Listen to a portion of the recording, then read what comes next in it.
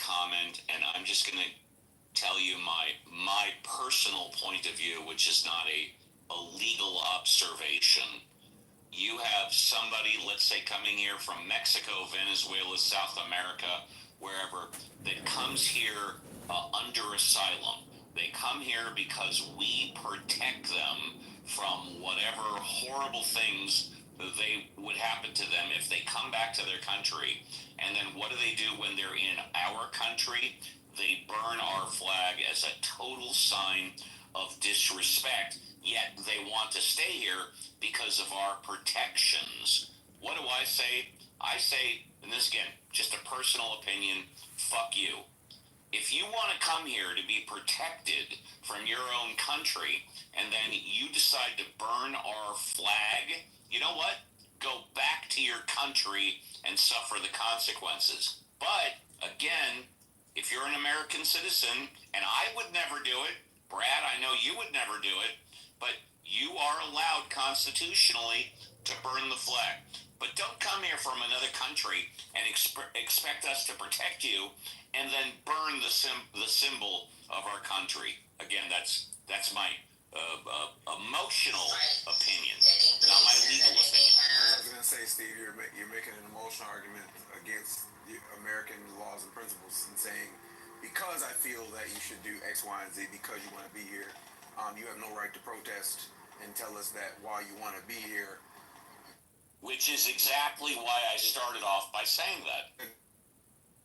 So to be a citizen from like the UK, you have to denounce the monarchy and all that shit. And so if you have, well, let's put it this way. The point that Brad made earlier on about our own government demonizing the flag is what has made the people stand up because they believe in the flag. We don't need permission. PJ, if you were to move to America and become a citizen, you have to verbally denounce the Queen. You have to verbally denounce the whole monarchy system of Great Britain in order to get your citizenship.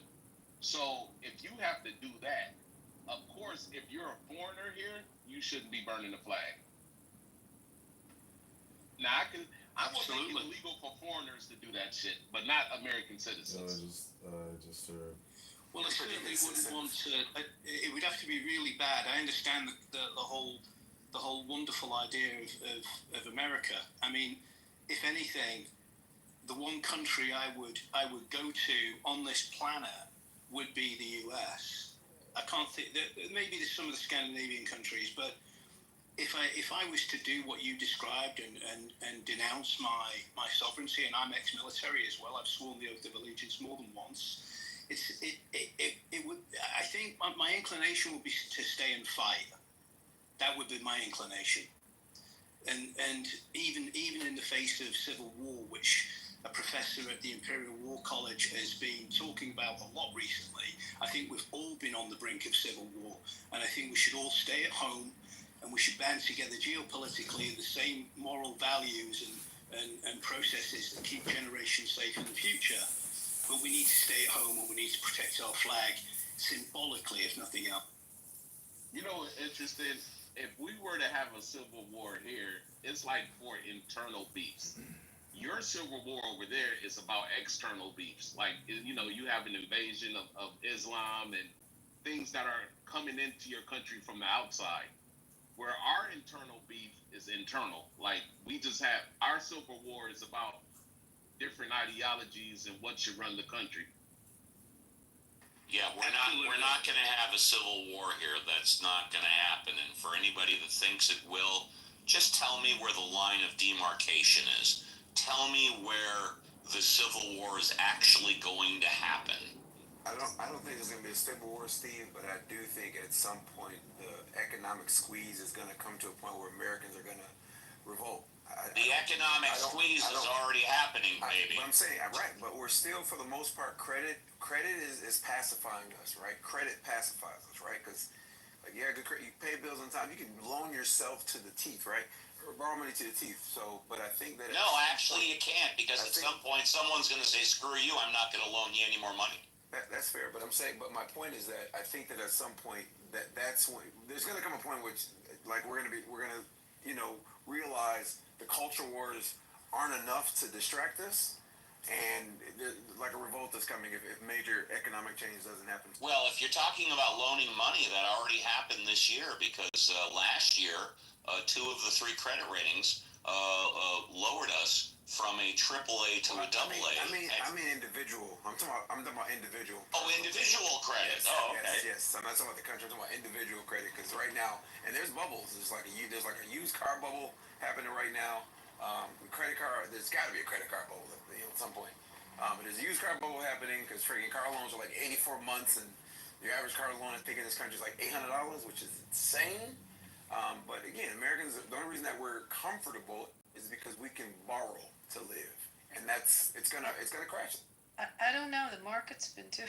I know. I hear this, but like, take a look at the market. It's really been performing Yes, well. the New York Stock Exchange is higher than it's ever Yeah. been. So I Please mean, continue. I'm like trying to understand that. You know, like take a look at your stocks, and then explain the bubble on with respect to where the market is right now and where your stocks are performing. I did want to say I put in the chat. When y'all say that, the average person is not concerned with the stock market. Well, That's what I was going to say. hopefully they have taken their savings and invested them wisely. I hope so. But here's the thing: most of the stock market is owned by like a small majority. But the majority of Americans live check to check. They did a study that said the average American can't even afford a $400 emergency. Like people, like so, yeah. It's like that's why you always hear about the wealth gap just widening. You know, the rich are getting richer, the poor are getting poorer. Pretty soon, all of America is going to be like a third world country. You're either really rich or you're really poor. There is no middle. I don't know, DJ. Do only rich people have stock? I mean, people have 401ks that are invested in markets. I mean, if you work in a job, you have a pension account, you have. Well. Excuse me, Rubaya, you kind of stupidity. I'm sorry that you don't have a 401k. Like, sorry for you. But wait a sec. Can I just go back to the other point for 1 sec? Because this dude, I put it in the chat. When I said U.S. Code 8 and the authority for the Secretary of State and DHS with respect to the topic and their ability to make that determination to remove someone or revoke a visa or not permit a visa based on there's either social media or a decision that they would be harmful to the country. So that hasn't been overturned, but that statute is in place. It hasn't been, to my knowledge. I don't know if it ever came in front of SCOTUS. It'd be interesting, but it hasn't been overturned. I'm just asking. So I was going to say that people do. What that? Oh my bad. I was just saying what the average American.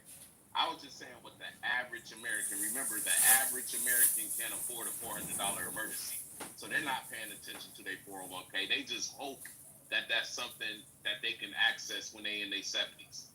But they're not sitting there. You know, they need their immediate needs taken care of today. They want to make sure that they're able to feed their family tonight, pay their car note, all of that type of shit. Now, I'm sitting in my car at a restaurant, and I just placed a futures trade before the market closed in 2 hours. It's already up for $400. I'm not the average American, because tomorrow, if I don't close this trade out at 5 o'clock, I could wake up tomorrow and this should be negative $6,000. And I'm okay with that. I'll just close the trade and go trade again the next day. The average American can't do that. That's all I was saying. I hear you. I was also going to say that we had how many rooms back in early April of everyone attacking Trump because the market had been, so volatile and had gone down so much, and everyone was trashing Trump and the administration, and everyone was focused on the market. And now that the market's performing, it's just funny. The same people all of a sudden think the market's irrelevant, but they surely didn't think it was irrelevant on Clubhouse in early April. Yeah, that goes back to campus. I'll say this real quick. So the market criticism of Trump were legit because he was doing stupid things that affect the market, like immediately, right? So those criticisms were were legit, right? But the separate argument about most people caring about the market should not be the number one indicator of the economy, because even when thousands of jobs are lost, the market still manages to creep back up, right? That's just because rich people aren't going to let their money squander. Ultimately, they're going to pass policies so that they can be beneficial. But to his point, regular folks are using their 401ks as rainy day funds. That's not talked about. Like they don't have any savings. When times get rough, they dip into that. So when it comes time to retire, and we know this to be a fact, that those 401ks, even without that rainy day fund, support themselves in retirement. Did you cut out or finish? No, I'll finish. I'd like to get back in again if I can. Go ahead, Captain. Okay. I was trying to make the point about constitutionality. Go back to, and the way we determine whether something is constitutional or not, and I'm not going to try to make a big speech on this kind of thing, but when you go back to Galileo, and he came up with a new idea that the earth rotated around the sun rather than the sun rotating around the earth. And nobody could defeat his argument based on the science. But the church immediately declared him a heretic because the Bible said. In other words, they relied on the Bible, not specific scientific argument against Galileo. When people do things that we don't like politically today, there is an immediate attempt to say that's unconstitutional, rather than getting into the specifics of what that person is trying to do. And if you can claim something is unconstitutional and you don't get kickback, I mean, if it's unconstitutional, then clearly you've won the argument. But if it's not, and we have a process to determine whether things are unconstitutional or not. I mean, I could make the point that for 100 years or so, separate but equal in the United States public education system, racial separate but equal was constitutional because it was a law passed by Congress, and there had been no ruling against that law by the Supreme Court. Now, you don't like the law, but at the time it was not unconstitutional. And so let's be careful when we claim people are doing things that are unconstitutional or vice versa, because there is a detailed, infuriatingly slow process to determine the constitutionality or not. Now, if you don't like what Trump has done in his executive order, fine, argue the details of it, but don't just say he's an idiot, it's unconstitutional, therefore I win the argument. That was the point that I was trying to make. And I believe, I had one other point I was trying to make too, but I'm so old I forget those things, so I'll stay on the stage and see if I can remember it. But if we can sort of figure out a way to calm down the rhetoric, calm down let's get into the details of a specific thing and not take this broad brush, Trump's an idiot, it's unconstitutional, I'm right, you're wrong, let's impeach his ass and get somebody else in place. That just creates more chaos. It doesn't solve any problems at all. Thank you. And I agree with you, man. I'm proud to be an American, or at least I know I'm free. And I won't forget that man who died who gave that right to me. Man, Jesus. You're sounding like Bro from back in the old clubhouse days. Remember that guy, Bro? I think he was Kenyan. He used to say little goofy shit, like wrap himself in an American flag like he's a super patriot. I am. I voted for Trump, man. Trump stands for patriotism. Sebastian. Oh, That's that's right. what, thank you. But that was the other point that I'm trying to make. What is Trump really trying to do at a fundamental level with his putting the police in D.C., his recent executive order, and underlying a lot of his ranting and raving? Trump is trying to reinstill respect for some fundamental values in the country, like respect for law and order, respect for, and he's going about it in his typical ham-handed way, and I don't agree with the way that he's going about doing it. But I'll guarantee, I referenced it earlier, when I was serving during, I had nothing to do with Vietnam, I was on submarines, but when I was serving during the war, the Vietnam War, the American flag was being burned all over the place, and I really hated it, and I would argue against it, and I didn't join any protests or anything, but there ought to be a law was my mantra at the time. Well, you got a lot of these niggers running around here doing all God knows what. Oh, wait. Come on, wait, come wait on. a minute. Y'all Wait a remove minute. him, bro. Y'all remove him. Now we gotta be niggers, bro. Nah, that's All right, everybody mute Trolling. up. Everybody mute up. So I'm going to give this warning, and I'm going to leave this idiot in the room, but you're going to just stay down in the audience, and I'll let the others strike your words off. First and foremost, this is the political compass. I am a conservative. I am biased. I'm an Irishman. I'm an American first. I would bomb the hell out of the leprechauns over in Ireland if we went to war. But I'm going to say this. In this house, in this room, everybody from every background, regardless of race, regardless of religion, regardless of culture, I don't care if you're Native American, to African, to Indian, to Asian, to Japanese, to Russian, I do not care. I don't care if you're Palestinian and Israelis.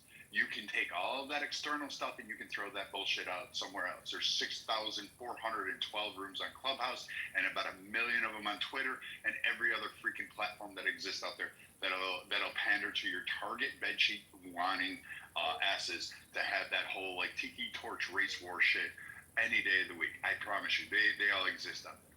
But here, we're going to talk about things that are going on, the kitchen table issues. We're going to talk about it. We're going to respect other people's opinion, even if they are on the other side of the aisle, whether they're liberal or completely batshit crazy. I have tolerated some pretty extreme opinions in this room, and I don't mean today. I have met in my course of running this and creating this space. So I can tell you I've heard some fantastical opinions, and I have tolerated all of them. We're going to listen to Captain Anson. We're going to allow other people to come up on stage, even if they're on the left side of the aisle, the right side of the aisle. If you're a Christian nationalist, as long as you don't take me off with that whole push, we'll allow you to have your opinion. Your opinions are not safe for critique. Your opinions are not safe for challenges.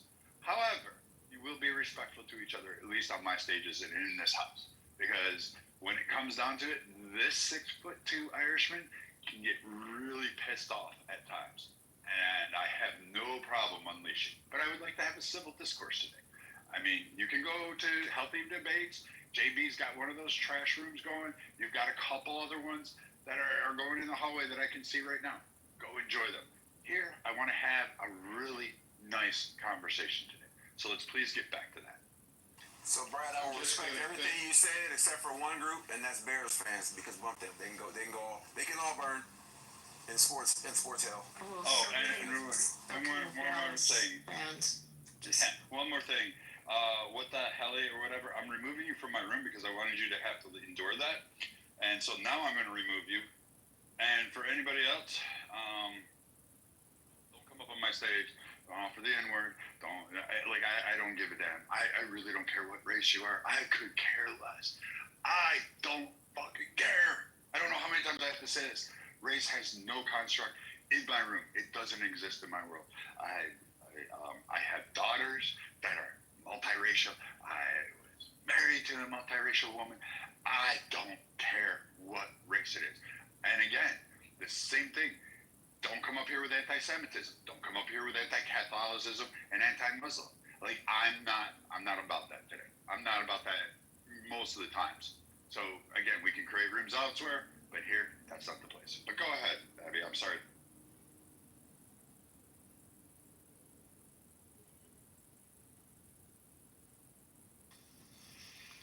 Abby's not responding. I'm just going to try to put put a period behind the final point that I was trying to make. Trump, in his ham-handed way, is trying to demand more respect for what I would call traditional conservative American values.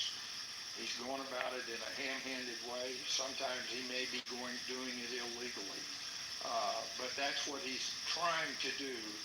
And there are a significant number of people, I know include myself in it, but there are a very large number of people that believe that radical desecration of American values and symbols like the flag are being desecrated, and they want to put a stop to it. That runs counter to our ability to have a free and open debate. And as PJ, the Englishman, was alluding to, he's keeping an eye on that very carefully. But we've had many other times in our nation's history where we've had the same kind of chaos and rancorous debate, and we have survived it. But Trump is trying to put his thumb on the scales to, through the force of law, disallow any desecration of fundamental American symbols and values. I think he's doing it in a ham-handed, wrong way and sometimes illegal way, but there are a lot of people that support what he's trying to do, and we can argue whether that's good or bad, and I'll leave it at that. Yeah, you're right. There are a lot of people that support Trump is trying to do. Over 150 million people are supporting what Trump is trying to do. Unfortunately, there's 200 million people that are against what Trump is trying to do. Traditional American values, I'll just name one. Where do you draw that number out of curiosity? I draw that number that there are 350 million people that are in America, that are American citizens, and close to half want what Trump does, and there are close to half that what Trump doesn't want. That's where I draw that number. But anyways, yeah, my pleasure. But I'm going to go to one American value, one traditional American value, marriage. We'll talk about marriage. I mean, a lot of people would consider the nuclear family. Marriage is a traditional American value. You know how long it's been since the divorce rate was under 80%? You can argue 50%, but it's really 80%. It's been over 40 or 50 years. Do you realize? Like 7. Well, that's 40 years, yeah. Do you realize that 80% of all marriages end in divorce under 25 years? Do you realize that all marriages where people get married at 25 years or under, 80% end in divorce? There's your one biggest, I think, traditional family value, marriage. And we've got an 80% divorce rate. Can't legislate that. Can't executive order that. Trump can't do anything about that. So, like clockwork, right? Guess what's the trending topic on X right now? How Kamala Harris was right. We owe her an apology. Trump is a fascist dictator. He's stripping away constitutional right. He's ushering in the police state. And all the people who voted Trump owes the country an apology. Yeah, well, the only problem with X, and I'm sure what you're saying, sir, is true, but the problem with what's on X is that we are not a fascist state. We will never be a fascist state. And the reason is because you can go on a street corner right now, you can have a sign, and you can say whatever you want, and the government cannot arrest you and throw you in jail.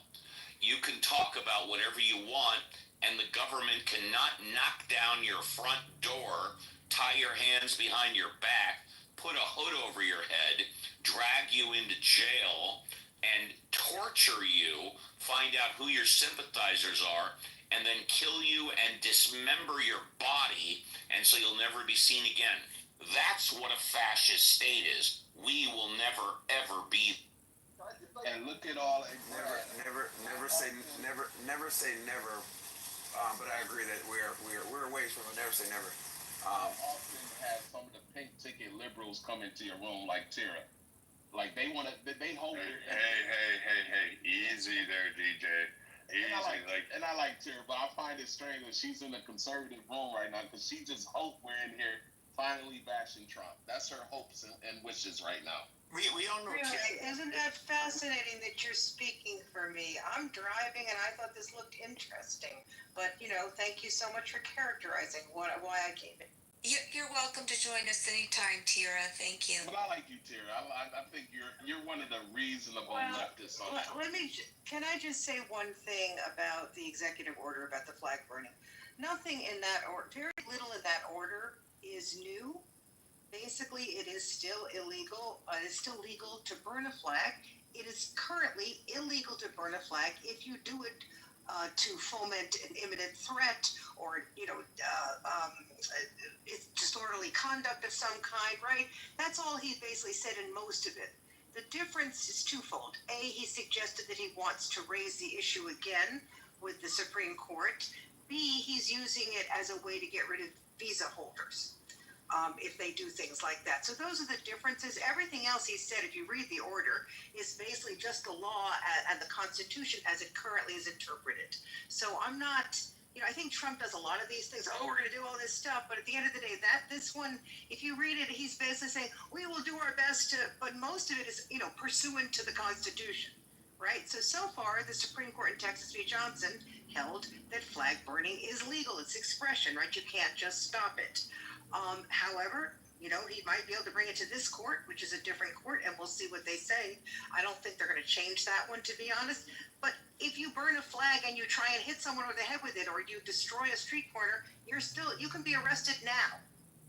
Well, you don't need to burn a flag to hit someone over the head with it. You could do it without burning it, right? Well, correct. But all I'm saying is that if you read the order, and I did read the order, basically what it's saying is, he makes a whole big deal of it, but it's saying that if you're doing it in the commission of another crime, in effect, right, we're going to punish you. But you could always still do that right now. Well, I didn't read the order, but, if I want to go ahead and roll up a joint and smoke some marijuana, and then I want to grab someone's hand and burn them with third-degree burns, I guess that's illegal also, even though marijuana is legal in California. Yes, that's correct. Thank you very much. I have look, when it comes to the American flag and, whether or not it's free speech or not, I've always found it quite curious. Me, on a personal level, just me personally, I do not like the notion of being able to burn the American flag. I think that should not be held up as an aspect of free speech. And in my opinion, the reason for that is that it incites a certain type of ideology. And again, most countries do not allow this, and they understand, and there's a reason why they don't allow this. Okay, and it does cause resentment of said country. And again, I'm all for free speech. Just on this particular issue, it does rub me the wrong way as an American when it comes to the aspect of setting the American flag on fire. Because you want to make a statement on how your grievances. But again, we're blessed living in the United States of America because that's the only place that you're able to do that. Exactly, Thomas, and I totally appreciate and respect what Thomas said because he differentiated fact from opinion. He gave his opinion. He doesn't like it, and that's cool. I totally respect that. He also made another factual point. Most countries don't allow this, and that's because there's no other country that has the First Amendment like the United States. That's what I was going to say, Steve. I'm just going to say, I respect what Thomas said. He's absolutely. But that was what I was saying earlier, that the quotes from SCOTUS both in the majority, in the dissenting opinions and the majority opinions, and then quotes later when interviewed, were how repulsive, not repulsive, I don't want to use that word, how distasteful it was for them to have to rule this way, but they ruled this way to stay compliant with what they felt was in line with the Constitution. But again, it's completely split. You had someone like Scalia voting, in the ruling to allow it when he is a conservative justice. I mean, you just look at the breakdown of how they ruled in those two cases. And Tara, I agree with you. He specifically says the burning when applicable with content neutral laws, and he combines it with those acts of vandalism and harassment what we're seeing on the campuses and at these protests that are the combined criminal or civil penalties that would be content neutral with respect to having the flag burned at the same time. So I don't disagree with you, but if you look, as I said before, in the rest of that statement from the White House, he again recites U.S. Code 8, which is dealing with those trying to come into the country or those in the country as visitors on permits or attempting to get visas, and the discretion that DHS and the State Department have with respect to if those are acts of flag burning, they can use that discretion. So I think he defines the two. He also talks about how the Supreme Court never said the flag burning fits in the category that's not protected speech where it would cause imminent harm, which are those cases where you are fighting words or things that you don't have First Amendment protection. He specifically says that in his statement. So he's restating the law as what you pointed out, but he's also making it very clear that there is a law in place where they have discretion if someone is burning it and they're attempting to visit the country. Yes, well, I said that. I said the new area is basically, in terms of visa, people who are in the country who are not citizens. But that's not new law, Kira. That's, No. Yes, The that's new a area. law. No. He is. You don't have to do that. In other words, he's choosing to say, we will now say if anybody is caught doing these acts, we will take away their visas, throw them out, do things like that, right? That he is basically emphasizing that.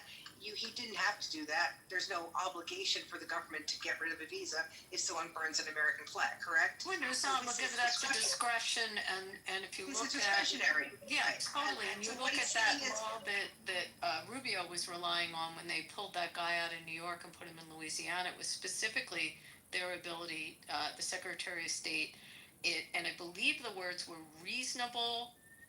It's reasonable decision or reasonable. It was not a high standard that the Secretary of State has to have. I have to find the exact two words. I know reasonable was one of. I think She in the Matrix? she's in the Matrix. I don't think, listen, if you're an immigrant. Right, that's good. You're talking about. Tara, you were You're in the Matrix. You were in the Matrix. Could you repeat your statement before Thomas goes full? I think I'm still in it. Am I still in it? No, you sound. No, you're fine. Oh, okay. Oh, I think that was Khalil, right? That's the kid, the guy, right? The green card holder you're talking about. But the court did not actually agree with Rubio on that, if I remember the case correctly. So yes, it never went all the way. That one hasn't I know, but he was trying to use that section, but I don't necessarily think that was ever adjudicated the right way. But yes, I believe, look, visa holders have no rights, okay? If you have a visa and you're here and you do something we don't like, we can get rid of you. So Trump is prioritizing that is actually within his discretion. Well, yeah, I want him. Hold on a second. I want him. Listen, not just Trump. I think any president should be able to do this. If you're here and you're burning American flags and you're here on a visa, they should get you up out of here immediately. I mean, most of these people are literally fleeing countries that if they burn their own flag, they would be punished pretty severely. Okay, and they come here. This is why I say I don't like the ideology. Because they come here and they want to sit back and push certain ideologies that they couldn't get away with in their own countries, that they're born residents, and they come here and try to infect our country with certain ideologies, and I don't like it. And I'll land here. I honestly really do want Trump to go into not California, I'm sorry, but Chicago. I want to see screaming and gnashing of teeth. It's got to go. I mean, if it was up to me, I would be dropping napalm on some of these places. So I'll end. That's a while, but I'm curious if you want freedom or do you want like this oppression, this oppressive, forced nationalism and patriotism? Because I don't want that. Yeah, exactly. And then as far as like, I hate when y'all bring up Chicago, bro, because if you look at crime statistics, Chicago ain't even in the top 20, bro.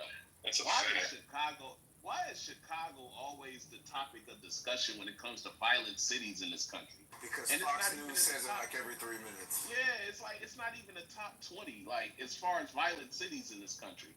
Places like Milwaukee, Detroit, Gary, Indiana, Memphis, Birmingham, Alabama, those are the places. But you know why he won't go there? Because those are Republican states. Chicago's highlighted because out of the major cities as far as crime waves, and this would be top tier cities, so it would be Dallas, Fort Worth, LA, Chicago, New York City, DC is actually when he's doing something about DC. But Chicago is often, you do have I think they have the loudest voice, at least on the south side.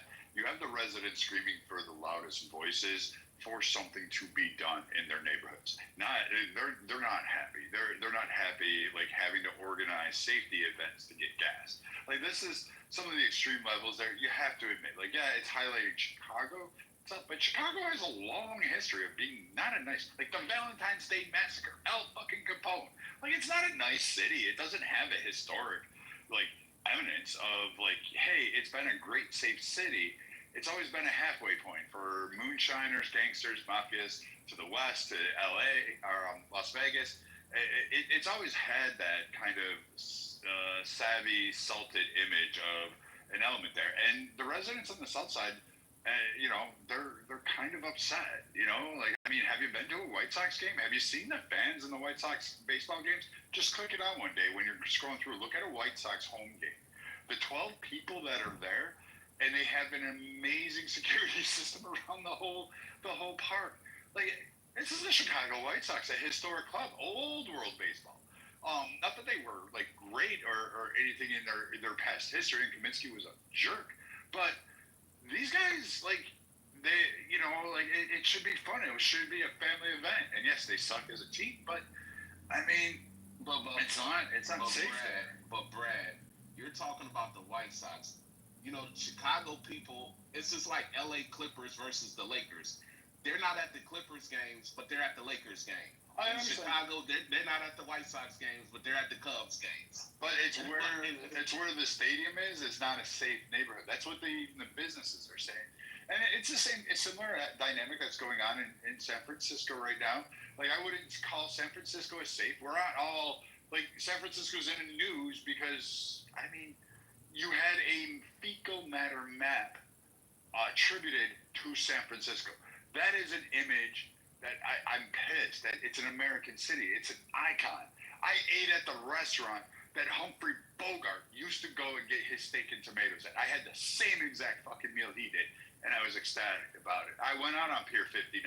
I took the tour of Alcatraz. By the way, that place is creepy. It's one of the creepiest places I've ever been to. But I did all that, and I can tell you it's beautiful. San Francisco architecturally is beautiful. It's stunning. But you know what, Brad? I wouldn't live there.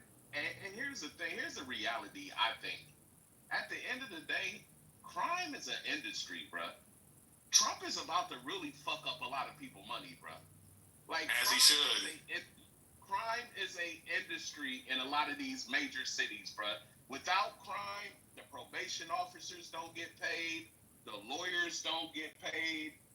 You would need less judges, less police officers. Like it's all industry, bro. And maybe it's a good thing that Trump is not a part of that industrial complex. That's not his thing. Real estate is his thing, so I can see why, he wants to clean up the cities. But to a lot of other people, that prison industrial complex, that shit is a real thing, bro. Just like how our military needs war, that prison industrial complex need criminals. I am completely okay with that. I'm completely okay with less judges and lawyers losing money if it means that I don't gotta sit back and watch a nigga getting his brains blown out on IG Live. Okay, I'm happy for that. I'm completely fine with that. And the reason I brought up Chicago, and y'all correct me if I'm wrong, because allegedly it has the highest raw numbers of murder compared to other cities. But regardless, again, it's because it's the city concentration. We see some of the most heinous shit take place, especially within our community, because I'm a part of the black community, and it disgusts me. Whether it's even Chicago, I don't care where it is, Chicago, Baltimore, St. Louis, I don't give a fuck. Okay, but when I see that type of degeneracy, when I see the crying families, where I see our elders sitting back terrified because we got motherfuckers running street again. I want him to go in there and clean that shit up the way he's doing Washington, D.C. I don't want young niggas running around. I don't care if it's black or white, whoever. I don't give a fuck. Get it off the streets. People should not be fucking terrorized. Chicago is highlighted for reasons. It may not be the worst place in the country, but it's highlighted for reasons, and the shit needs to be fixed regardless. Okay? Then move on to wherever else you gotta fucking move on to. I don't give a fuck whether it's a red or blue state. Get these motherfuckers out of here. Well, that brings me to my major topic. Go ahead. I'm sorry, Brad. No, you can go right after me. That brings me right into the next topic I was going to change the title of the room to. Is something else occurred today, like Tara mentioned. There's a lot of different dynamics if you read the EOs and his statements, and in cash bail. That's going to be a heated topic. You're going to hear that more and more, particularly around the midterms. And I understand people's sentiment. Like, how do I put this? It was relayed to me, and Finley maybe. When we have these political debates, even from left to right, we'll hear like, oh, we should do things like Finland. We should do things like Germany. We should do it like Mars. We have all of these different, we'll do these comparative analysis. But I've always questioned this of myself. We are the preeminent empire today. We sit atop. We are the ruling nation of the world. We are Rome. We are the Ottoman Empire. We are... I don't know. We were the Russian dynasty, the Tsars. We're England. Oh God, help me! I can't believe that just uttered out of my mouth. We were the British Empire. We are them right now. We are the controlling factor. Why should we have to say, well, we should do things more like England?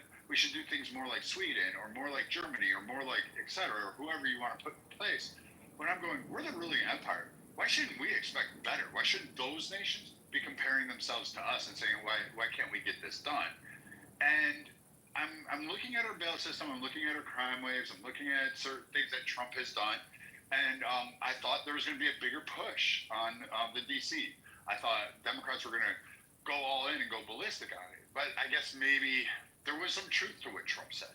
And there's been a large positive reaction, and the timing couldn't have been more perfect to support Trump's theory in adding officers, military, National Guard, and people to the streets because of Bowser's Send Kids to School Safe campaign. I forget the actual name of it, but there's an actual program like that. They attribute extra officers, they ask for extra volunteers to help make sure that the kids can get to school in a safe manner through DC.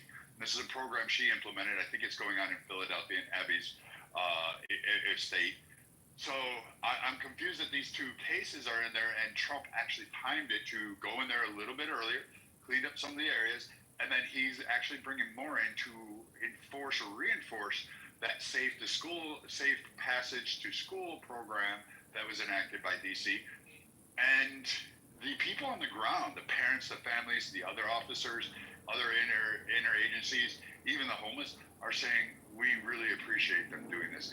We actually are having a positive experience. The outcome has been positive. So I'm confused as to why what seems to be the issue in Chicago. Yeah, Brad. So I just did some quick. So hold on one second. I just want to say this with respect to like Chicago. Chicago's the third biggest city in the country, so of course, in terms of raw numbers, you have more murders than a lot of other places, right? Because like you can only compare them to like New York or Los Angeles, right? And so that doesn't make any sense. That's why they're the talking point of Fox News, because even though the '90s were like horrible, right? I think people forget that the '90s were horrible for crime and murders specifically, and we've come way down. We have like 60% less murders than the '90s, but Americans have believed, even as crime has been dropping over the decades, Americans still believe that crime is on the rise. Why? Because you know what's big business? Reporting crime on the freaking news. Like if you talk about a crime, news. yeah, you're right. They're gonna watch it, right? In my neighborhood, now I live in a very posh freaking neighborhood in Central Florida, right, where the freaking average house price is freaking double the national average, right? So there was one incident, and it wasn't even a crime necessarily. The guy ran over a couple signs coming into our community, and everybody freaked out and said we should hire police, we should gate the community. Like, that's how people respond to stuff, and it's not real, right? And so I hate that we have this idea that we're on a crime wave when in cities like Baltimore, the crime has dropped, like murders have dropped like 50%. There's a problem Montgomery, Birmingham, freaking Alabama, same thing.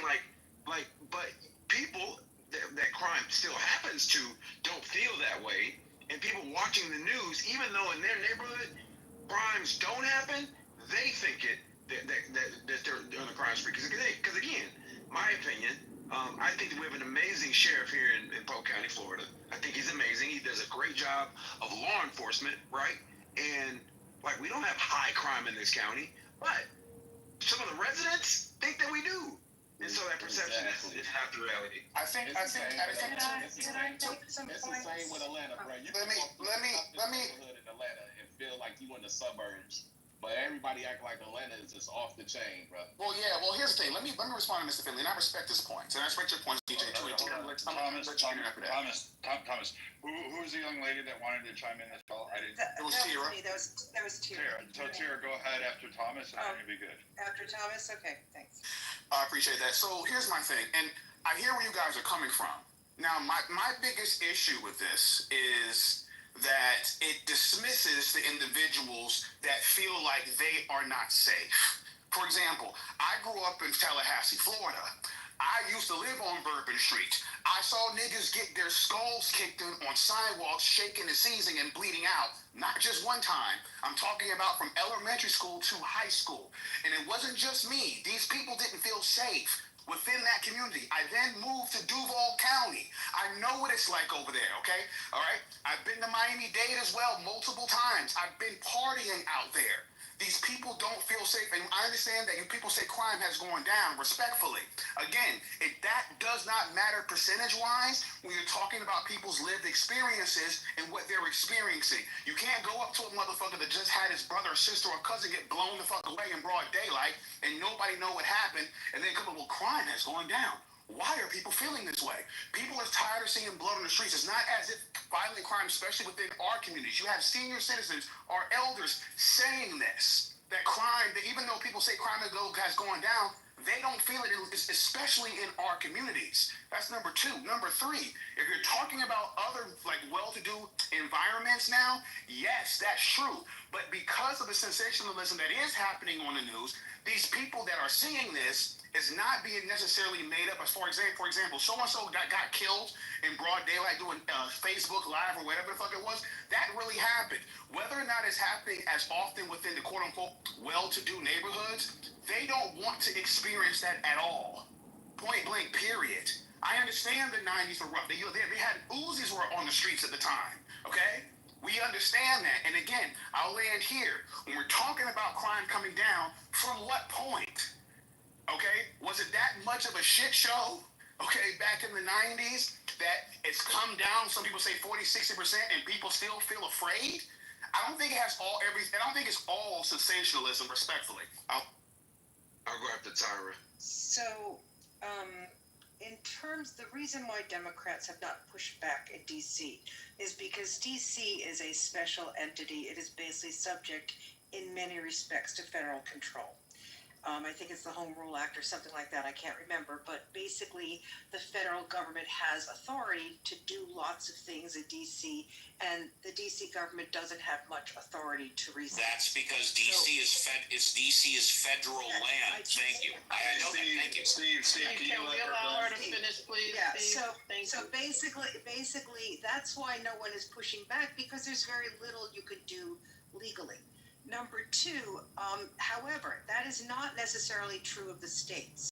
So, for example, can Trump order active military into states? Well, that's sort of illegal under Posse Comitatus Act, but he can say there's an insurrection, but that's going to be challenged in court. Obviously, I think it was challenged in California, etc.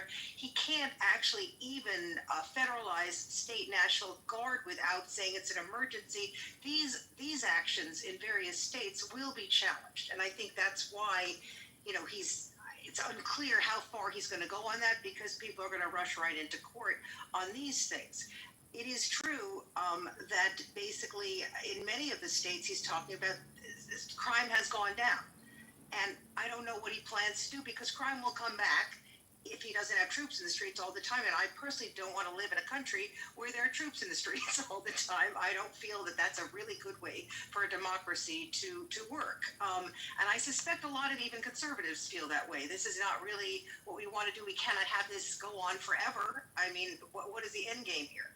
In terms of cash bail, I think it was Brad, I'm not sure who said it, but in terms of cash bail, Trump has said he wants to get rid of cash bail, but most charges, most criminal charges are state charges. Trump can't tell state courts what to do, or state lawmakers exactly what to do. We have the 10th Amendment. He's not even supposed to. We do respect states' rights. What he's trying to do, I believe, in his executive order, is to say that he won't give money to states unless they get rid of their cash bail system.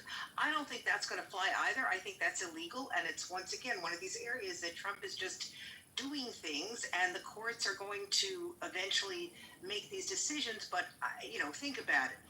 You can't. Why is he telling a state court or a state law what to do about cash bail, which has nothing to do with the federal government? So I think that'll actually fall apart, and I don't think he'll actually be able to do these things. But that's what's going to happen with cash bail, because yes, he can do it for federal courts, but not for state courts. Thanks. Yeah, Steve, if you want to go, hold on. Steve wanted to speak. Let Steve go. Ray Abba next, and then Mr. Finley, you can go after Ray. I'll make it very quick. The difference is that Washington D.C. is federal land, as the prior speaker just said. It is not under the jurisdiction of the states or the municipalities. It's federal land. That's why it's different. All right, Ray, let's hear it for you. All right, can you hear me good?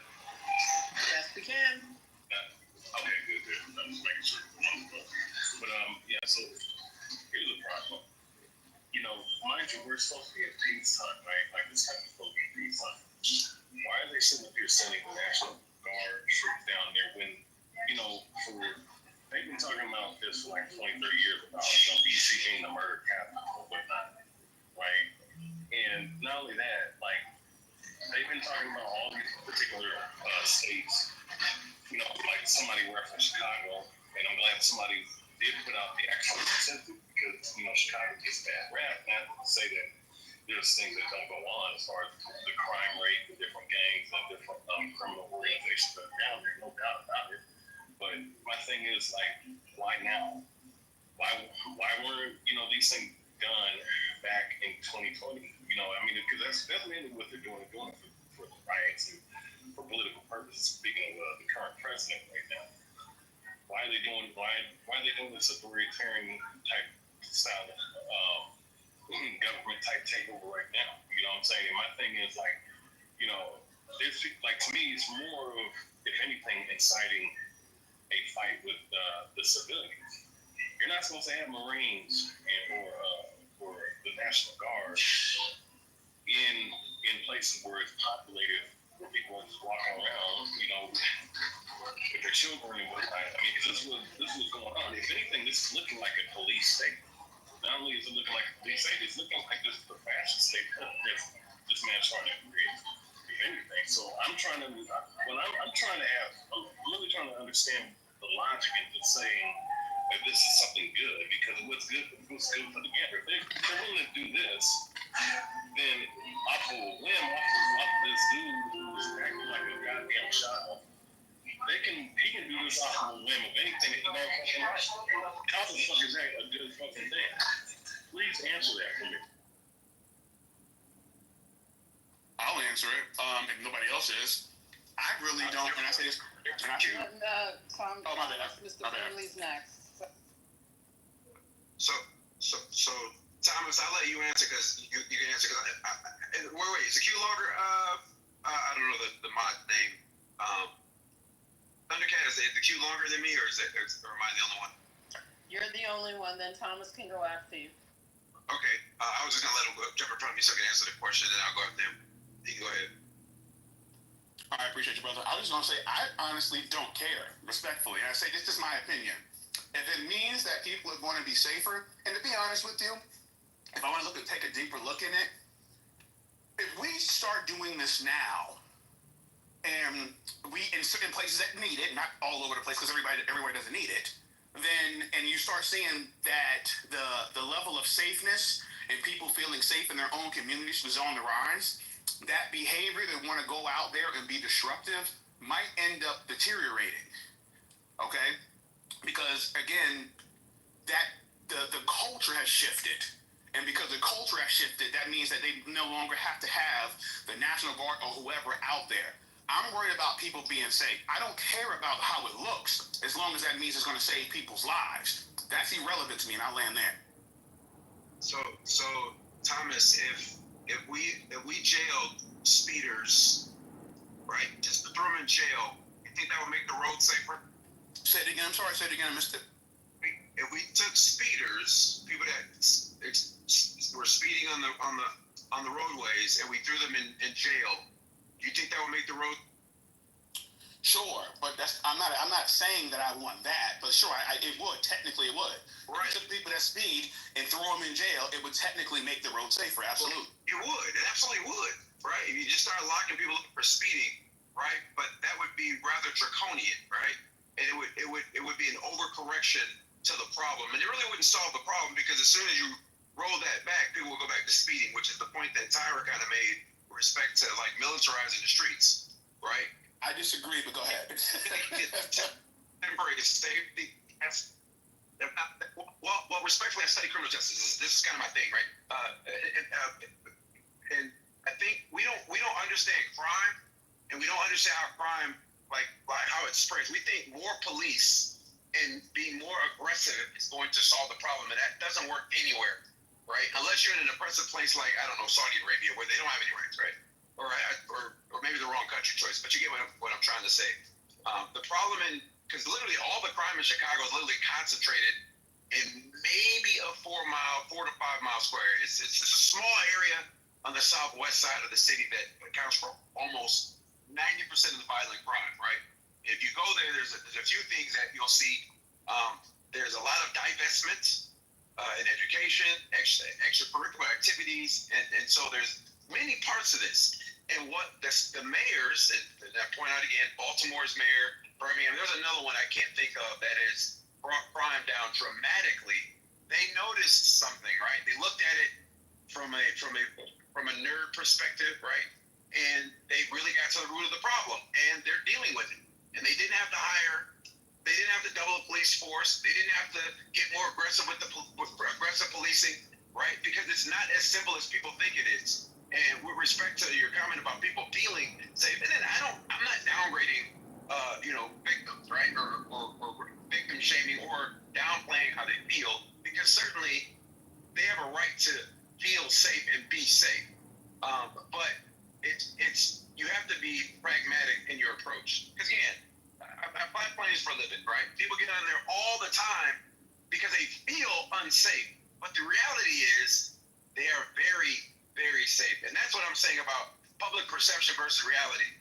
A lot of people that are dealing with crime, yes, they're dealing with it, but a lot of people that are responding to it don't deal with any of this stuff, and that's causing the overcorrection and overreaction. Is anybody in the queue, or can I respond to them? No, you I don't want to overstep. Okay. Gotcha. So my thing is, and again, I hear what you're saying, and you brought up Saudi Arabia and so forth. I mean, I think Saudi Arabia could be used because they have very harsh punishments. They will cut a nigga's head off, and most niggas don't want their heads cut off. So again, I'm not saying we should do this. I'm just saying what they do works. Okay. For example, I know some of my thoughts are extreme when it comes to trying to fix certain things, and it may put a sour taste in some niggas' mouths. I get it. I understand. I don't have any power to implement this shit. I'm just saying that I do believe that some of this stuff will cause crime to go down because for example, when people commit crimes, a lot of times, especially individuals that feel like they have nothing to lose and they feel they might be better if they're in jail anyways because they get 3 hots in a cot or whatever it is. They'll commit crimes because they know that U.S. jails are not that bad. If you go to a jail in another country where shit gets real, a lot of people, it deters a lot of people. We got it very comfortable here. Okay, if you start really, and again, I'm not advocating for this. I'm just, responding to what you're saying based off, saying that some of these things don't work. And I'm like, well, some of these countries where they fuck people up for committing crimes, it does deter motherfuckers from wanting to commit more crimes because they don't want to get fucked up. You really don't get fucked up out here in the U.S. Not like that, by going to jail. Okay, but that was just kind of my point. I'm just like, I do think that if people are afraid of consequences, it does deter other people from committing certain crimes. So again, we're comparing a monarchy where they have like very few freedoms to a country where you have freedoms. I mean, we want to be under an absolute monarchy where one person calls the shots. I mean, if that's what we're advocating for, then fine, right? But this idea of being harsh does not work. Like there are Latin countries, right, that have harsh and terrible prisons, and they still have crime problems. Why? Because poverty. Corruption. Because poverty is a big driver in that. And corruption is another, right? But America's biggest problem, because our safest times, right, were also our most prosperous times. Look at when American prosperity was soaring, right? Crime was like unheard of. It was unheard of, right? And crime began to rise as economic equality began to rise and poverty began to rise. America's only problem during our prosperous time was racism. But like now, that's the problem. It's divestment. The neighborhoods and the areas that have high crime don't have investment. Simple things such as giving teenagers like activities and like clubs to go to do things brings down crime rates. I use an anecdotal example of myself. I grew up in a small town and I was very mischievous. Got into a lot of trouble. And I stole an ATV. I didn't go to jail. The police were called, but the cop who knew my dad, because being a small town, took me to my father and they dealt with me accordingly. Now, if I were in the city, that would have escalated into something terrible. But my parents decided to take all that free time and that energy, and they put it into programs. And I'm a straight A student. I was a straight A student then too, but straight A student didn't get any more trouble because, again, and this is a very oversimplified, explanation. Sure. One of the issues with crime, but that's how you deal with the problem. You don't deal with it with harsh punishments. Because again, if that were the case, because speeding fines are high, especially when you have multiple speeding tickets. And if you look at the stats of people that speed over and over and over again, like tickets are not a deterrent and punishment is not a deterrent. Because the states with the death penalty don't have lower murder rates than states without it. Okay, so here's my thing. For example, and again, I appreciate what you said. Saying, well, the difference is, let me start here. And again, I don't know all the information. I'm claiming ignorance to a certain extent. But throughout the corridors of time, niggas have been broke. Niggas have been poor. And based off that, I don't think the society, degraded into a point to where niggas were just causing chaos and committing crimes because they were fucked up. There's a lot of poor people. I grew up poor. So a lot of poor people that grew up in the trenches that do not engage in criminal activity. Lots of them, millions of them. Like me. Okay? So with that being said, I'm not going to sit back and say that poverty doesn't have any role to play, but I argue what size or what percentage that role is. Also, to your point, again, you're right. Your father dealt with your courting. Mine did too. I remember when I was younger, I wasn't necessarily that bad, but, I stole something. It was, I stole a pack of some gum out the store when I was a lot younger, and my dad made me pay for it. Not by bringing it back, but in other ways. I've had friends that, broke into people's houses and wanted me to come along with them, but I was afraid that if I got caught, because with my luck, I would be the nigga to get caught. So I didn't want to have to deal with my father and other people within my family for getting caught. The problem is, I think a lot of times when it comes to this crime stuff, these kids don't feel accountable to nobody. They're not scared of their parents. They probably don't even have fathers, okay? And if they do, they're not afraid of them, and they're not even afraid of the state itself by executing certain punishments. With that said, Mr. Finley, I do believe if you made certain crimes harsher, and I know this is un-American, I'm just simply having a conversation with you. If you start, for example, me personally, I think some of these niggas need to be strung up by two horses and pulled apart. I think some of them need to be beheaded in broad daylight for some of the heinous things that they do. Okay? I'm not saying if you get a speeding ticket that you need to be shot out of a fucking cannon into a brick wall. I'm not saying that. What I am saying is, some of these situations, if you're killing people, if you're going out here, causing bloodshed and tears in your communities and things like that, there should be harsher punishments than sitting in jail, working out, and converting to Islam. All right? So again, other countries, they will cut your fucking head off, and most people don't want to have their heads cut off. That's all I'm saying. Well, before anybody goes, there's a gentleman that's been trying to get in. Hold on, Finley. I'll go to you in a moment. But I want to let Alex offer his 2 cents on this topic because he's been trying to get in for a hot minute now. So go ahead, Mr. Alex. Hey, Brad. Hello, everyone. It's been a long time since I've been on Clubhouse. I don't know the etiquette. The flashing mics, I guess, is a thing of the past. Yeah, you just jump in this room. You kind of have to get in, especially on smaller stages. If not, you just raise it and say, hey, can I get in after this? Yeah. I mean, people are on one. I let them go on one. This interesting topic for 4:30 on a Monday. I think a lot of people should look at history when it comes down to things that have been done within this country. When it talks about upheaval, I guess, within society, people that have the right to protest, but protest has always brought violence from the other side when people want to speak their minds about whatever they believe in, and that's kind of happened all across the country. I remember reading articles about the Bronx is burning and how President Ford told New York to go to hell. So if you look at what New York looked like in the 70s, was really, really bad, and that we've had a million different types of epidemics, like the AIDS epidemic, the crack epidemic, which have destroyed neighborhoods. But obviously, if people would look to see how that ended up happening, drugs were redistributed through poorer neighborhoods, and then that created crime, which then made the police go in, and then obviously, like a gentleman was talking about crime being a business, that is absolutely a thing.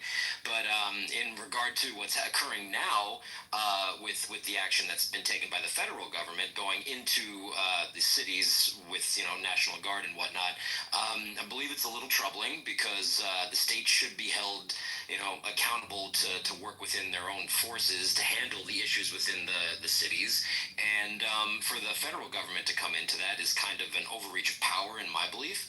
I understand that some of the areas obviously need to have improvement, that there are police forces that are lacking with resources, whether it be manpower or equipment or anything else that they can use in order to fix these problems. They've been going on for a very long time. Maybe the federal government might be fed up and thinking this would make it better or fix it, but I don't believe that there is any right way to fix it. I believe that these things will continue to happen even if the federal government marches in these cities or not, but when they withdraw, things will just continue to go as they were before that they were there. I'm not exactly pleased with it. I feel like when they come for New York, I think New York is going to have its own answer to the federal government, because as what I know from living here for most of my life is that each borough can handle their own, and the NYPD is one of the most expensive police forces and most manned police forces in the country. it's not exactly something that I'm looking forward to, but the government's going to do what the government's going to do. The Republicans are in power, the Democrats are weak, and nothing that President Trump has put forward has been stopped. Obviously, when it comes down to the branches of government and checks and balances, it doesn't seem like there is any anymore.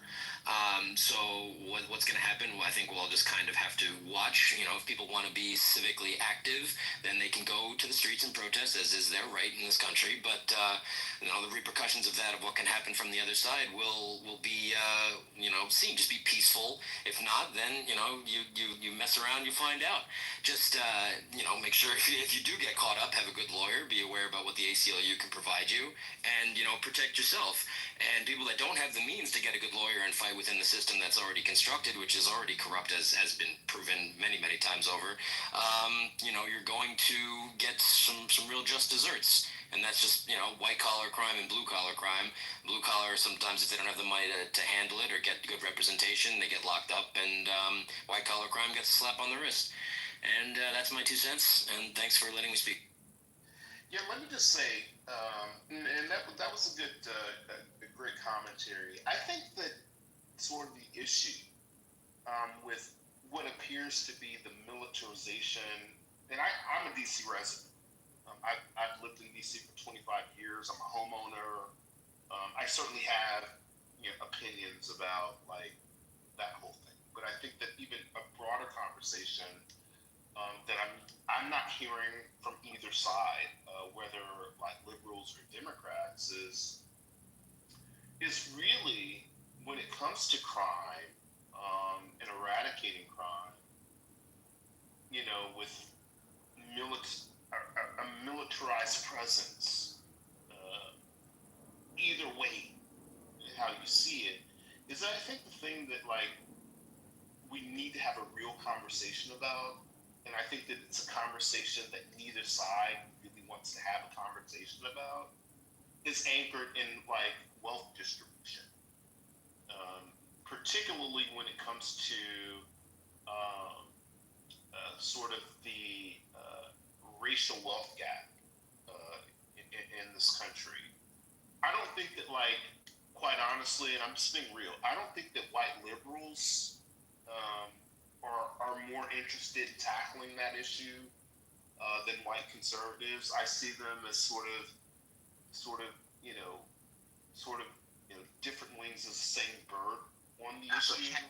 But let me just finish. And I think that sort of the core of poverty, violence, crime is anchored in the fact that the reason that people do it is because that they don't have the wealth. I think that if we as an American society were really interested in addressing crime in this country, then I think that we'd be really open to entertaining wealth distribution, and specifically reparations.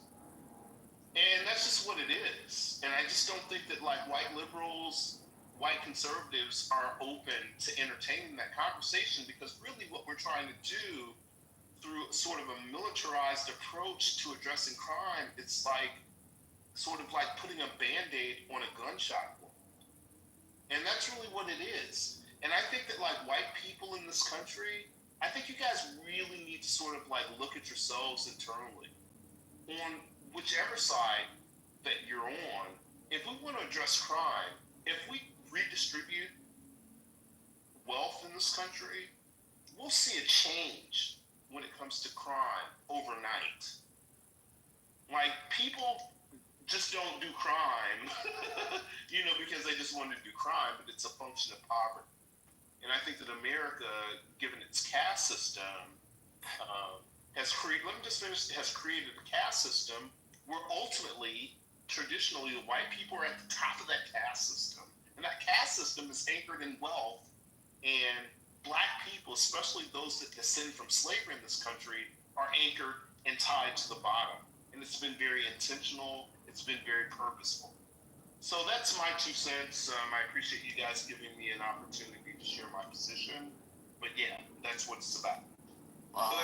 And while you were giving your submission that you were correct, I was saying that's a fact with respect to white liberals and white conservatives. White liberals claim that they want, like, for example, in homelessness, when you propose to build like low income properties or homeless shelters in their neighborhoods, they're NIMBY fast as hell. Just wanted to say I agree with you 1,000%. I think I actually agree with that point as well, because a lot of white liberals, like, in order to do this, you got to take food out of your family's mouth to do that, and most white liberals aren't willing to do that. They just want a virtue signal. But to the point about reparations and everything else, I am very curious. From what I've been reading, again, it's about 17. Let's talk about the black community. 17% of the black community is considered poor, right?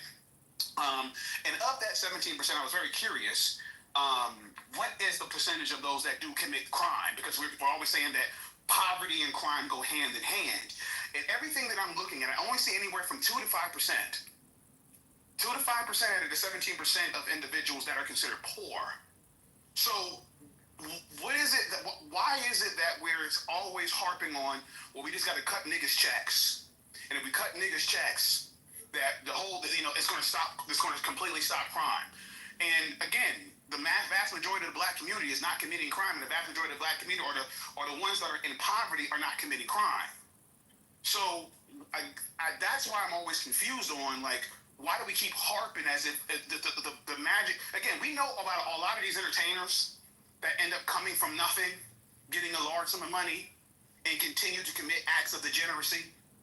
So it's not just, getting a check cut that's supposed to be the magic, wand or bullet or whatever it is that you need to kind of fix the situation. So I don't know. I wasn't really clear with the question, to be honest. I'm not even sure what the question was, to be honest. But maybe it's just. No, it's actually, my question is why do we constantly equate crime with the fact that people are poor? Well, because there is a somewhat of a correlation. It's more about the income inequality per se. But I also want to point out that I don't know who made the reparations argument. Maybe Hood did. I didn't hear it. I don't know who made the argument. Yeah, Hood did. Hood made the reparations argument. Okay, my fault. But I'm not making it because the reparations argument is a separate argument. I'm making the argument that one of the reasons that crime is persistent in these areas because it is a cycle of young people not having anything to do, right? Did he just get a phone call? Did he go out? Yeah, he dropped. Yeah, he was. So I wanted to end this. And I get, like, people often try to draw this distinction, like, a correlation between poverty and crime. Yeah, more people live in depressed area where crime is more prevalent because those are economically not viable homes. That doesn't mean that the poor are overwhelmingly committing the largest section of crime. That really doesn't equate well. Yeah, I haven't been seeing the numbers to back that up. That's what I've been looking for. Yeah, Epstein Island should teach you that stuff. I can point some other crimes too. Take stock floors, the New York Stock Exchange alone. I'm pretty sure I can point out. You guys should really watch The Wolf of Wall Street. That was pretty criminal there.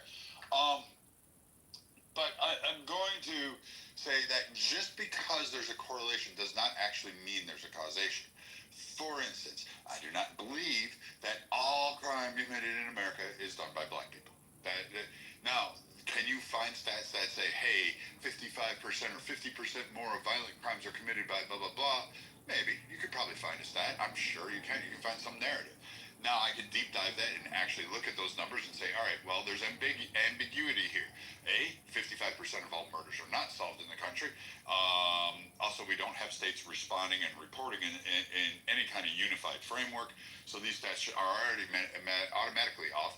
And we have a problem correlating data and coalescing data to actually get it to a centralized source that we can actually be sure is stating that this is a direct problem or this is the direct cause. So, I mean, again, asking to redistribute people's wealth after a lifetime or even a multitude of people's wealth, you understand that taking that is not just coming from white people. That's coming from black. It's coming from Hispanic. It's coming from Muslims. It's coming from Indian. It's coming from Asians. It's coming from Native Americans. You're asking to take the wealth of America and every every section and facet of society and say, here, I want to redistribute it for one political entity. And my belief is that once I redistribute this wealth, crime will immediately go down. Well, if everybody's equal, what makes you think crime would actually go down? Because that's statistically, I haven't found anything in history, and I can't recall anything in history that actually has happened. Like that doesn't go anywhere. There's always people going to commit crime, murder, rape. Like how does poverty fix rape? Like you don't have that. Like rape is rape, and it's done by rich, it's done by poor. Sexual abuse to children, rich, poor, middle income happens. What else is there? Oh yeah, theft, rich, poor. You have rich fucking kids that are stealing. Like trust me, we know they're out there. And in significant numbers too. It's just they may have better lawyers. So, I don't think redistribution has shown it, and you should look at that because the Bolshevik revolution was supposed to be redistribution. There was a whole lot of fucking murder going on during that time period. Well, I think sort of the core of your argument against redistribution is, whether you know it or not, is sort of anchored in the fact that you think that redistribution is a handout. And that's sort of, based on your submission, your contributions, is that you think that. I'll tell you what I actually think. I don't think that's what he's saying, Hood. I call redistribution an actual theft. I don't call it a handout. I think it's theft. Okay, so how do you define redistribution then? Well, like things like affirmative action, I don't think you'd call that a handout, but that was to hopefully the concept. The concept. Hood, stop! I'm talking. Well, Hood, whoa. I don't even know what. The concept 25 years ago when that came into. The concept 25 years ago when that came in was the. Will you shut the fuck up and hear that? I'm just asking, like, she's a mod. Hood. She's a mod. You have to agree. She's a mod, bro. I don't care if she's a mod, but it's just weird. Yeah, I'm answering it. Anyway, the concept of affirmative action, if you read when that came into play through the court system and also into schools and used within our culture, was for exactly that purpose, to ultimately create a redistribution and the ability to give opportunity. So I mean, it's not necessary. You want to call that a handout? I wouldn't call that a handout. That's not what its intention was. So, and Thomas, was there something wrong with what I said or anybody else on this issue? No. Both sides. I call redistribution based under the guise of what he said, and the framework was we take it from the wealthy and we redistribute. Am I missing something here? Is there something that I wasn't adding up? No, not at all. You can't redistribute. That's theft. I'm stealing from one person, but I'm wrapping it up so my morals and my pillow at night feel better. So I'm stealing, like, I'm going to pick on Abby here because I can't pick on her, and she's lovely and beautiful. I'm taking Abby's shit. I'm taking her stuff, and I'm saying, you know what, Abby? I'm giving you 20%. That's what you get. You get nothing more. Like, this is what I say. I am freaking king here. Like, first off. And then I'm going to give it to, I don't know, Hood. I'll give it to this guy, Hood. And he now gets to take, I don't know, 40% of what Abby did.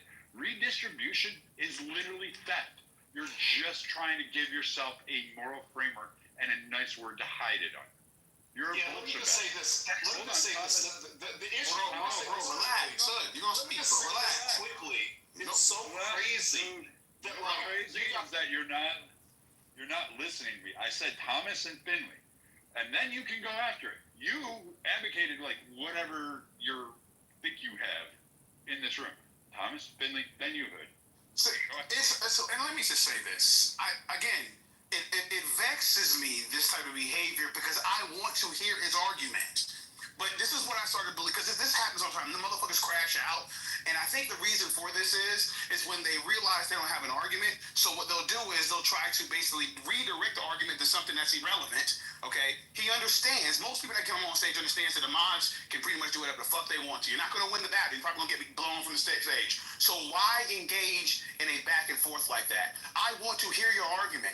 Why put yourself in a situation where you're not going to be able to have the argument and your point's not going to be able to be heard by crashing out that way? I don't understand this shit. It vexes me. It really does. But you know what? Go ahead, Philly. You got it. Well, I agree with the argument, and I don't agree that redistribution is theft because you can just taxes, right? Like do a better tax policy than the play for play and rape for the rich policies that we currently have that have caused this income inequality over the last 40 years. It's just trash policy, and I agree that there's no causation with poverty and crime, but there's some correlations there.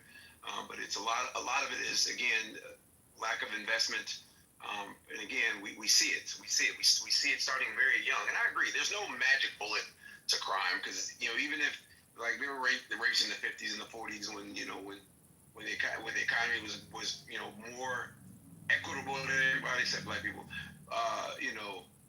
but I understand that the thought that you'll never get rid of all crime, and that's not the goal. The goal is to address some of the causes of like some of these violent crimes, and I do think that it's a lack of investment clearly in a lot of places that are crime ridden.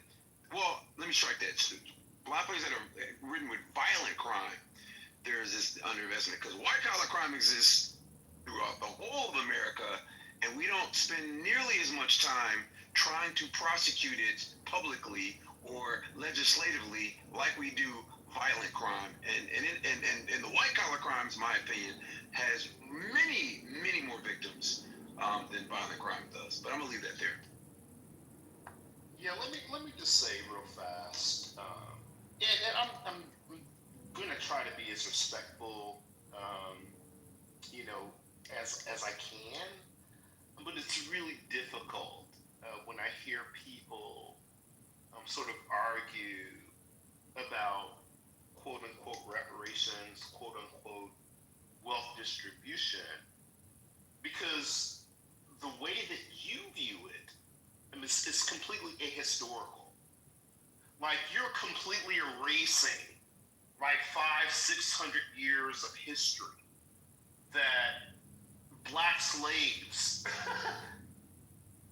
and sort of the sacrifices that their descendants made to create the greatest country in the world. Like you're literally erasing 300 years of fucking free labor in sort of your argument as to why you think that like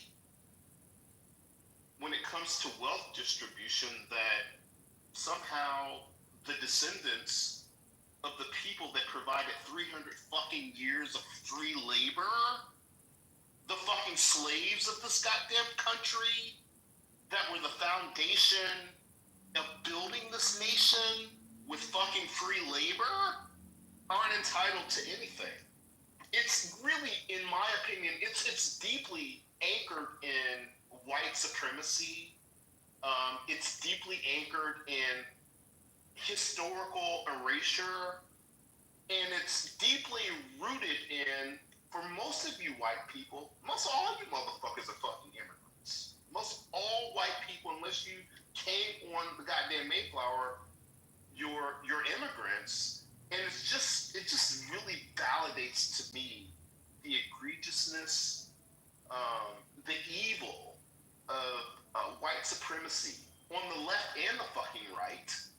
And I just think you guys are I think you're callous, evil people. And to sort of argue, and let me just finish, I'll land here. I'll land here. For you to have a position of like erasing history,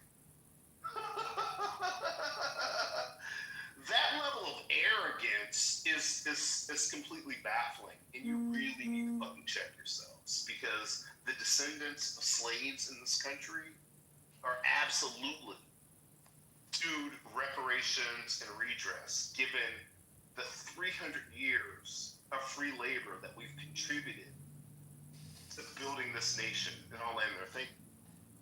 Okay, so it's weird. I love these I really do. I love these reparations talks because usually they're espoused by people who can't really correlate history. You went from 500, 400 to 300 years. Believe the United States is only 250 years. Maybe you should start with fucking England, France, Spain, Portugal. Brazil, my guy. Brazil in like some 1888. Like, this is crazy. Your fact that black people built the fucking nation? No, you did not. The primary fucking thing that you're going to categorize yourself is that you somehow had fucking Wakanda and that the Americans came over here and fucking ripped Wakanda from you and then put you in a cotton field. That didn't fucking happen that way.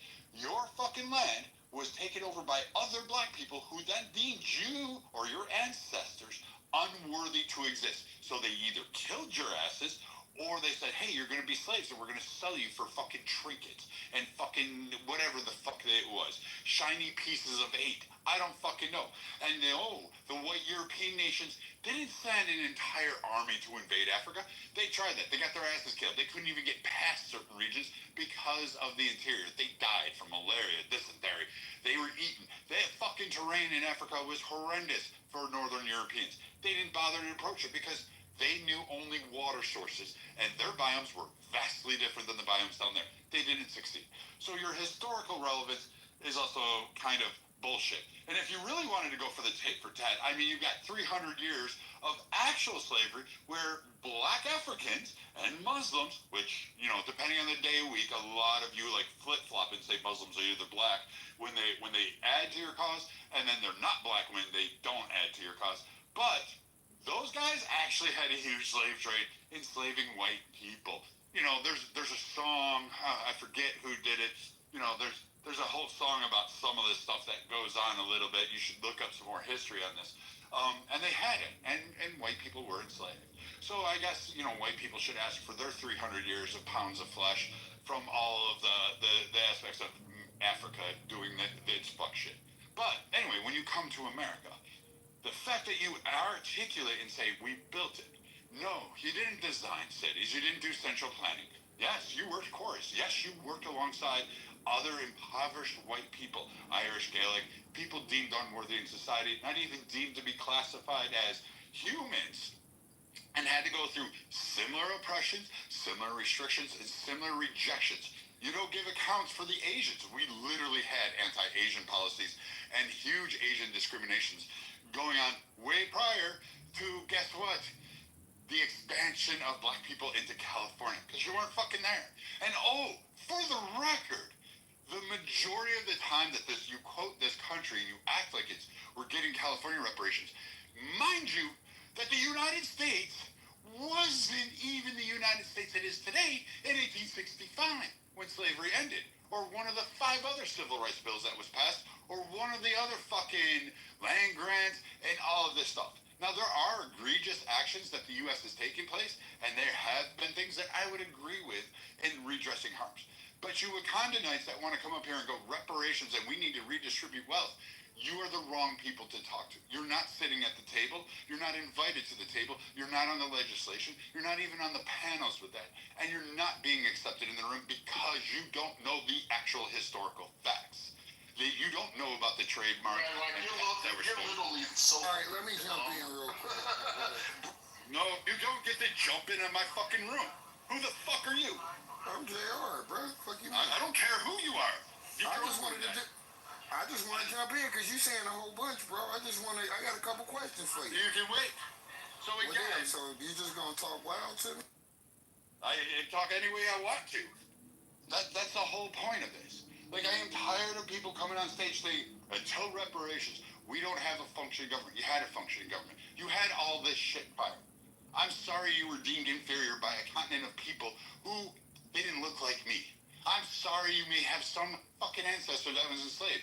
Your asses weren't fighting for Irish lives when Ireland was getting starved, when children were getting raped, when they were getting boot stomped, they were getting murdered, when they were made to work the fields, when they were made to fucking each other's for fucking entertainment. When the fucking English lords were doing that, they've been doing that for 1,000 years. That's where my ancestors come from. The Irish were enslaved too, Brad. The Irish, yes, I know. The Mexicans too. They went through that shit too. Like, they had their own. They had a whole point. You're not bitching about Polk going in and taking Mexican territory and fucking ostracizing the Mexican native or Americans or the Indians or whatever you want to give them their label in California, Oregon, and Washington, Arizona. You don't condemn President Polk for doing that with John Kidding and all of those other fucking mutineers creating a secession and then telling the people you're now American citizens. You just have to act right. And oh, by the way, we're not helping you with anything. And Mexico cutting off their food supplies and killing them and taking their children, taking their stocks. You didn't do shit about that.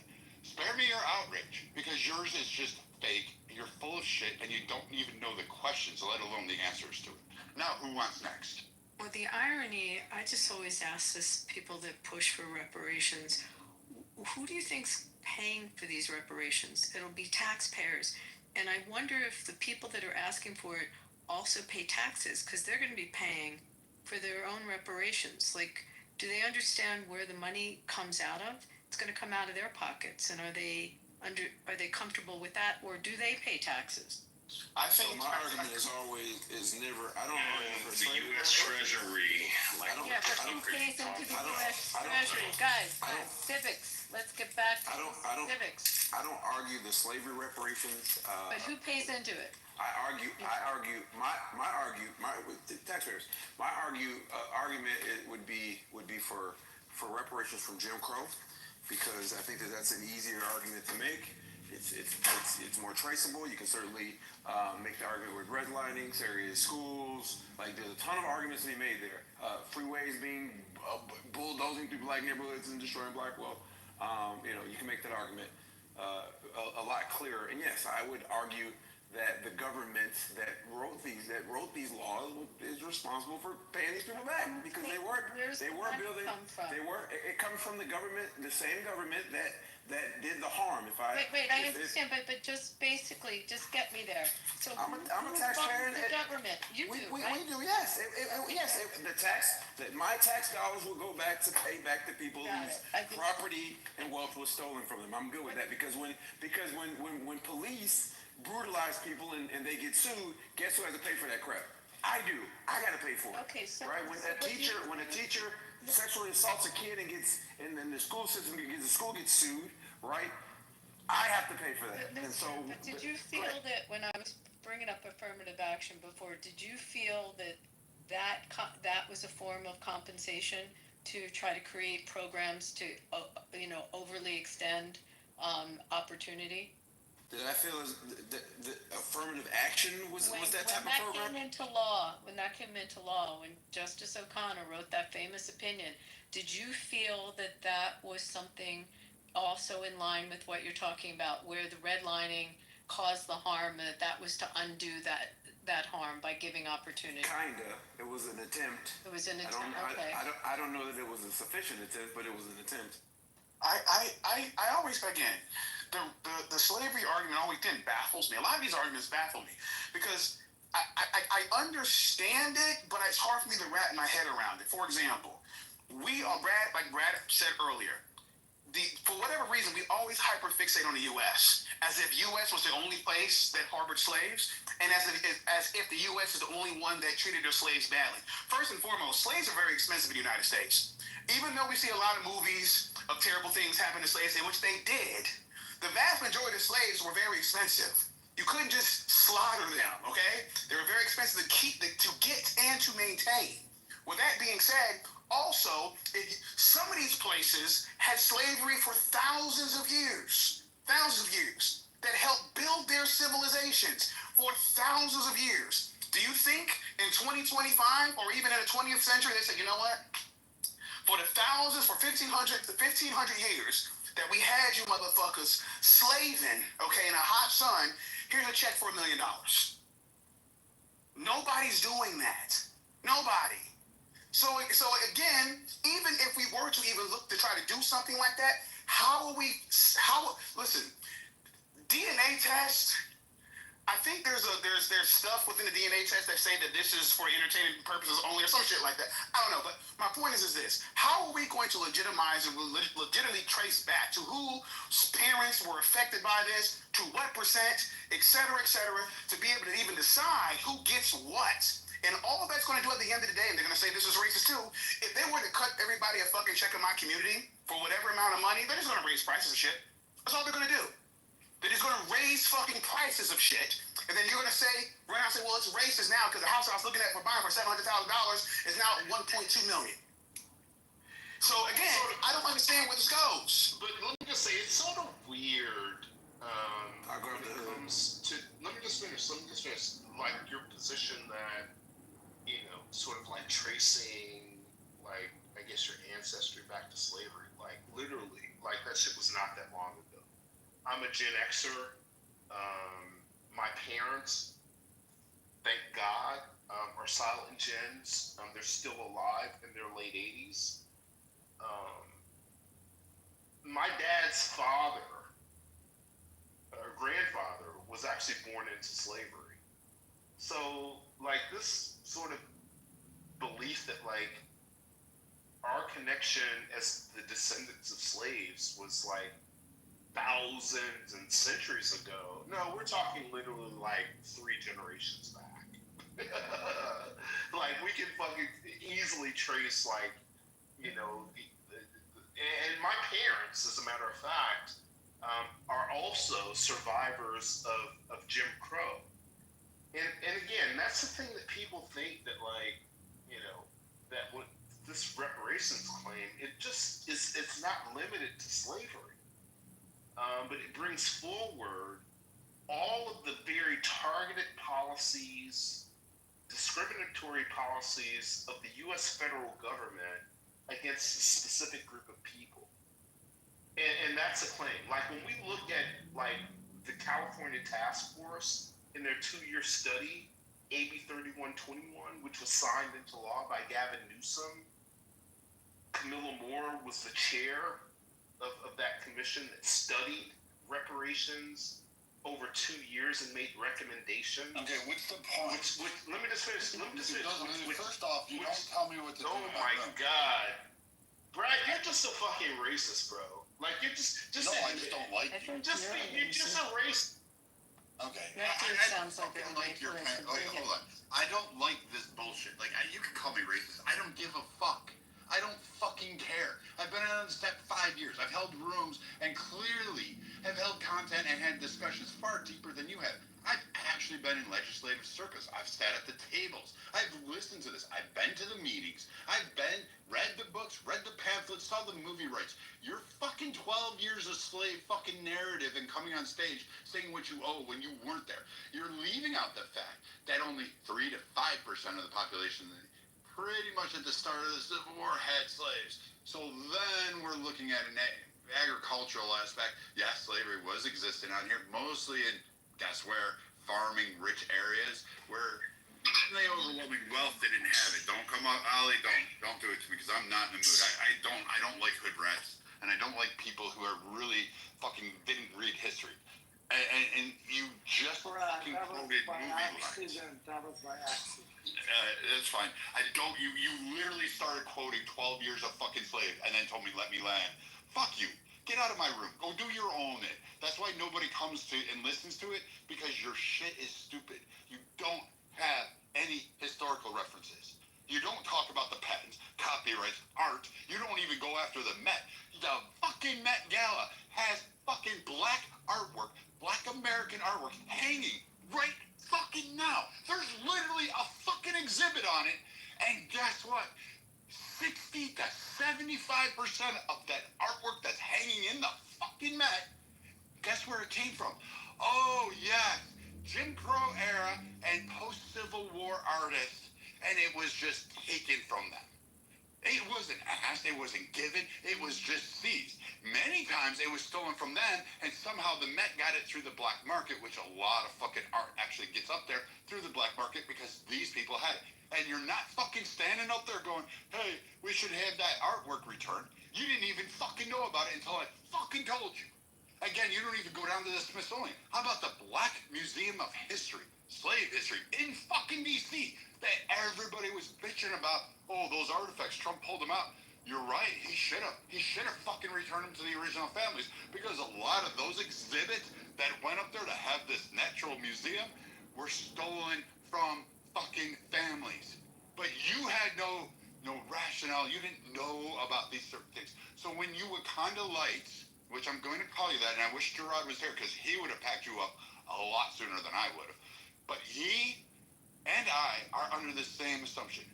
There are people who can articulate reparations, and they can articulate an argument, and I'd be willing to listen to them.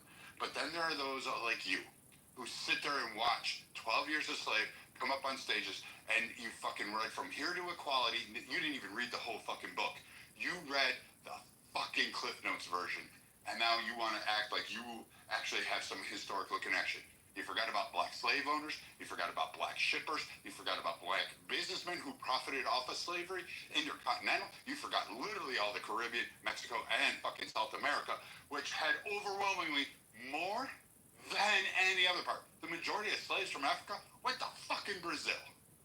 Get your facts right. And oh, by the way, we're 250 years old, not 300. Jesus fucking Christ. It was England before that. So get your reparations from England before you come to me and ask me for a handout. And call me racist. Ali, or whoever's next, go ahead. Yeah, Brad, quickly, actually on my gym, on my audible, I want to make a couple quick comments. Yes, I can hear you. Go ahead. Okay, two things, and both things are almost cliche by now. Number one, the black fatigue. We are all tired of this discussion going on, particularly in the last decade. That's coming. Number two, to the black community, there is no help on their way. No cavalry is coming. You have to do moving the entirety of the community of black people. They have to help themselves like all other immigrants to this country. And I fully recognize the slavery and the history of it. But then again, it's been almost 450 years, or 400 years. It's about time. And they can do what needs to be done for themselves. Again, I land with this. No further help is coming. The cavalry is not on the way. You've got to do it yourself. Thank you, Brad. You know what? If they really want reparations, why don't we do this? Listen, to your white compatriots on the left, respectfully, that agree with you, that believe that you should be given reparations, why don't you have them all cut checks? Okay? Have them all cut checks in California, New York, wherever. Have them cut the checks for you. Don't ask it from the people that don't agree with you, like the conservatives or anybody else, or whoever. Ask the white liberal to cut you a check. Okay? That's all you have to do. Yeah, just to be clear, because I know you guys, it's hard for you guys to keep up with the argument. Nobody's asking you to personally cut a check. This is a stupid argument. I don't know where you guys got this from. It's the government. The government did a crime. They pay for the crime. It's that simple. No person, especially black people, are asking for individual. Oh, Jesus Christ, stop. What do you? Who You said some dumb shit. Who funds You were wrong. You were fucking wrong. The government just cut the check. Where does the government get it? You were fucking wrong. You didn't know what the fuck you were talking about. Screaming you're wrong doesn't change anything, bro. It's Yes, it does. It means you're stupid. Because you said you. Oh, Jesus. Bro, it's check from the government. Who pays the government? He doesn't know. You know what? Here's my problem, Thomas. This is the part. That motherfucker, I can promise you, does not pay fucking taxes. What the fuck you want me to redistribute out? I'm not taking money from Thomas and giving it to, what is this ass's name? Fucking Klingon, whatever your fucking name is. I am not taking Thomas's money and giving it to you. You clearly don't pay fucking taxes. Why? You got tax-free. You're an EBT warrior. I'm not fucking giving you more money. You've already suckled at the government dick. You swallowed it. I'm not giving you more. Cutting a government check is akin to saying, let me tax the people, let me create more money, let me print more, let me cause inflation, let me cause a whole bunch of other issues that you haven't even accounted for, so your dumb fucking hood rat ass can get a check. Spare me with it. Not happening. We'll vote for it hands down. And oh, by the way, even the people that are in the fucking reparations argument don't want you to have a fucking check. the black people who are arguing for reparations aren't wanting you, Klingon, fucking whatever your name is, to have a fucking check from the government. How does that make you feel? The ones that are actually pushing legislation don't want you to have your fucking check. You're a moron for screaming, I want a check from the government. Can I ask how this conversation went from is burning the flag, free speech, cash bail ban to slavery and reparations? Yes. So what happened? I've been on this app for 6 years now. Getting ready to be 2026 in 6 years. You motherfuckers have been talking about reparations and slavery for fucking can you please just shut the fuck up about it? Like, at this point, right? Who the fuck cares, bro? Like, if it's gonna happen, it's gonna happen.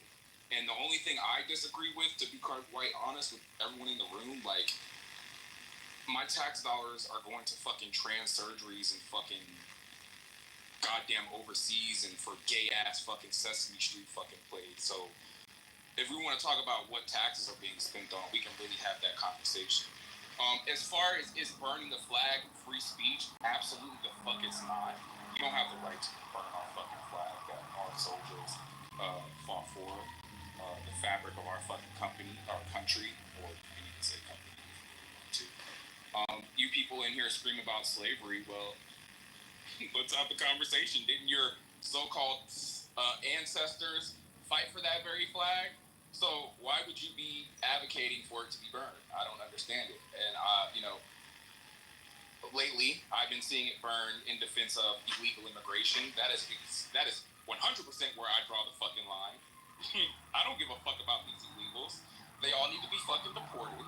All of them. I don't give a fuck if you've been here 20, 30, or 50 fucking years illegally. You need to go. Right? That's just a side note. But that's why this conversation came up anyways, because we're seeing this at protests.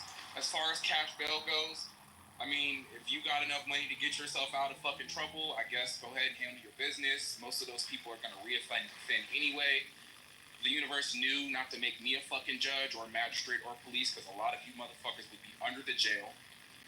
The prison system would love me, because I would literally just get mandatory minimums for everything, honestly. So, I don't know. These conversations to me are just getting fucking old, honestly, because, I mean, how many more years you guys gonna keep talking about reparations, bro? Like, Clubhouse is not gonna help you get reparations. And the other question I have is, how closer have you gotten to those reparations since the first year I heard you guys talking about it on this app? Again, like I said, 2026 is in 6 months. Where's the progress? I don't see any movement. I don't see what's going up. FBA is essentially labeled to me personally as a bunch of fucking domestic terrorists. You all sound like the fucking Klan member. You know, you tell me just because I have a Jamaican father who came from Jamaica, who also fought for this fucking country, that I'm not black. So, you know, the question I have is, why would I give a fuck if you get reparations or not when you don't even deem me to be you? So I'll land there. And, you know, Brad, good to hear you. And I hope everyone's nice to see you, Danny. Yeah, I don't make that same. Go ahead, family. Go ahead. My bad. Go ahead. No, you good. Yeah, and I concur. So again, we got to this point because a gentleman came on stage and decided to take the aspect of, because we started talking about crime and poverty, and then he started talking about how we need to look at it from the perspective of people committing crime because of racial inequality. That's how it got there. Now, again, I said earlier, some of these niggas need their heads cut off. Again, at the end of the day, like I brought up, I was trying to bring up earlier before Homeboy came off his mic and started crashing out, was if you really want it that bad, hold these liberal compatriots to the feet to the fire. Have them start dropping donations like Dr. Umar Johnson, asking for donations, okay? Start asking, I'm an FBA member technically, but have your compatriots that agree with your ideology start asking for donations from your white liberal compatriots. And let's see how many of them really believe and stand with you. And that includes the ones that you vote into office, Gavin Newsom or anybody else. Let's see who's all willing to put their money where their mouth is. And the government trying to cut you a check is stupid. Because I don't even want to address it because that was fucking retarded. Okay, let me ask you a question, Thomas. And that's the one argument that I fucking hate, right? That somehow because people are racial inequality or poverty or whatever is why people are committing crimes and is why, like, that is the stupidest fucking argument that I've ever heard in my life. You're broke and dusty, so you want to go pick up a gun and kill people. I've never. Listen. I brought. No, I know you haven't. But I'm saying, where's the correlation in that argument? I've been trying to think. Listen, I've been asking one thing. I've been asking that question of the argument, though. I've been asking this question since the jump. I mean, I'm willing to take out. I've been asking the question of all the studies that I've been reading when it talks about poverty and crime. I was looking at specifically the black community because I'm a part of it. Out of the 17% of the black community that is considered to be in poverty, only 2 or 5% are the ones that commit crime. So where is this correlation coming from to such a degree that we think that if we just, I'm not saying Mr. Finley's saying this, I'm saying in general because I heard this argument over and over again, that if we start cutting niggas checks, then crime would just miraculously disappear. You know, so I don't know where it comes from. Yeah, I think there's some correlation. Drills and $2,000 Supreme Chief Bezos, that doesn't sound like a group that's impoverished to me, right? A lot of these fucking killings are personal, right? They're not because of poverty. I'm going to be completely honest with you, a lot of it stems from, you guys aren't going to believe me because it sounds cliche, but it's music. It's not right? music. Internal beefs. It's not music. That flooded the streets. It's not right? music. Yes, off of pop. It's not music. Okay, well, go ahead. So that crime is a very complex conversation, right? But the crime that we talk about the most is violent crime, right? We never talk about white collar crime ever, and there's I don't want to speak out of turn, but I believe there's more white collar crime than there is violent crime. I think white collar crime affects more people is what you're trying to say. Yeah. Right. No, I'm saying, but I think there's more though. Like physical number of crimes is more white collar than there are. But even I digress on that point. I wanted to address the point about music because there's this belief, right, that music causes the crime, and that's just not true. Violent crime in this country began an uptick in the 70s, right? It peaked. In 1991 was like the worst year ever, right, for crime, and then it began to drop. Gangster rap, which is the culprit, as we like to often call, did not go mainstream in America until like the early 90s, and so it doesn't correlate because as gangster rap got its rise to early to mid 90s, crime was on the decline. Violent crime was on the decline, a sharp decline. So it doesn't follow. Violent crime was on the rise before that. Hold on. So, like, I hate when we do this because, like, when we talk violent crime, we're talking specifically violent crime. It's usually murder, rape, and what is the other one? Assault. And so we often categorize anything with that type of crime in there.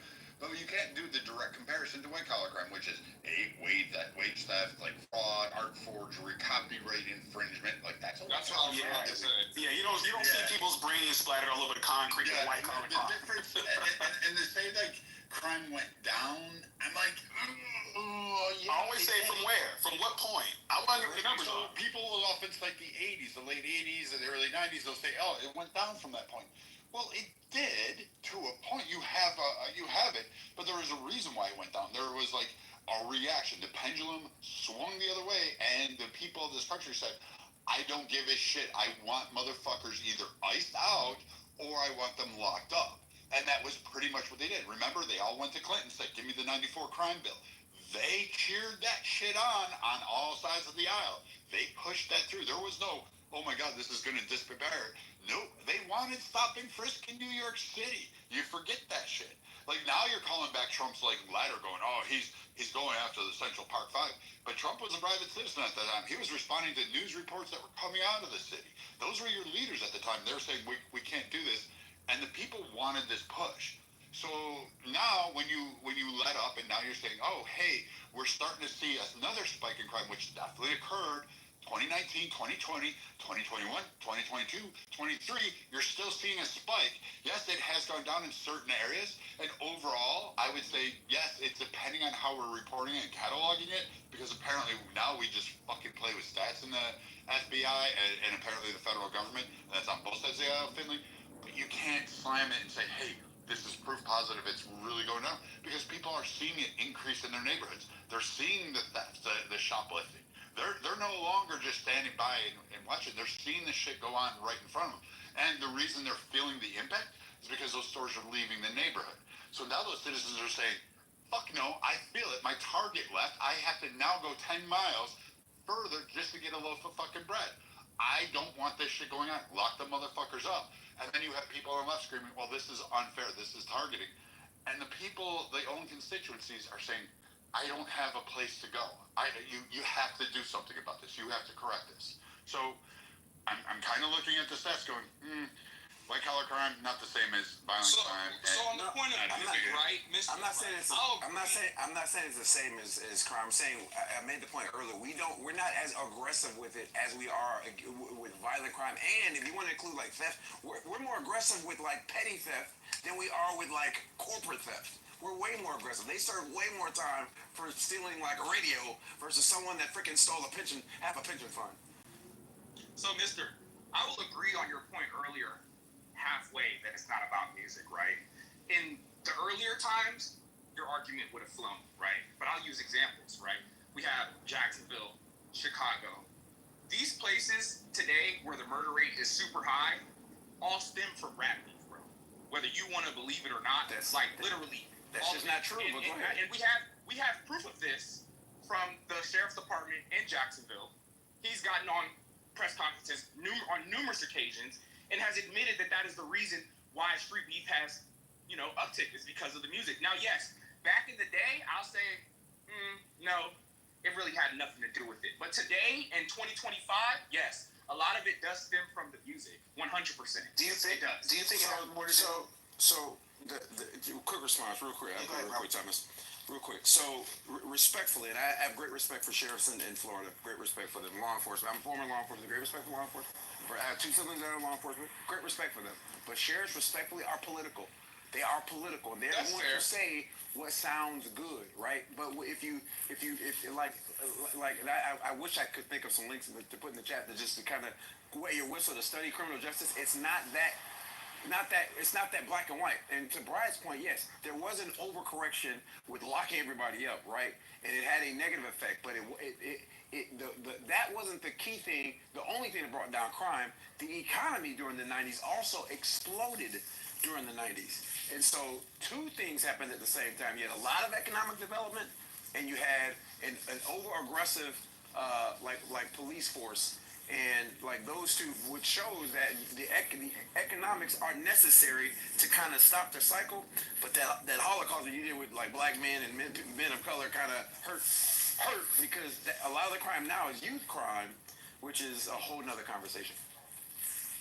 Mr. Finley, if there's something you'd like me to look up to give to Brad, I'd be happy to. You just send me something in the back channel. So here's my problem, Marshall. Because I still do study a lot of criminal justice, and I listen to a lot of podcasts by people that do it. I read a lot of like articles and stuff like that. So I can't think off the top of the head like a particular study that I've read. Because a lot of stuff that I did in college, I don't remember any of that stuff. I remember excerpts from it, but I don't remember like specifically like this study that versus that study.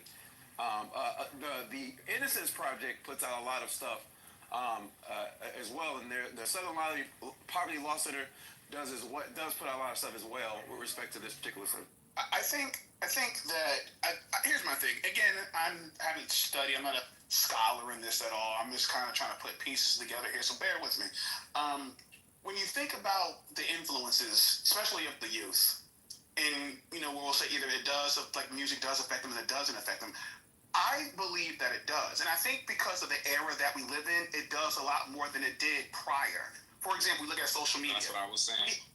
We all can agree that social media affects the mental health of a lot of individuals. Even though social media back in the 90s was in its infancy.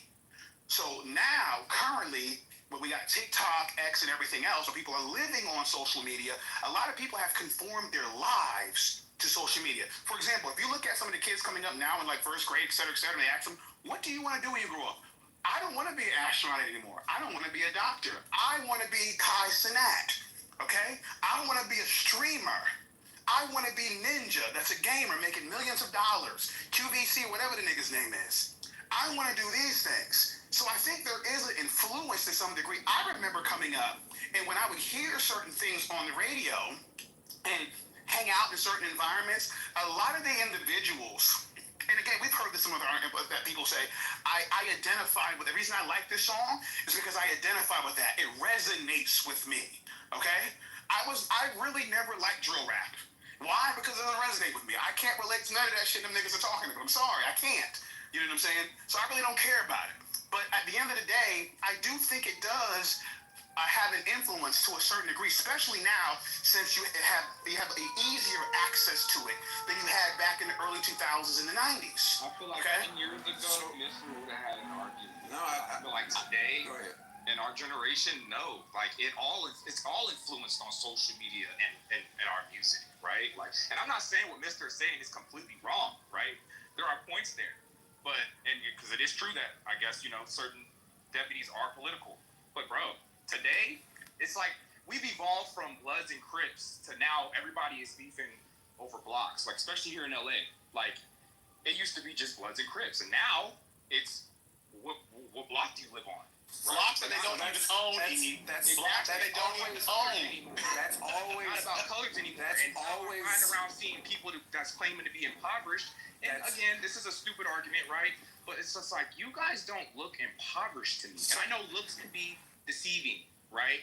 But a lot of these guys that are doing the crimes and doing all this stuff, they have opportunities to change their lives and fix their lives, right? Like, so I don't buy the arguments that, well, because we're broke, we're putting switches on the back of our guns and going out here committing crime. Like, no, the judges are not telling you guys to go out here and commit crimes for you to land in the courtroom. You're doing that yourself. Yeah, but so like I don't buy the argument that poverty is why these people are doing this, and the judicial system is against us. Well, I mean, I've managed for 28 years to stay out of criminal trouble.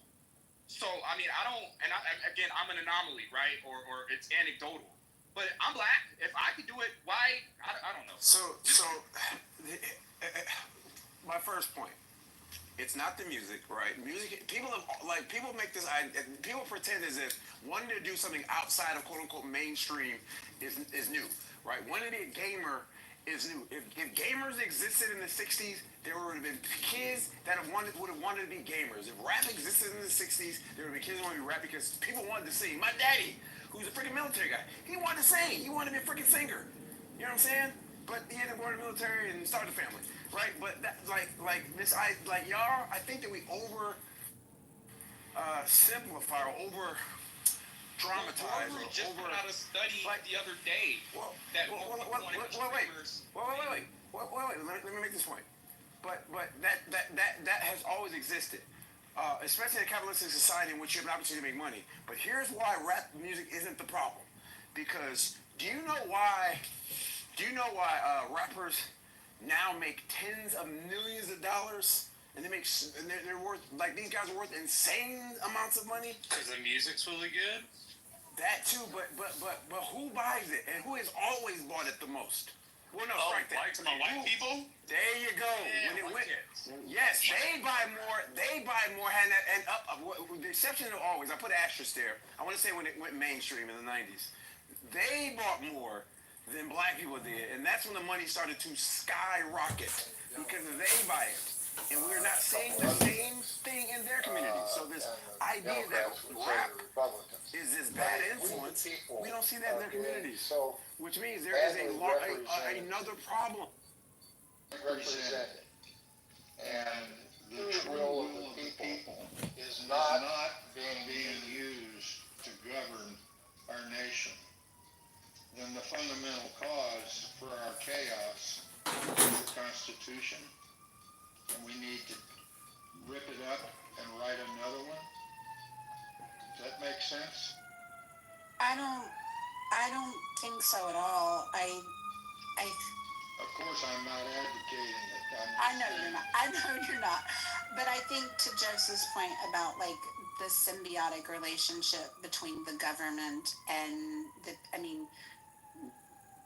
to some extent, like, we the people have to hold ourselves accountable because we fall for these divisions. We fall for these radicalizations, and we put our people in Congress, in the government, to work for us, and we have systematically done nothing to change it. We all play into those radicalizations, and so to that point, like we should be held accountable to a certain level. Exactly. There are certain pillars of virtue that it's incumbent upon every person to develop within themselves to make it so that they are less susceptible to the manipulations of the media, the manipulations of the government, the organized criminals that inject and themselves and insinuate themselves into those systems, as a way of trying to line their own pockets. There's always going to be some sort of trickster little playbook that's being, played against the people as a way of trying to make them lose sight of the fact that we have the power to move the needle, And because, if you think about it, let's say that there's a group of people that are in power, right? And they want to stay in power, right? And now imagine you're looking out at a sea of billions of other people, all of whom are a threat to that power. I feel I can understand how on a pathological level, certain people who are in those positions of power would feel the need to try and what's the word I'm looking for? Kind of mow the lawn a little bit every once in a while. You know what I mean? Because it's you have all these fucking people, all of whom have this infinite, or infused with this infinite potential to rise up to a position of leadership and influence and power in this world. You would feel threatened by that because it's you never know. I mean, that's why people were so afraid of things like rock and roll when it started to come into fruition and stuff like that, because it was they were afraid of where is this wave going to take us? We don't. I think even the hippie movement and stuff like that with psychedelics and stuff, and then punk rock and then grunge. It's there's these constant upsurgence of the people finding a voice and having a leader who has the strength of will to represent that voice artistically or otherwise, and then they cap them. You know what I mean? You see it all throughout history. Eventually that person gets capped, and one way or another. And I forgot exactly what point I was trying to make. I kind of started rambling off there, but so I'll just land my plane for now. I'll let somebody else. Let me give my take. I think I don't agree with John. The people are responsible for the Democrats being extreme right now, Republicans being extremists right now. The media, where they're consumers of their product, and we keep consuming, so they keep delivering it. We're 100% responsible for this. We have turned our heads away from patriotism. We've turned our heads away from religion. We've become greedy and self-centered and materialistic and selfish.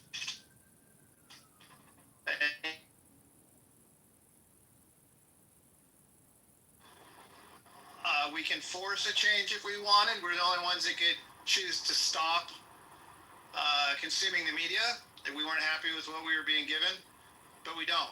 We just give in. We're lazy, and we only care about ourselves. And so I would say that the correct answer, what's causing the chaos, is selfishness and greed among the people of the United States of America.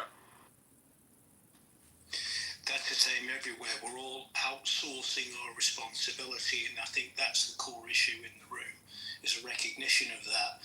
And that act alone, when we recognize that we're outsourcing that responsibility, which then puts the mirror back on us, there's a saying about that that act of defiance, I think it was a 1984 quote, somebody can probably remember it, but this is in many views, especially in the main media, this would be deemed as perhaps a dangerous conversation.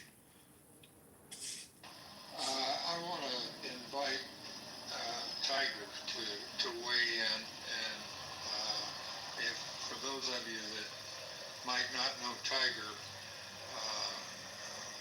he is sinocentric.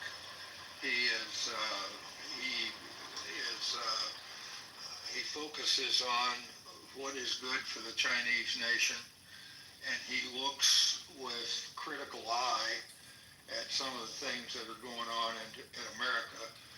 Contrary to my earlier accusations was that he was a paid agent of the Chinese Communist Party. Whether he is or isn't, he has some very valid observations. And he made a comment in the chat, and that's why I invited him to the stage. He said, nobody's in charge. So, Tiger, you want to weigh in and comment on who is causing the chaos and what we the people in America should be able to do to calm down the chaos? Hi, Anson. Thank you for the invitation, and as always, thanks for opening this room, and I have nothing but respect for you, regardless of whether you think of me as a CCP spy or not. But the reason I said nobody's in charge, that has long been a joke between the two of us. I do not accuse you of being a paid spy, because if you were, you'd be in jail. That is a joke, but some people still think you are. Yeah, I don't mind that. But the thing is, the reason that I said nobody's in charge is that this is by design. And I think I was listening to another podcast by another, Chinese American person by the name of Wang Dan, I think. And he was saying the Chinese government, for example, is a Leninist party, meaning that they believe a small group of people should behave as vanguard to basically watch over the development trajectory of the country and make sure it goes into in the original context, is to go towards a dictatorship of was it proletariat or something like that? Basically the laborers, right? They need to take control of how the policies unfold inside China. And I think there is some truth to that, because when I look at the American government, it's fundamentally different. The American government is not a government of a single entity that tries to determine what is good for the American people. I don't think he has. It may have functions in a similar capacity in the past during certain stages of history. But as of today, there is no singular entity in the American government doing the planning, doing the forward policy making, and probably not even foreign policy, right? So what I see in America is a conglomerate of, or actually not, it's a battlefield of multiple interest groups, all trying to carve out a space for themselves and their capital, mostly capital interests, and a somewhat detached masses of people who do have some shared interests with these capitalists, mostly in the form of employment and 401ks, but largely both outside of the decision making and also being heavily manipulated by the media, which are often under control of one or a few of these interest groups. And I think that is, I describe it, and you might interpret it as a bad thing, but I think it's a neutral thing. I think it's by design that the American political philosophy is that nobody should place any trust into a singular entity that does the planning. Instead, the philosophy is to let multiple forces to compete for the narratives and the policy making, which is happening today, right? So if we could, agree with the assumption that this is by design and the chaos is part of the design, then we shouldn't probably be asking who's causing the chaos in this country, right? In the global stage, I think that's a different matter. But in this country, this chaos is what Americans prefer, as a political culture, to that of, say, communist China. You would still call it communist, maybe. But in the Chinese philosophy, right, we rely on the central authority and even the competition between different levels of authority. But it was never questioned that a smaller portion of the people actually have the power to do the decision making and the planning, and the rest of the people, while do not have input into the system, will score the government authority based on their performance. So it's a very different philosophy, right? And from the Chinese perspective, yes, there are a lot of chaos in the United States, and I personally believe, the Chinese system today is functioning better than the American system. But I think that's by choice. Americans have given up some of the rationality and the certainty in the decision-making process, and in return they gained a security of mind, let's put it that way, that the powers will not be abused to the extent, too severely. I should just put it this way. I don't mean to say that there is no abuse of power in the American system, and I think that's quite rampant. And I think the system also has, despite the chaos, it also has a huge amount of stability in that, power is firmly grasped by the elites, mostly the capital interests. Even that among the capitalists, there is a degree of competition, which is, I think all that the American people could rely on to say that there's enough balance in the power that our interests are still being taken into consideration because they still want us to elect their representatives. But is that enough? I don't think that's enough for the good of the American people, and I don't think it's good enough for having a stable, rational, forward-looking American national policy. But hey, I think this is very deep ingrained in American culture, and as an outsider, I don't seek to change it, and I don't think it's going to change anytime soon. And that's my observation. I hope everybody listened very carefully to that, because there is what Tiger, and I'm not trying to put words in his mouth, but Tiger showed the difference between an autocracy and vibrant capitalistic competition that is rationally controlled by laws, but nonetheless competition to see if the cream rises to the top. And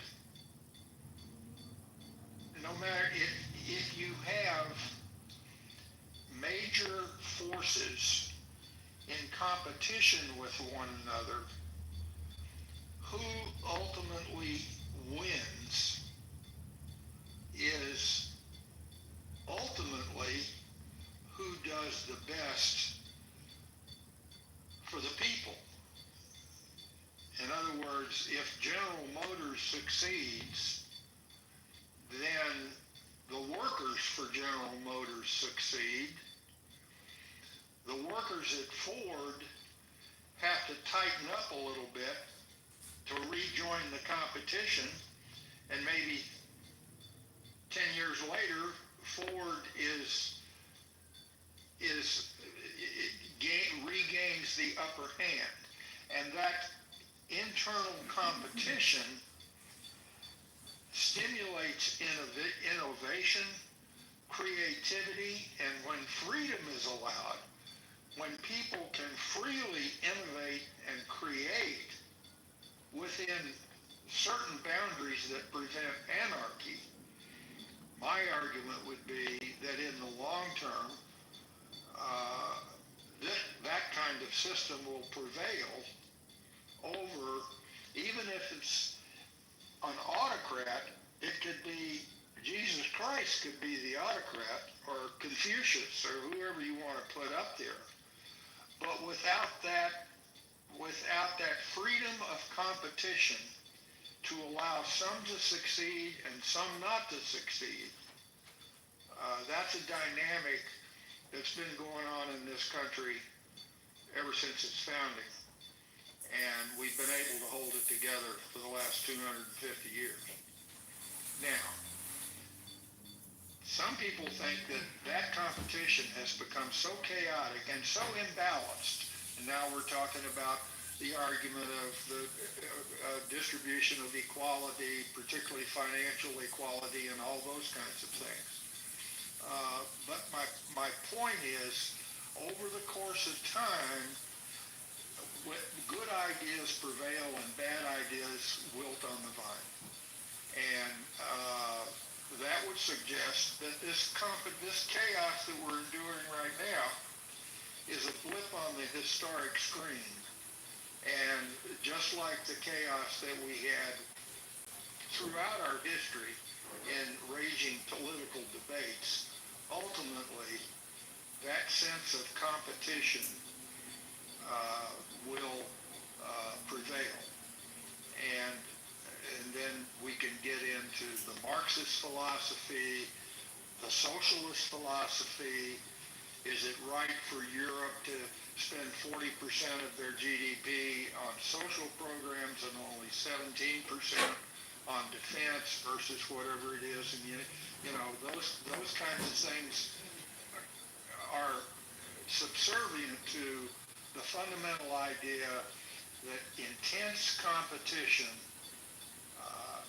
football teams win the Super Bowl because of intense competition, and it's very rare that we have a continuous Super Bowl winner, because competition, and yet the level of the sport, my God, the level of athleticism, compare a football team of 50 years ago to a football team today, there's no comparison.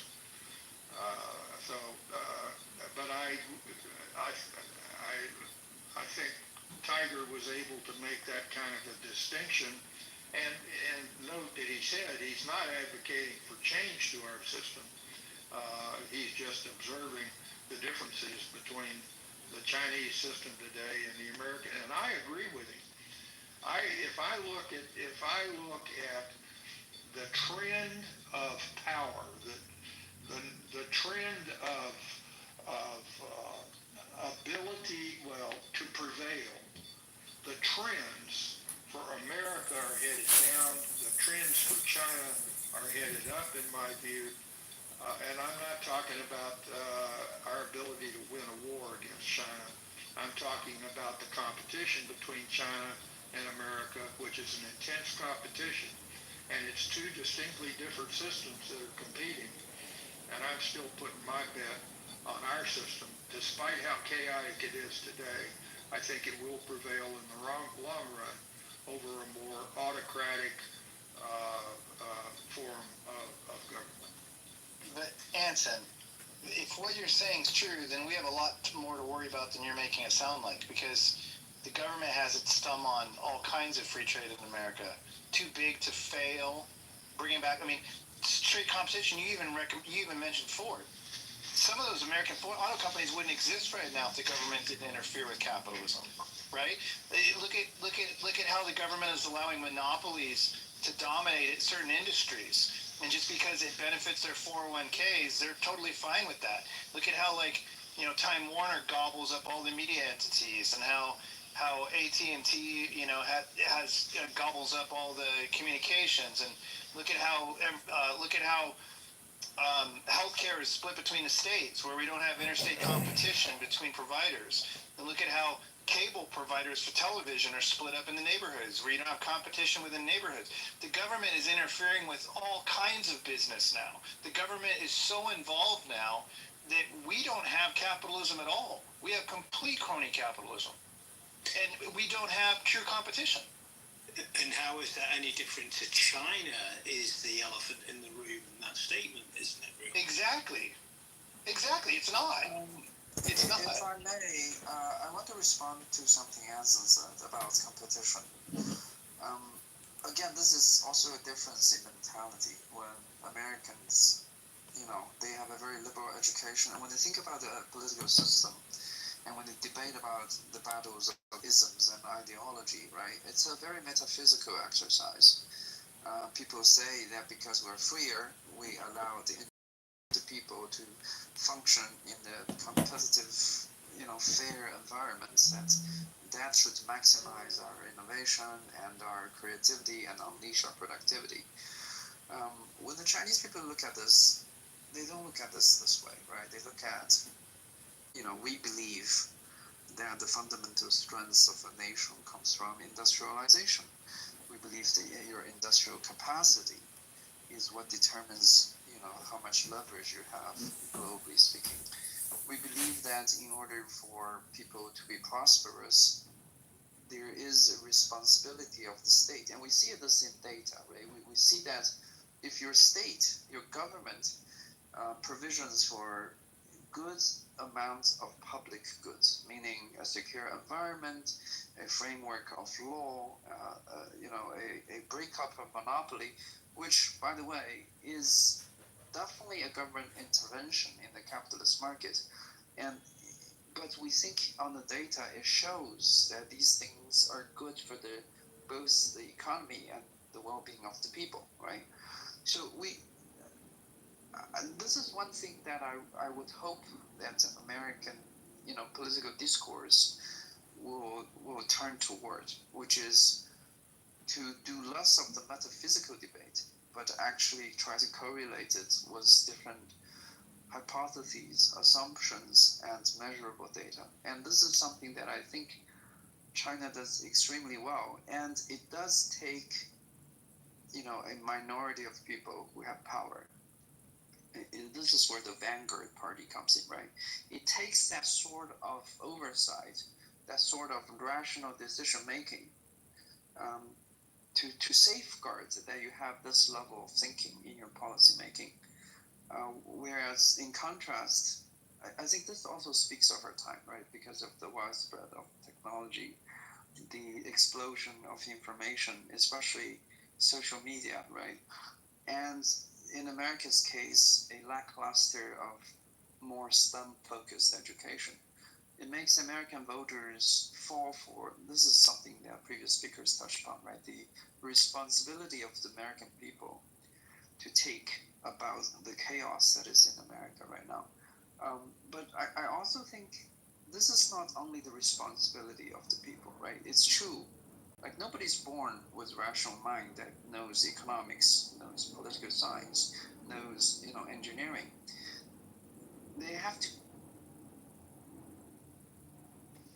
learn it, which is hard to do. A public good that, you have positive externalities to provide for the society, that the state is willing to spend money so that the people being educated will lead to, a easier to govern but also prosperity kind of society, right?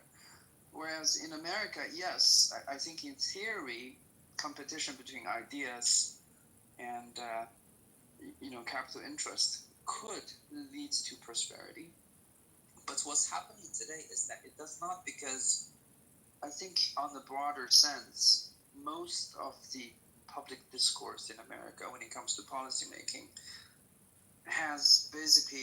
is no longer based on reality, is no longer based on the laws of science or the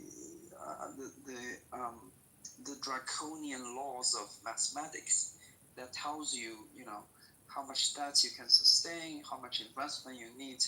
and how much you need to lower your cost to be competitive globally, right? Those topics are no longer being discussed in the American political discourse. Rather, it's about whether Trump is abusing power by issuing the executive orders. Should we send, a national guards into policing the DC? These issues, while sensational and institutionally important in terms of, from the lawyer's perspective, they are kind of far away from the actual competitiveness of this nation. They're kind of far away from the far-reaching. I mean, it has legal implications down the line, yes, but it doesn't change what, say, we, the Chinese people, identify as what your nation's strengths lie within. From our perspective, right, we look at the deindustrialization of this country, while the people who used to own the factories still have a healthy profit margin because of the financial markets that the United States is so invested in, playing games with. For a rational person, we could see that this leads to not only chaos, because we could tolerate chaos as long as the chaos provides for a positive feedback that eventually leads the country back into the right path, right? From my perspective, personally, I do not see that in today's America. I think the designs for chaos is still there, but the chaos is no longer a good kind of chaos. It's not addressing what I think are the real problems in America. So I think this is where the assumption that the free markets, both in terms of capital and in terms of, ideas, is always going to lead the country or lead the society into a positive direction. I don't see that anymore. I had a question. To Tiger. How much of that do you think is due to because I agree with what you're saying in terms of the fact that the free marketplace of ideas, public discourse and stuff like that, it can be beneficial in certain ways, like socioeconomically and stuff like that, but at the same time it's kind of like a double-edged sword in that it can simultaneously have detrimental effects, because it's like, especially in the age of the internet, because it's like we're operating from this position where like every idea that exists is being tackled 24/7 from pretty much every level of analysis like imaginable, right? From like the highest order of like ivory tower academics to like the most ghetto ass fucking ignorant motherfucker you can think of, right? Like they all have a say, so there are so many different ideas being thrown into the pool from so many different points of view that it's really hard to kind of eventually what's going to happen is that it's going to create an effect of like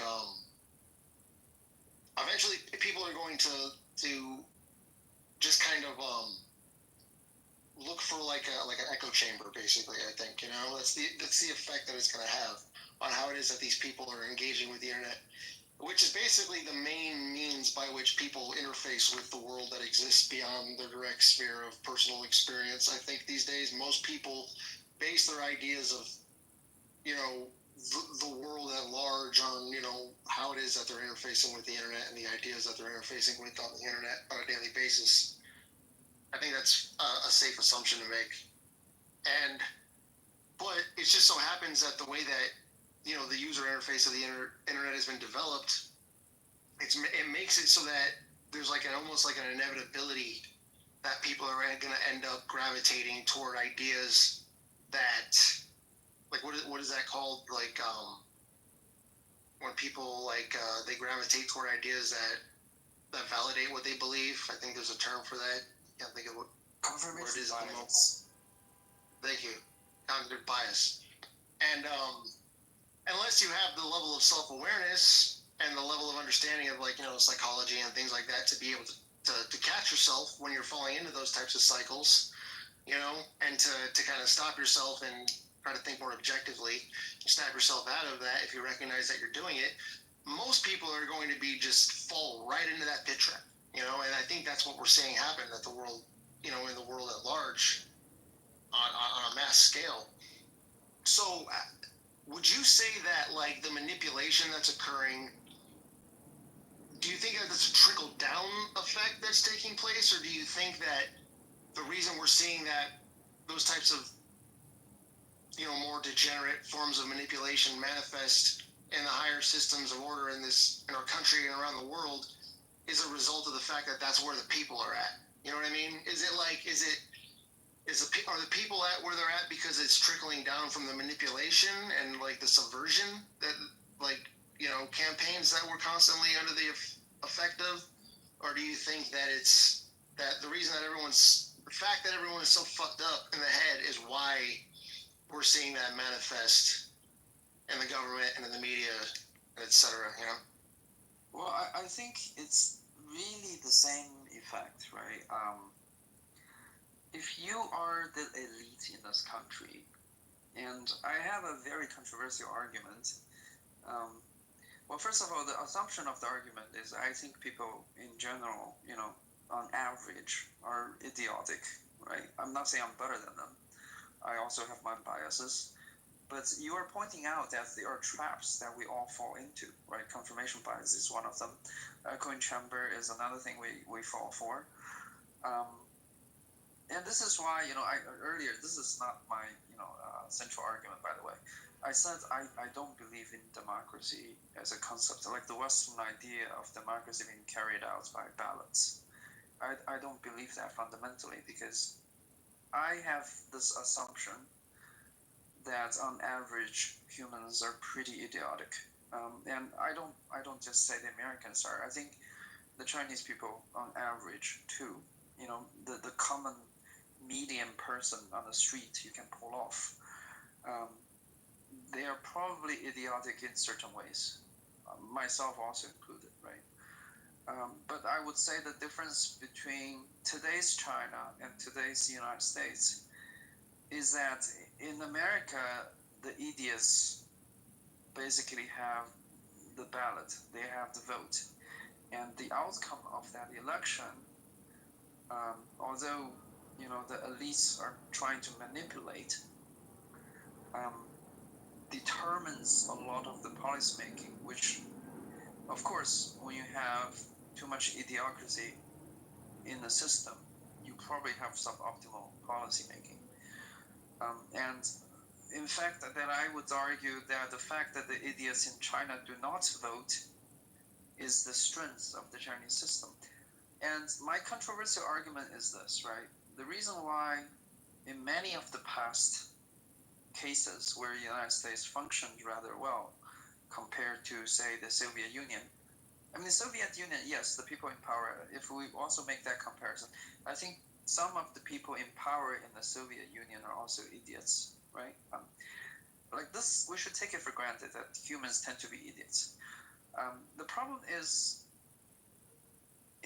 I think it works, the American system worked well in the past precisely because there was a monopoly, or I say oligarchy, whereas the American people's ideas come from certain narratives that are carefully designed to, the bad term would be to brainwash them. But in effect, it's actually making the country stronger because that's a way of building consensus, right?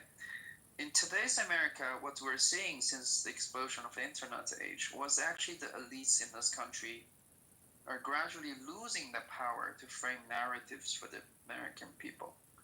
Compare this to, say, back when the Red Scare was happening, right? American government could just frame, certain individuals as the enemy of the state. And people believed in them and voted on the basis that we need to have a strong government to counter the threat of communism. And the communism is going to, otherwise it would come here and destroy everything that we hold dear.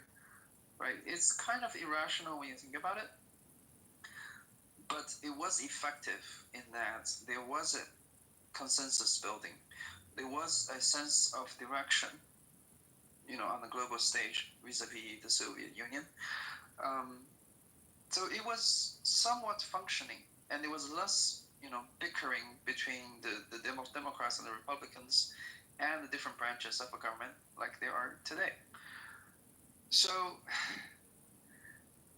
as to who's ultimately responsible, I think the system just worked itself out. The reason why there was so much stupidity in the people and the political elites in this country capitalized on that stupidity is because that's the direction of the least friction, right? The system will automatically go in that direction because the elites will realize that the cost to educate the American people is far higher than just throwing them some fake news and have them bicker among themselves. And we just partitioning our voters along, fissile issues to maximize our chances of re-election. And they realize the system continue to function whether you educate Americans or not, whether Americans think critically or not. It doesn't matter to the political elites. But I think it's gotten so bad to the point that many of the political elites coming out of the system, because they also have to be educated, right? They also have to rely on, think tanks and previous, knowledge accumulation. The knowledge has already been so polluted in this country that we're seeing the new generation of political leaders are becoming rather, I would say, somewhat idiotic. Like, I firmly believe there are a lot of talents in America, right? And I know from history that the rise of China owed to many American entrepreneurs, bankers, brilliant people. I know for a fact that the Communist Party, when it was growing really fast back in the end of the 90s, regularly held meetings with Western, especially investment institution, to try to design Chinese policy, right? I know this for a fact. And I believe the same people, based on, the podcasts and the YouTube that I view in today's America, I believe there's still rational thinkers in America who are very talented and have access to rather accurate information. But what I'm not seeing is that these people end up in position of political power, either as a career choice because it's more lucrative to go into the private business and do investments, and many of the investments involve putting American money into, emerging markets like China.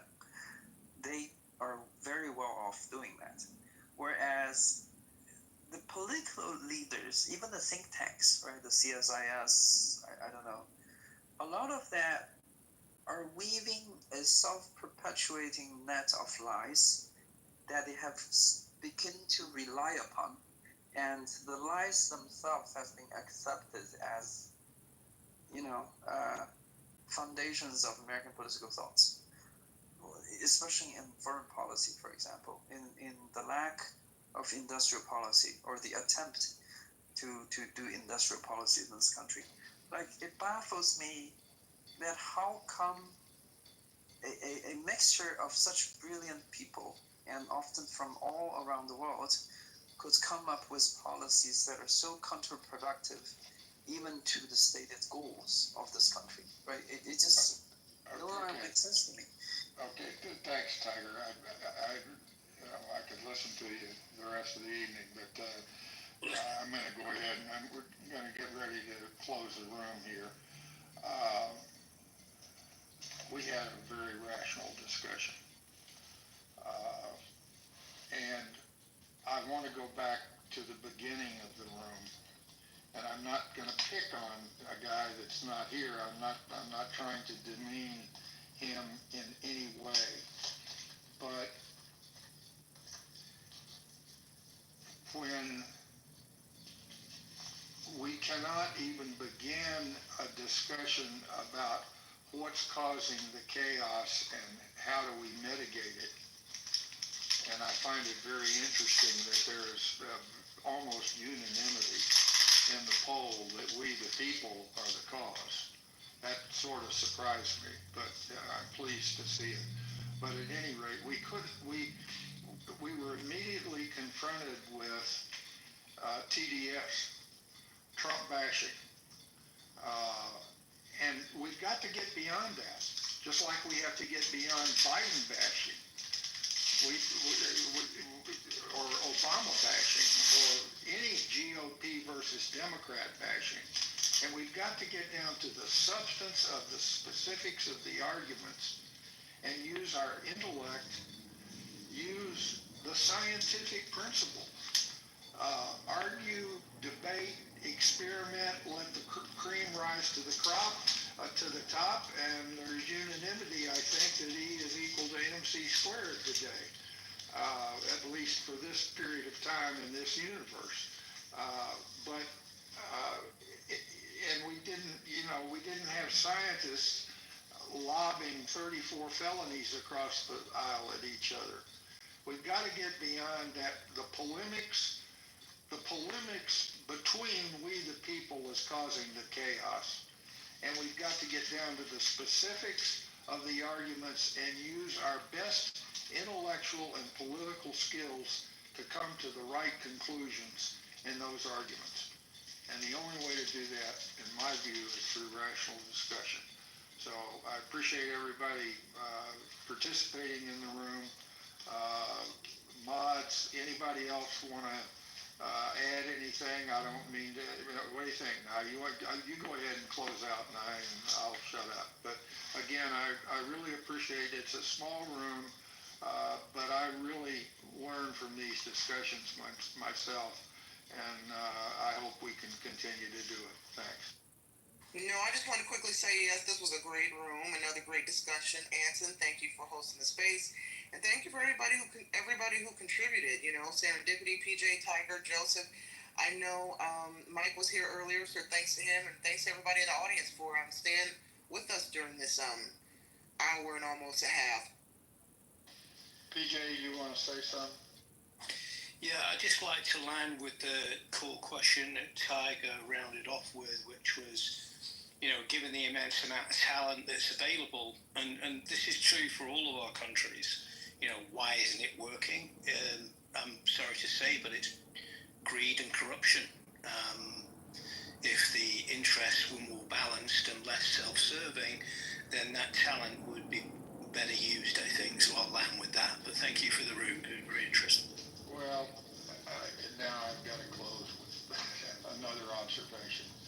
I think that we would all agree that the Industrial Revolution caused great political upheaval, but it was a tremendous advancement in the course of history for all human beings. I don't think there's much disagreement at all that within our lifetime, certainly within mine, and I don't know when to start it. Maybe we can start it with in the 1950s with Turning or something. But the information age, the computer age, whatever we want to call it, is far more revolutionary than the Industrial Revolution ever was when it was confronted by human beings. And the pace of change during this information age is so dramatic. I mean, how long did the Industrial Revolution take before things settled out, so to speak? 200 years maybe.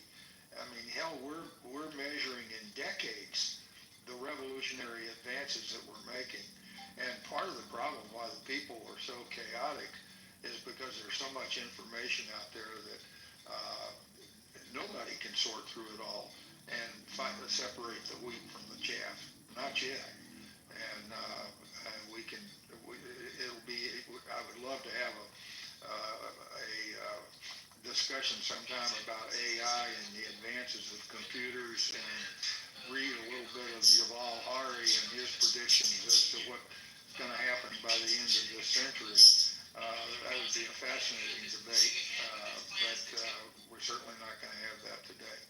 But again, thanks everybody, and we'll see you tomorrow. Thanks, Anson. Thanks, Anson.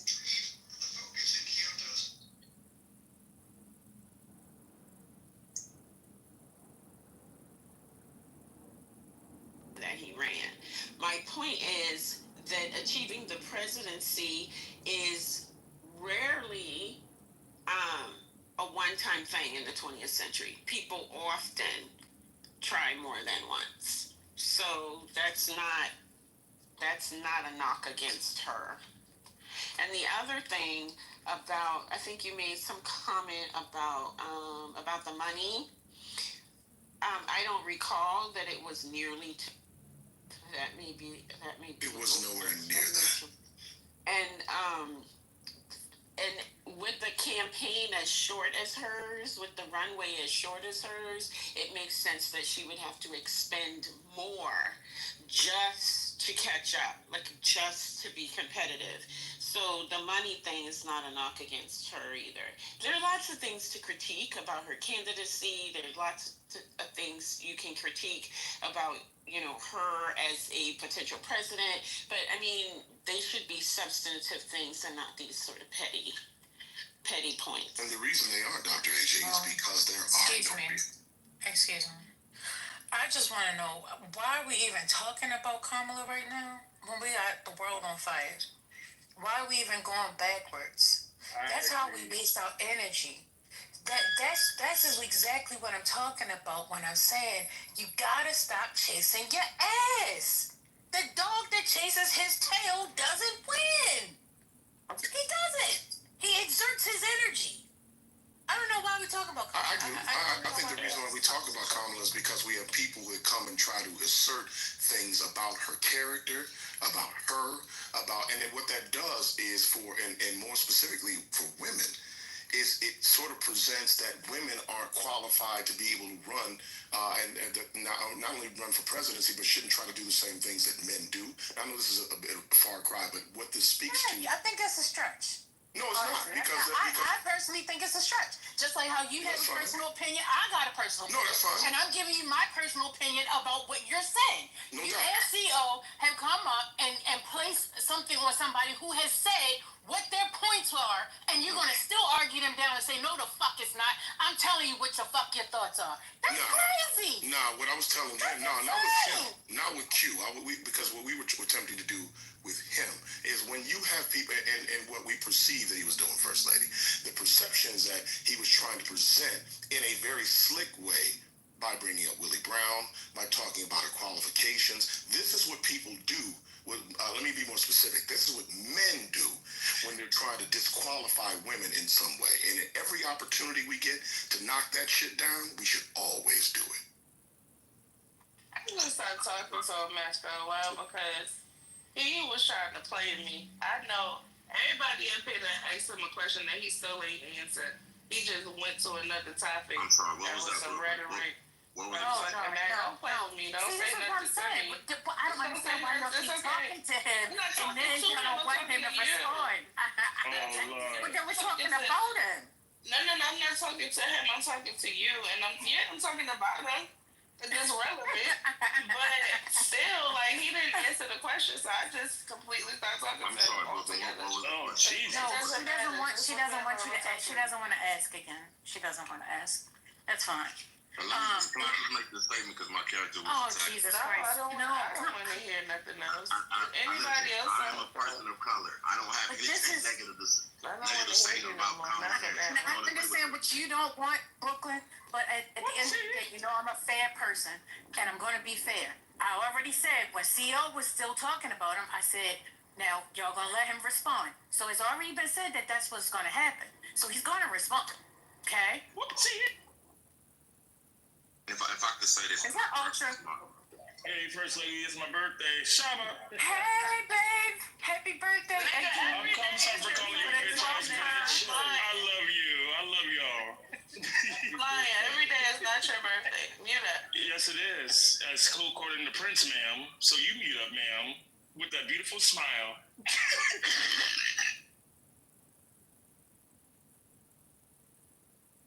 I was just gonna say this. It got kind of personal. Don't come to my productions and this and that, whatever.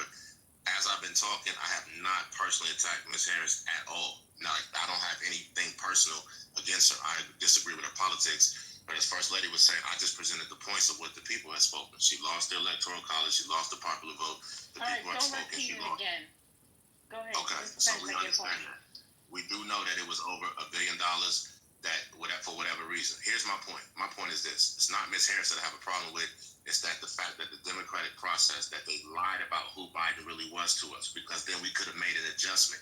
She wouldn't have been trying to have a 90-day campaign had they told us the truth. This man was incapacitated. It was axiomatic that he could not run the country. This should have been solved, you know what I'm saying, before the second term ever even started, and that's where the real problem is.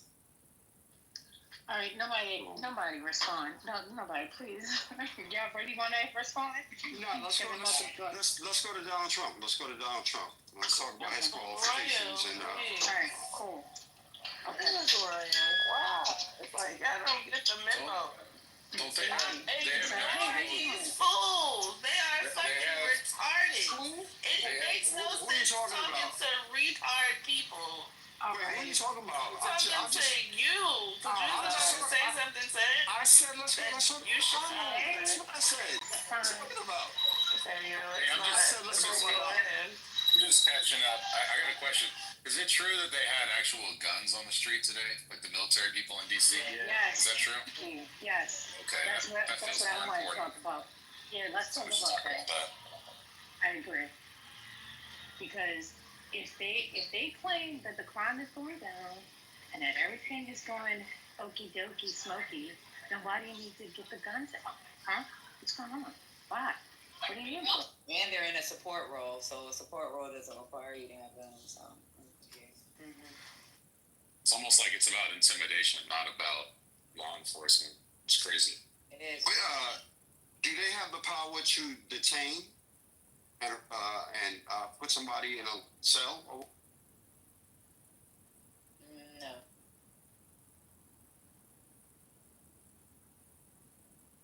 It's largely performative.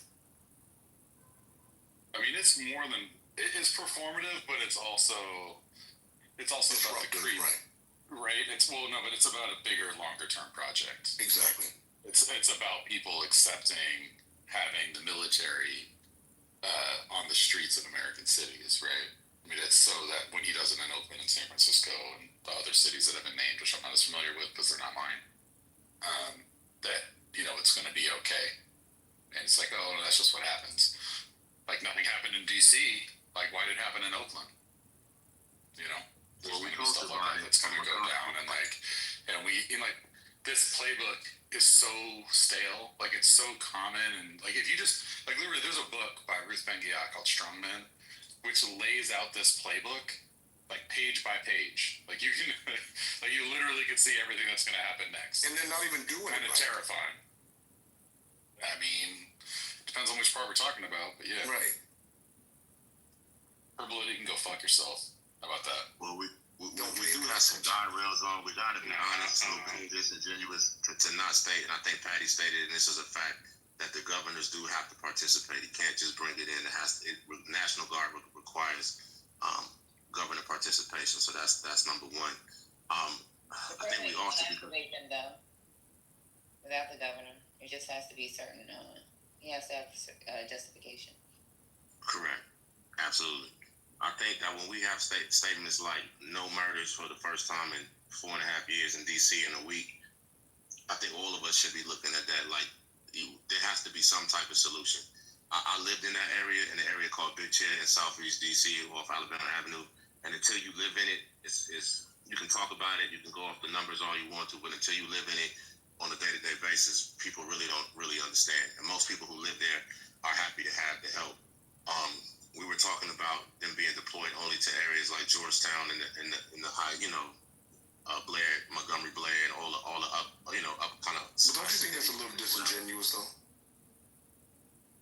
Go ahead. I'm sorry. I mean, you have a military. I'm asking. Don't you think that's a little disingenuous? You have a military presence that's not sustainable on the streets of D.C. Of course, there's not going to be any crime. Of course, there's going to be for that time period, for the time that they're doing their occupation or whatever you want to call it. There's not going to be any crime. So what you're lending to is not necessarily it's disingenuous. You don't think? No. You think that when they leave that business won't resume as normal?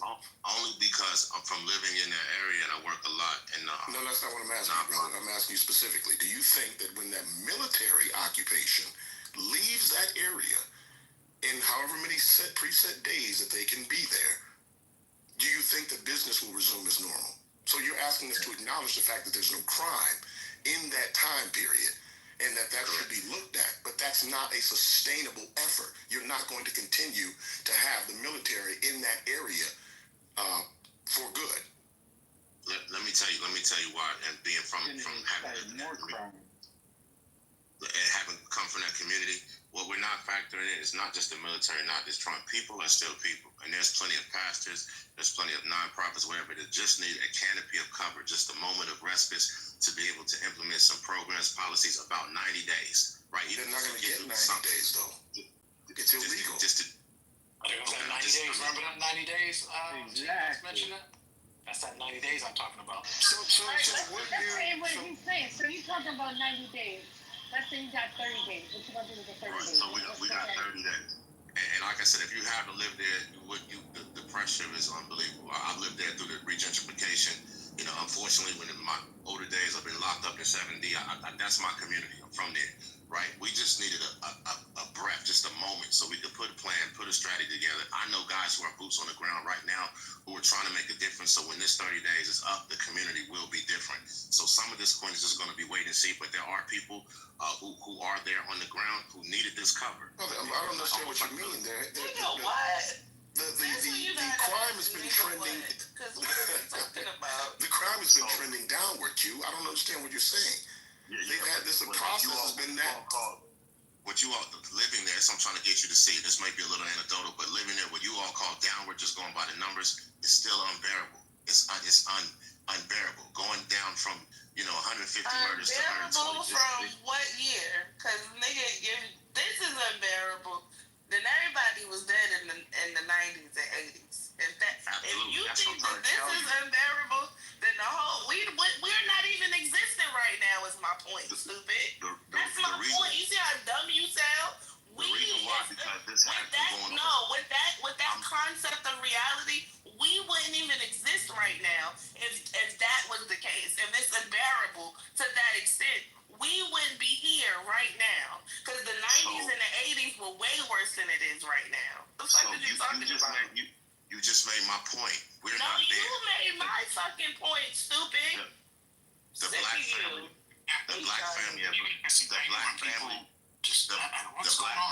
black family, the black family and black culture in Washington D.C. don't exist. We've been gentrified. We've been moved to Prince George's County. You're not from the area. I'm from the area. We don't exist. We don't have nothing left. But that doesn't have anything to do with the crime, though, brother. I mean, there may be correlation. Let's bring it back. Focus. We're talking about a solution. Wait a minute. We're talking about a 30-day solution. You're saying that the National Guard comes in and then you're saying that people are going to start putting things into place? It gives the pastors, community organizations, community leaders, it gives us a chance. Because we didn't even have a chance before. Because we have you don't have a chance. Okay. Go ahead. Can I just say something real quick? Let me say this real quick, and then I'll be more than happy to say. After the destruction that happened with Rayford in the 80s and all the crack that came in, and Marion, we had a mayor that was on crack. That's how bad DC was, right? It's been bad for a long time. Go ahead. I'm not coming from. I'm just telling the facts. You from the area, you know what happened. So anyway, it's been like this for a long time. We finally got 30 days of cover. Right, where the community leaders who want to make a change, who refuse to move, had our houses broken in, been mugged, everything else, we can get out in the community, knock on doors, put some summer programs together, and see if we can make a change. I can't guarantee it, but I know there's people on the ground who are working through this program and through this 30 days to try to make a difference in the community, and that's all we do. Yeah, but that's so let me ask. So let me say this. From everything you just said, right? You know what could have been put into place, right? Everything that you say that the pastors are doing, you're talking about social programming. That's what you're talking about. When the government, when we're talking about the U.S. government, cuts things that will lead to social programming, or even social program that was already there, and they cut that, don't you think that policing is like the wrong step? Because you're talking about after the fact situation. Mind you, if the crime is trending down, right? And then they cut social programming, wouldn't that help tick the crime back up? You're trying to find this quick solution, and look at what you're saying. 30 days, bruh. That's not it. That's not going to help the social well-being of the community. You want to help the social well-being community? You pay for it. You go deep into your wallet, talking about Congress, right? And they pay for the programming to help the situation. Policing is temporary. It always has been. And if you don't know that by now, then what have you been watching? No, I think you Okay. make a great point. Hold on. Yeah, one second. So I think both are good solutions. I just don't understand why we need a National Guard for the churches to do that. Maybe you can answer that the next go round. Omar, are you trying to get in there? Yeah. I see you. I see you off mute. Are you okay, bro? Hey, no, First Lady, I got my headphones muted.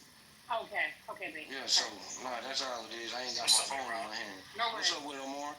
So the one thing, and again, I hear what everyone's saying, what you saying, Quinn, Brooklyn, but when people say crime is going down, that's like saying, I had a fever of 104 yesterday, and today I'm 101. Yes, it's went down, but am I healthy? Am I better? No.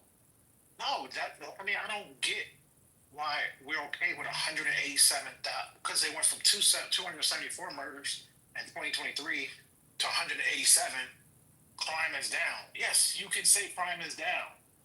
It's trending downwards. Okay, that's still a lot. Who did that? The National Guard or DC? But the thing is, we're trying to get it down so that it could be sort of like, let's say, a normal city. You know what I'm saying? Where crime, you have less than 100. Here's the thing that makes absolutely no sense about this. Like, if your fever is at 103, okay, and they're like, oh my God, the pressure in this man's brain is so bad we might have to do brain surgery. And then it goes down to 101 and they're like, oh, he's getting better, let's do the brain surgery now. Exactly. That makes no sense. So that is the actual, like, to use your not great analogy, that would be the equivalent of what is being done now. And the worst thing is that it isn't even the right thing to do. They're not doing brain try surgery. to reduce That's crime. a analogy. So your analogy was torture to start with. It was. So was yours. The point is, oh my God, another analogy was a bad one. If you think about it, I'm taking it down a weird path. horrible. But let's make it less bad. So if things are getting better, first off, if you're trying to make them even better than that, which is, I think, by the way, a very worthy goal.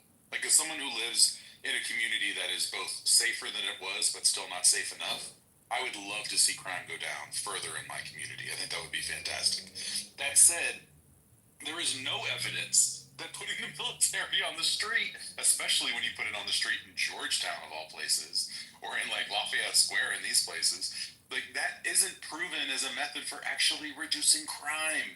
Like, first off, yes, it has all around the world a million times. When did you see someone put guards inside the DC? I'm from California, like you. I remember. I don't know how old you are. I think you're almost as old as I am. So I'm 47. I'm probably older than you. Oh, you're older than me. Okay, cool. So you remember the Rodney King riots, for example? Right. We remember the Rodney King riots. Yeah. So the actual only equation it is. So to quell something that's ongoing, there can be some value to that. But when you're talking about long-term, what sometimes they call structural crime, where basically people are in such desperate... But people go travel. It's a traveling destination. That there's a cycle of violence that is ongoing and sustained. That when those things happen, when that's what's going down, the actual answer is not to put more police on streets. It's that there's capital. Amor, any of y'all that's from like the crack era, man, from any major city has probably experienced a low key occupation in your neighborhood, and you've seen. Seriously, you're right, Rob. And you've seen that when the laws was hot for them couple days, everything went down, man. The mere presence of the police or whatever, of course, is gonna keep criminals out of that. That's not deterring crime, man. What that is doing, that's a political statement for politicians to go out and say, hey, we put a stamp on crime, and as soon as we left, the Democrats couldn't do what they supposed to do. The fucking military is not supposed to be deployed on United States citizens. What's happening in Washington, D.C. could be justified to happen in any place in America. What's wrong with because that? crime. No, it's not a good thing. And to try to splice it as a good thing is showing bad precedent. It's stupid. Show me in the history of the United States where we've had a precedent of deploying the military on our citizens when they weren't actually rioting, when they actually weren't like. It's a good answer. The good answer to your question, Rob, is actually following the Civil War, when we were basically quelling the Confederacy, and we were basically forcing the traitors to not be traitorous any longer. Like that's the best example of when we actually did that. Yes. So go with that. But hold on a second. The thing that's actually the most important about, in my opinion, about what Trump is doing right now is that there's people like Amari who are buying the idea, and this is really important, who are buying the idea that military on the streets make us safer, not less safe. Let me say that again. He is trying to indoctrinate you with the idea that military on the street makes you safer, and not that it makes you less safe. Which is shifting. I thought you were in LA. They were there recently. I'm in LA County. LA County. Okay, so in your county, there's no. In your county. Stop fucking up the conversation. Yeah. So the point is that he is trying to make it so that we accept the idea that military makes us safer, and that is in fact not the case. Which is why our whole government is set up in opposition to the idea of putting military as an occupying force as part of the Fourth Amendment and other parts of our founding. The reason why you're wrong, let me say this, and I'll pass it to you, Omar. The reason why you're wrong is there's also being policy implemented, like reversing the cash bail, etc. Things hold on, let me finish, bro. Things that actually make a difference. Roy, you were talking about social programs, etc., but you can't social program where there is no safety. Like y'all haven't had. I do what I do. Oh my God! You haven't had to do it. You haven't had to do it. Oh my God! This is my point. They have to put people in the corner with AKs so rival gangs don't come and smash the body out of the funeral. You haven't been able to do that. You can't social program where there is no safety. Exactly. The reason why I think this will be effective is because there's policy being added, there's police presence being added, and community programs. When you put all of those things amalgamated together, then that's when you start seeing the long-term change that you actually want to do. And lastly, I want to say this. Some of y'all don't understand D.C. because you've never been locked up there, whatever, but everything in D.C. is federal. So you have to understand that from that particular standpoint. And if you know anything about the history of D.C., if you know, it's very true. If you know anything about the history of D.C. and the drug trade, the government brought those drugs in there to our community, so they should, yes, show up and help us get it out. I yield the mic. Thank you. First I'm starting to think they've held up funding for the Metropolitan Police. Do you realize that? Like, do you realize that the federal government you're talking about that's supposedly coming in to help is the one that's withholding funds? Do you understand that? This is a serious question. And they got $38 billion under Joe Biden. Hold on. Do you understand that that's the case? I think it was Q who was talking. Yeah, Aaron, it was me. Go ahead, brother. What are you saying? Do you understand that they've been withholding funds from the Metropolitan Police? Who's been withholding funds?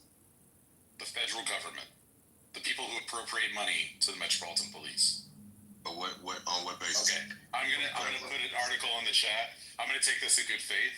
It's like you just haven't heard this, so I'm gonna find it for you. Just talk. I'm gonna put it. Yeah, exactly. I'm just trying to keep the temperature right, and like I think you're coming to it earnestly, and I want to come to it earnestly. So I'm gonna go on mute. I'm gonna find it. I'm gonna share it with you and come back up. It's a band-aid on the gunshot. It's not a band-aid, Quinn. I think it's a gauze. I wouldn't call it. It's still stupid. If it's a gauze, it's stupid. I mean, to follow your example, to follow the hypothetical that you gave, if someone has a fever of 104, this would be the equivalent of submerging them in ice cold water to get rid of the fever. Right, but you do know what. But that's not the way that you cure fevers. You have to cure the infection or the cause of the fucking problem. See, the thing what you guys are missing is what was the catalyst? What was the genesis of all this? You had a Jewish person. You had two Jewish people getting shot at an event, and then you had the guy. I'm not going to say his name, but BB, right, trying to protect the girl, get beat up. right? If that never happened, if those two things would, DC would be fine. You can't. People are not safe in the capital. People come there from all over the world to come to our capital. They need to feel safe. Well, they need to feel safe. People ain't safe in America, bro. And that's we're talking about America. We're talking about our capital. I mean, but let's. This is what I'm saying, though. This is what I'm saying, though, bro. This DC is easy to do that because of the fact that it's not a state. DC. What's the problem? Man, the problem is the precedent that it says when you're deploying the military on people, and it's not a military, it's not a war zone like condition. Now, I do understand from the brother that's on the ground. I actually understand his point of view. You feel me? I know a lot of y'all against his point of view, but I can't be against nobody who's actually in the belly of the beast of what we discussing. If that's what his viewpoint is, and he's from there, and he living that, who am I to say that his perspective is wrong? Now, just from a general perception, I'm not gonna stand with the military being deployed on cities. And if they were really about doing that, why not start with St. Louis? That's the worst city in America. Its crime rate is on par with. That wasn't even the catalyst for him actually. So it had everything to do with the crime data. So if you actually understood what ended up happening, he was saying that the city was manipulating crime data. So he had the House Oversight Committee. So I don't know where the fuck you get this because somebody got attacked. He had so if you were paying attention to the news, which we talk about every fucking morning, he had the House Oversight Committee do a inquiry on what was happening. Like, was the data skewed? It had everything to do with that. It had nothing to do with what the fuck you're talking about. It has everything that Aaron said is exactly what's happening. It's a testing ground to do in other places. They're just starting in DC. It's nothing more than that. There was nothing from an emergency standpoint that is happening in DC that required this effort at all. There's nothing that required this effort, and you're just parroting that nonsense because you don't. I'm gonna put it in the chat, and you can fucking read it, and you can pick it up. You can read what I sent first. I'm gonna. Cool. Okay, so since we're doing articles, let me start with the one I just put up top. So Q, this is definitely the thing that I would encourage you to read.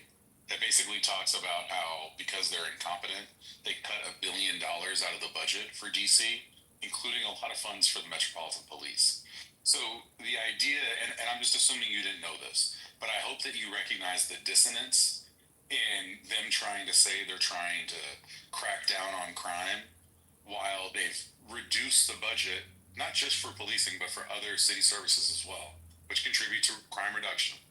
They basically cut the budget and then put tanks in Georgetown, make it make sense. This is not about that. That's why it doesn't make sense. I wouldn't need you to make it make sense. We just left 4 years of an administration that ran on defund the police. So all he did was They did not run on defund the police. They ran against defund the police. This nigga cannot be a real person. What the fuck do you be talking about, Q, for real? Omari, so y'all gonna honestly say that the Biden administration wasn't for BLM and defund the police? Y'all gonna honestly say that? Q, you making me look bad, Q. They really. I just tried to give you a pass. You making me look bad now, my nigga. You making me look bad, my nigga. That's not a good look. Even worse, Omari shared his same sentiments. We shouldn't even be discussing. We shouldn't even be discussing. Only cares about DC because of big ball. This was the first time I've heard anyone on the far left not put the timeline and connect the dots. He didn't give a shit about DC. Who's on the far left, Mark? There's no one here on the far left. Who are you talking about? What the fuck is the far left got to do with it? But that's a very specific thing. So who are you talking about? Who here represented the far left's? And it's not. But that's what you said. I believe like you guys believe I'm MAGA. I believe you guys are far left. I don't. And that's just not a bad thing. You believe you MAGA. You admitted it. I never admitted that. I never admitted I was MAGA. I said I voted for Trump. What is it? Y'all don't know the difference. That's the problem. You don't care to learn the difference You guys just take anybody who voted for Trump as backup. You mean like you perceive everyone's position here to be far left? It all stemmed behind the damn, it all stemmed behind. Yeah, I'm really sick of you, because you, Amari, because this is like. It's cool talking points, man. I'm so fucking sick of that. First time. The reality is this, we know this, and The third time, that means you're out, right? So that means drop your ass to the good. What does that mean? I'm sorry, Patty. I thought we were just having a debate, but Yeah. no, I don't mean anything. Right. Like, come on, guy. You're smarter than this, right? Like, pay attention to what's going on in the world. Maybe, and I told you this, I told Q this earlier, so I'm going to tell you the same. Do a fucking Google search first before you open your phone. Patty, I stand by. He did not care about. I stand by. Well, that's what they use as the justification. It's not safe. The crime data was false. They used that. They But had, do you really that believe was that? what was used. You cannot just activate a National Guard at the president's discretion without, well, you can in D.C. You got it. But he activated it for a reason. He activated him after the Doge employee, because that's what people was on. What's his name? What's his name, Amari? I don't know his real name. I just know him as Big Balls. Yeah. I hate to say so it. let's just consider how seriously we should take this. But okay, thank you. But he got beat up. He got beat up so bad. It's not what you Okay, wait. Trump would have sent in the military. One second, Omar. Okay, you brought up a different point, and you're talking about the Doge situation, right? So with this Doge situation, are we going to say that this had to be taken care of? Are we not going to talk about how he enticed the situation, how he was the one who said something to them, like how he agitated the situation? Like, you're only looking at it from one side. You're not looking at it from all angles. That's why people get frustrated, because we constantly had like these conversations, right? And if in fact he's over there and he tells his girlfriend, get in the car before these niggas come over here, something or whatever, and then of course somebody's gonna say something back to him. They don't know who this guy is, right? We don't know the full facts of it. But instead of investigating, we go full-fledged, we're gonna send the National Guard in because this guy got beat up. Come on. And you're making that your argument. it's not crime until white people or Jews die. Our community's been bad for years. For the last 30, 40 years. But it had nothing to do with no data. The data's been terrible. We were number one in murders for like 5 years in a row. The data had nothing to do with it. It's not a crime. It's not a crime until white folks or Jews get affected. Now all of a sudden, and that's what this is about. And that's what I'm trying to say. State lies and then keep talking. But why can't y'all see that in real time? They just send the guard in to help with the crack epidemic. Why can't you see white folks and Jews, because they regentrified our I lived there. They regentrified our neighborhood, kicked all of us out, moved us to PG County, moved the white folks in. They found that it was still unsafe. Now when white folks and Jews, now it's crime. Now it's crime. Okay, so you're making that point. That's a good point. Right. He's the one in support of it, though. That's why I'm confused. But imagine how confused So what you the have fuck to are be. y'all talking about? What's the point of keeping black people? Imagine being so confused that you're saying that Trump sending the military in is good. Aaron can go. That's my brother Aaron. That's fine. No, go ahead. I didn't get to hear your point. All right, go ahead. He's a mob. I'm sorry coming off the mic. Let me just quickly say to Q. It doesn't make sense to say that first up, that it only matters when white people and Jews get killed. When the guy who decided that it started to matter is Donald Trump, who didn't send the military in when crime was higher, frankly, during his first term. He didn't send the military in for any of those 4 years. He didn't. Well, that's a whole other thing. Absolutely. He didn't send the military in on January 30th, a week into his presidential, the second presidential term. And he's the one who only did it after some guy named Big Balls got beat up by some teenagers. And as sorry as we should all feel for Big Balls, it's really, deeply upsetting to me that he was beat up. The idea that is allegedly is exactly right. That is exactly the kind of nonsense pretext for militarizing the streets of DC that we should be worried about. Like, this is, he didn't say, in Anacostia, the crime rate's been too high for so many years, and I want to give these people a reprieve because I really deeply care about the people of Anacostia. This is not for them. It's not. It's not for them. Like, how could you possibly believe that? But Aaron, what happened was when you started watching Fox News around the clock, you had the Laura Ingrams, you had the Hannitys, you had the Will Canes, all the way from 10 o'clock in the morning to 7 o'clock at night, around the clock, saying somebody has to do something about DC after Big Boss. Then you had Elon Musk coming on, tweeting to his 200 plus million, saying the military has to come, or something has to happen after this. Shortly after that, that's when they said, oh, they lied on the DC, the crime stuff. Then now they had now they're able to now go in to use the military. Now they're able to fire this individual, put the EA chief in charge. I'm just connecting the dots. I'm not for There are no dots to connect. It's bullshit. Yeah, but that's what I'm saying. I'm not saying it's not bullshit. I'm not saying it's connecting the dots for y'all. All you're telling me is that a bunch of MAGA smooth brains are easily fooled. That's all you're saying. That's it. No, that's not what I'm saying, bro. All I'm saying is that it wasn't fair. He put the police, the military in there. I didn't like it, but what I'm hearing from people like the Q and other people in DC, I got a family who works in DC as well. And we're hearing people feel safer. People feel a lot safer. Like when Kathy Hochul put the guards inside the subway stations, they felt safer. I don't know why we can't say balls and straight. Why can't we just call balls and straight? Well, because they're safe because. Go ahead, I don't know. go ahead. I've heard the opposite. I've heard people from DC on the news, social media, on Clubhouse, saying that they don't feel safe. So we got to figure out who's more important at this point, because it's more than just those people that you heard on Fox News that said that they feel safe. It's much more people saying that they feel unsafe, and that those people are black. And we also know that that's not how you remedy crime, Omari. You remedy crime by giving opportunities, by employing people, by giving better education to people, by making your society better for the people that live there and not ostracizing those people. And then at some point when they start doing the things that people do, when they're hopeless and when they have no opportunities, when they start doing those things, then you start trying to militarize them to keep them from doing those things. So that's not how, and we at no point in our history has policing of any kind, military or local, has ever deterred crime.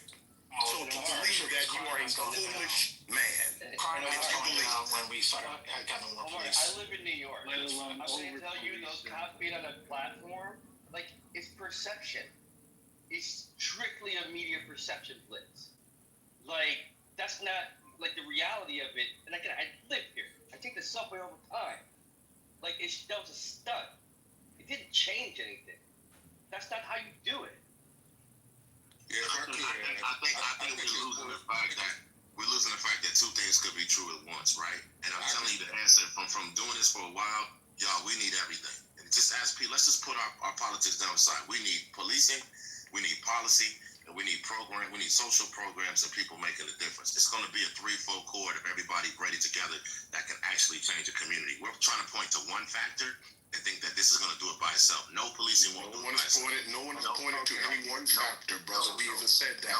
We were talking about this thing. I never interrupt you, bro, but you always come in and interrupt me. I thought you were done. I'm sorry. Go ahead. When we had a crack epidemic, we had plenty of programs. I was in the city when you can make $18, $20 an hour as an eighth grader. Right, we had plenty of opportunity, but we still had a crack epidemic. So opportunity alone and programs is not alone. It takes the policies, it takes the policing, it takes the people all working together in conglomerate to really change and turn the community around. I hope that we would live.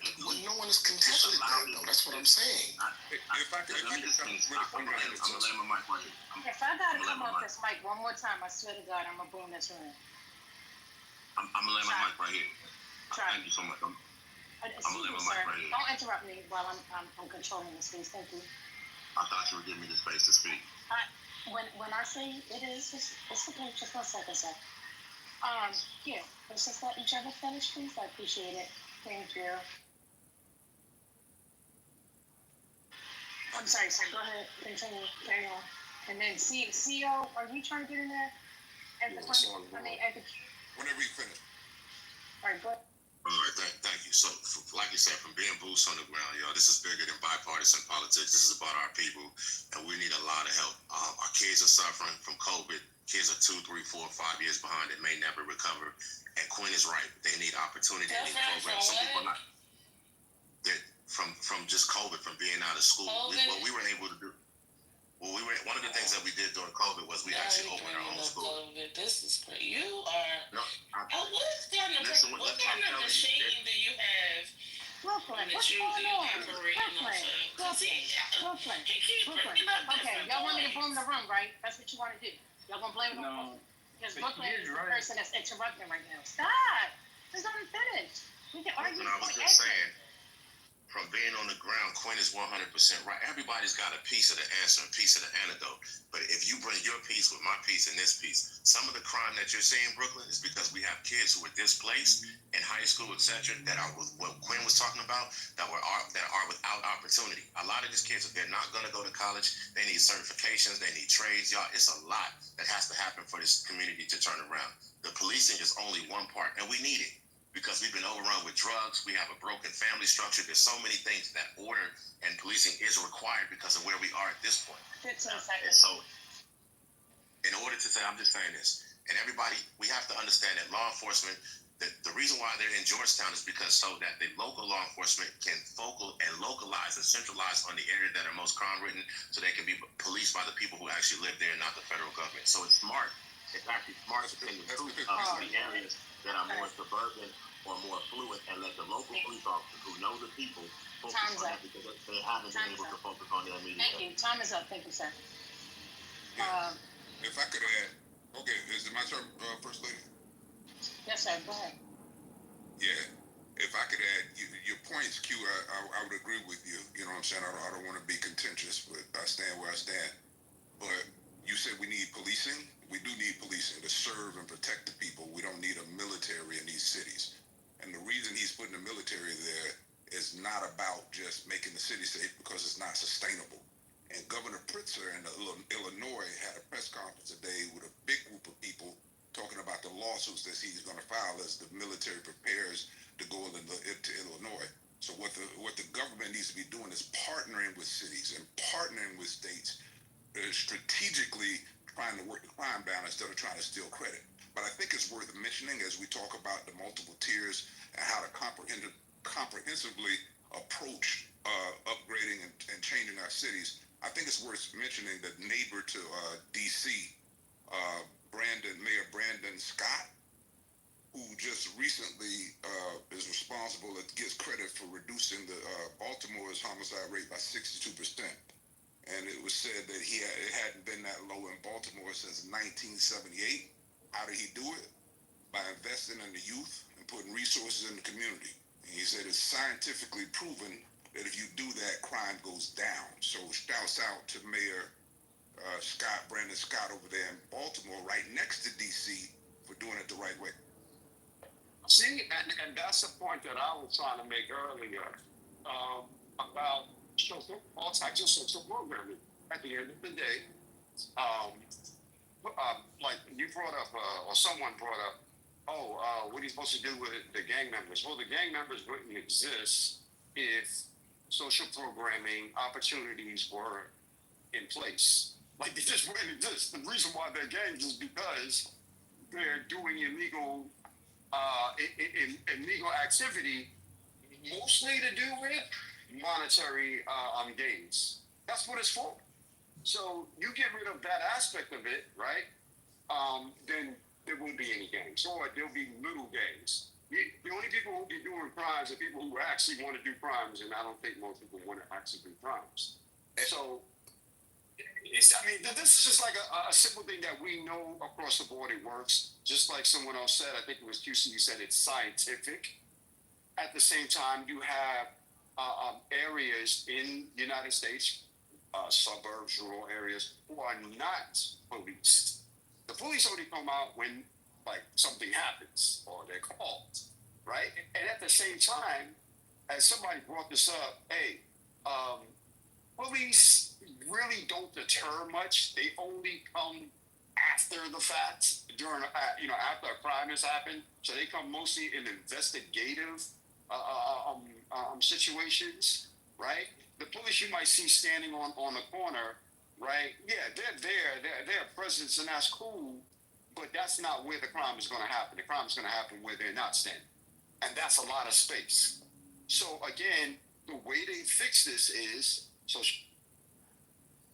And I also, since it needs to be said, because I think it's ridiculous that it has to be, but because someone asserts that crime is going down, does not imply that you're not going to see crime at all. So if crime at 0% is what the anticipation is or the goal, then you have already failed. You will never ever see crime at 0% anywhere. So if that is the metric that some of you are using, then it's disingenuous, it is foolish, and you've already lost, and you're setting the bar at a place where there can be no argument. Crime trending downward means that you have less crime happening in the area.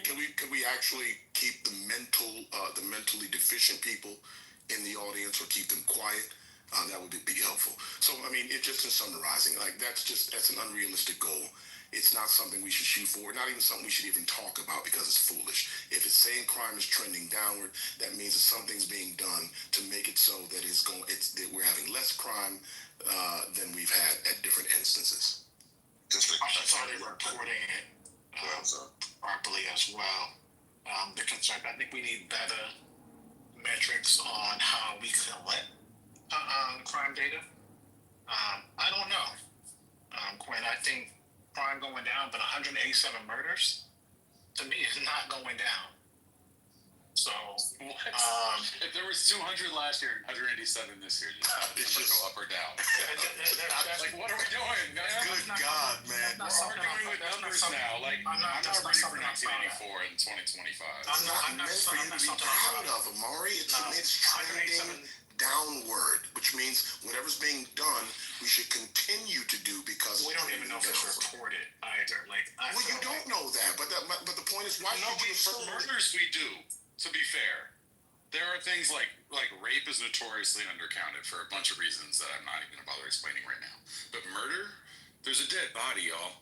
Like, there's someone that we know about. Like, it's not hard to count dead bodies, unfortunately. Not in DC anyway. I wanted to insert earlier that when it comes to the National Guard going to certain cities and being, federalized or, for, like I said, certain cities, it would be a genuine conversation if certain cities weren't being targeted.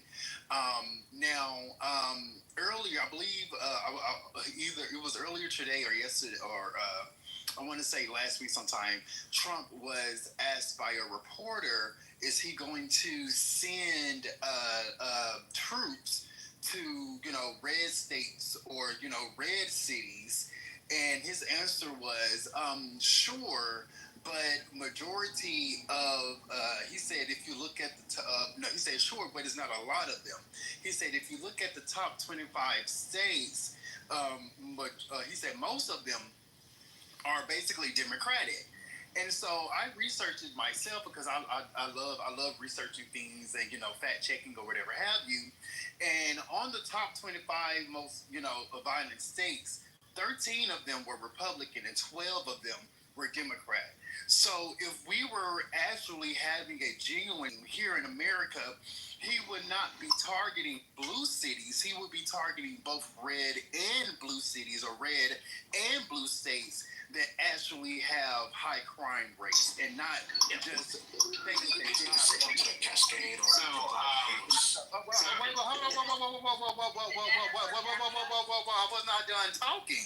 I actually haven't said anything all day. So for anyone to try to come off a mic while, even though I had not landed my plane, it's giving that you are listening to respond and not listening to comprehend. So, with that being said, I'm going to say this again. If you were actually having a genuine... No, you're not going to repeat yourself.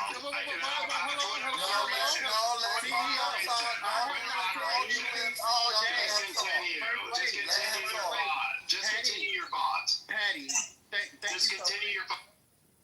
Thank you so much. So just with that being said, if we were actually having a genuine conversation on violent crime, we would be targeting cities or states with violent crime, not certain cities or states that did not vote or are currently in favor of the sitting president. And I'll end there.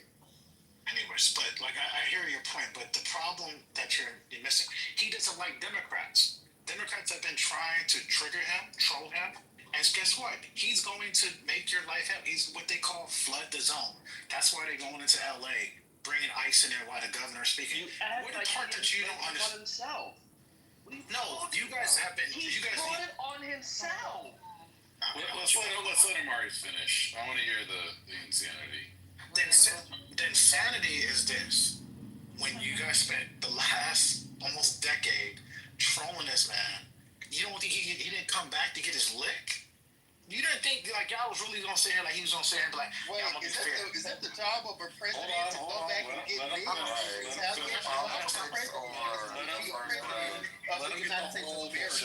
But we're talking about Trump.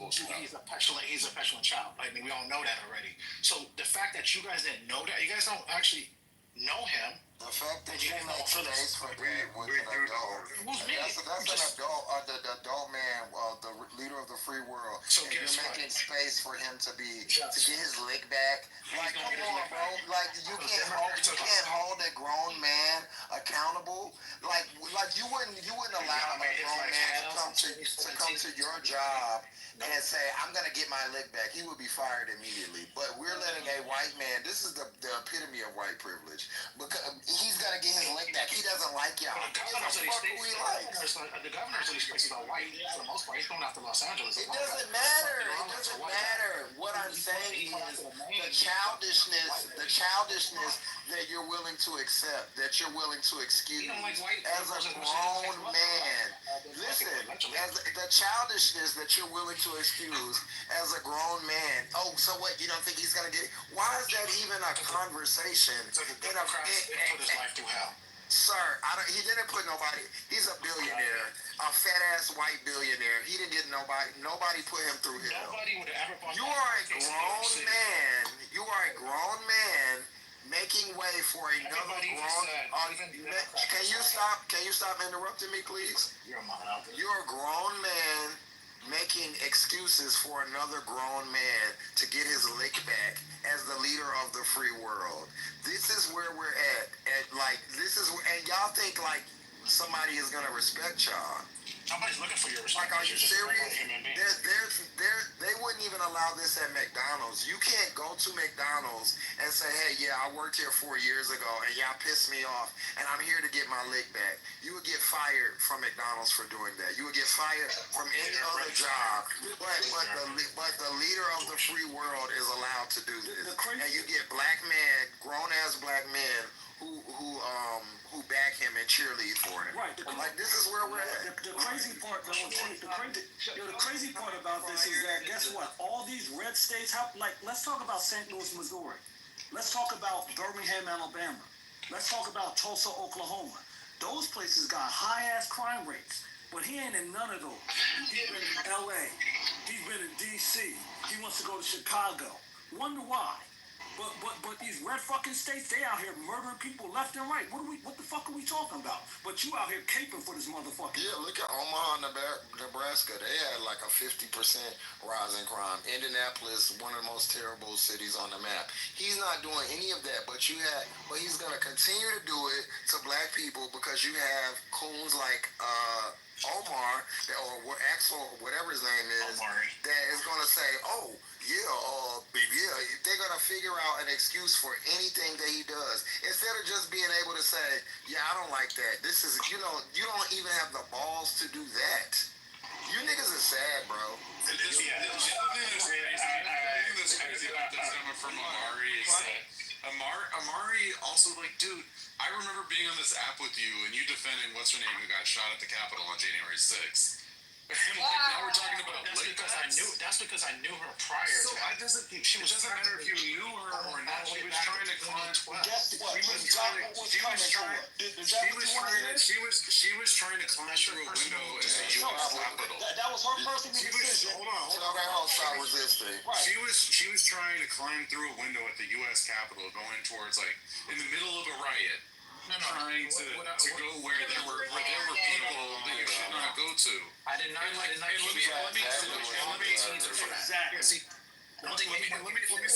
say another thing about all that.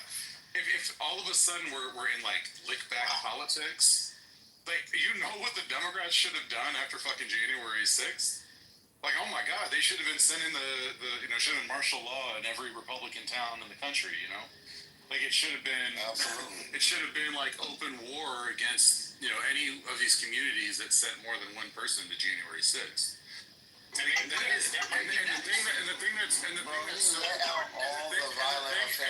the thing that's so crazy about this is that it was supposedly the right that were the constitutionalists and the ones who embraced American history and the founding fathers and all this shit. But you don't give a fuck. Like, you're basically saying, like, fuck the Fourth Amendment, he had to get his lick back. And that's just anti-American as fuck, and he should just own that. Yeah, Amari, I think one bar we cannot go below is that the president is not supposed to be getting revenge, right? That's just like the line in the sand. We cannot be okay. We cannot go below that line. Like, you go bad, I mean, you might as well just give up everything. So I hope you'll reconsider that statement. You could have said, hold on one second. The thing you could have said, which would have been a bit more reasonable, would be that he's playing the politics, right? Like, he's going after blue states because that's going to help him in the midterms. Like, that would be, I think, a more measured way of going about it. But saying, like, you're good with him getting revenge. And I just said I'm good with it. I'm speaking what we all knew he was going to do prior to election. Even every Democrat said he's going to be the president of revenge. He's going to enact revenge. Everybody knew this was happening. That's why when I come in these spaces, I'm like, but you can't sound comfortable. But you can't sound comfortable with that. What do you want me to? You want me to put sprinkles on it? Shit? I want you to fight fascism. What do you want me to do? That's what I want you to do. I want you to resist fascism. It's not that you're just stating it. You backed it. Just like earlier when you were saying what he should do to these cities or whatever. It's so funny how y'all have all these these suggestions, but none of y'all had suggestions, or none of y'all cared about when he let the niggas out that stomped the police in the head, that had the guy kill himself. All those violent offenders that he said J.D. Vance said that they weren't going to let any of the violent people out. They let them all out. But now y'all care about law and order.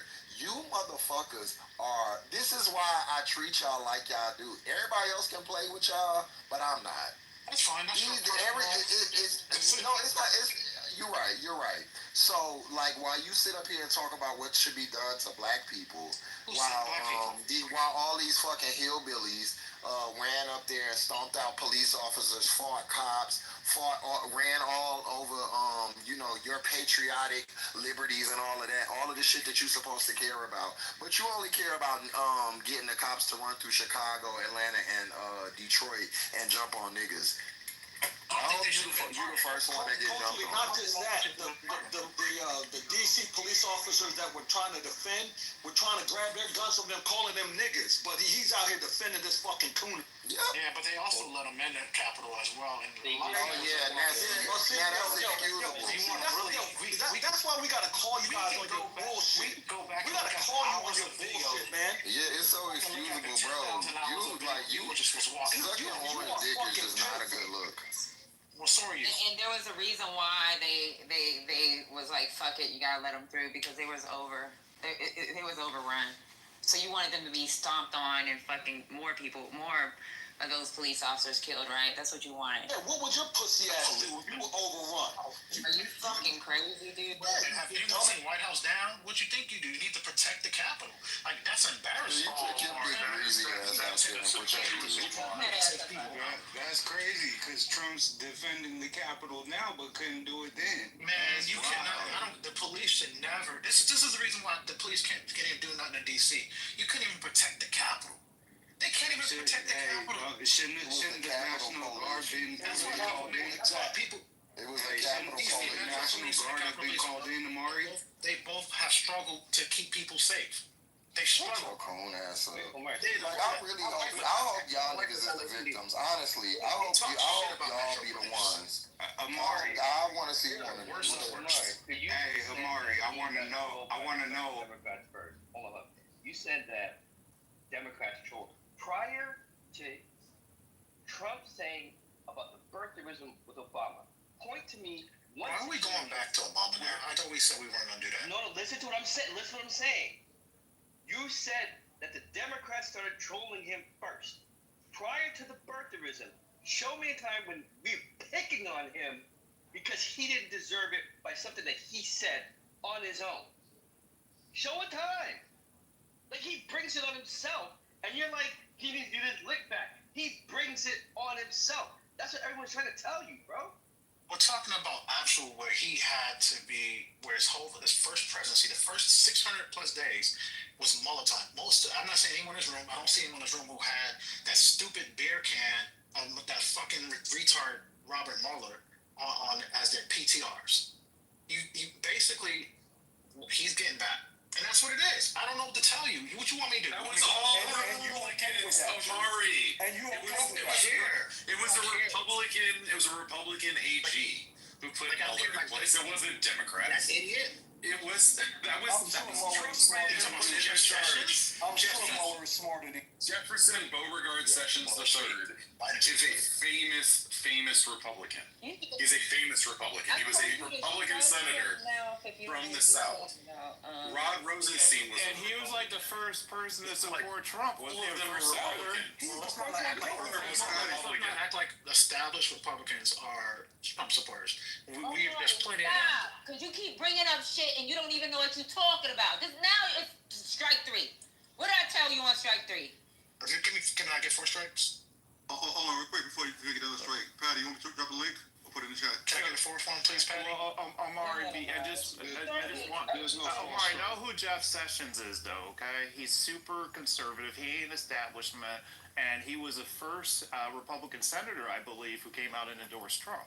That's the guy who appointed Mueller for special. CEO, let me go as far as to say this. Beauregard Sessions was so fucking diabolical that Coretta Scott King, when they were trying to confirm him the first time, wrote a letter and told them not to confirm his goofy ass. That's how fucking far right that dude.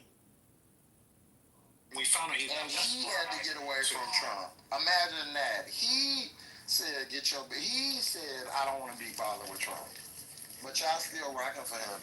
Y'all black people are sad, bro.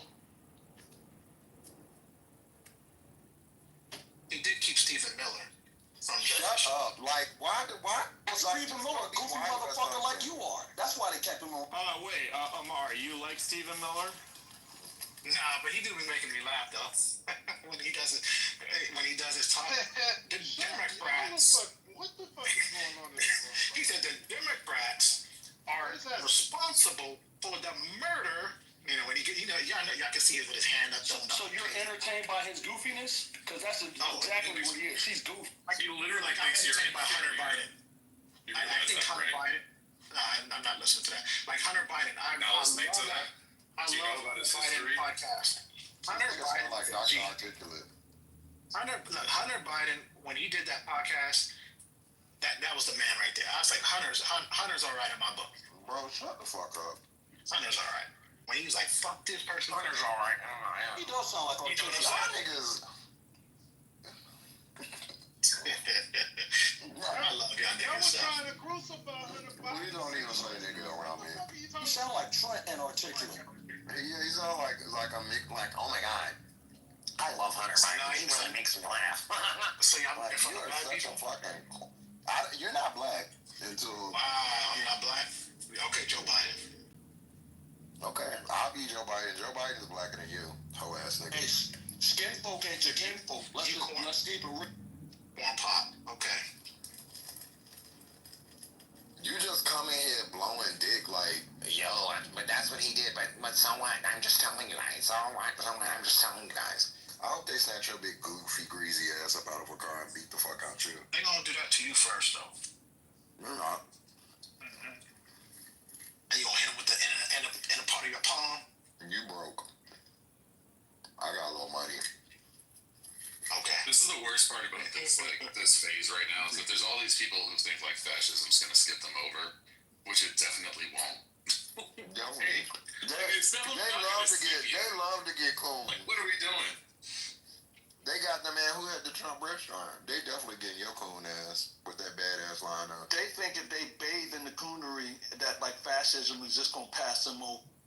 I don't think like the woman who did that you salsa wake up song. thinking about it. I wake up thinking Remember about that song that they what I played gotta do for a the couple day. months ago on here? I'm sure you And like do. they all got deported.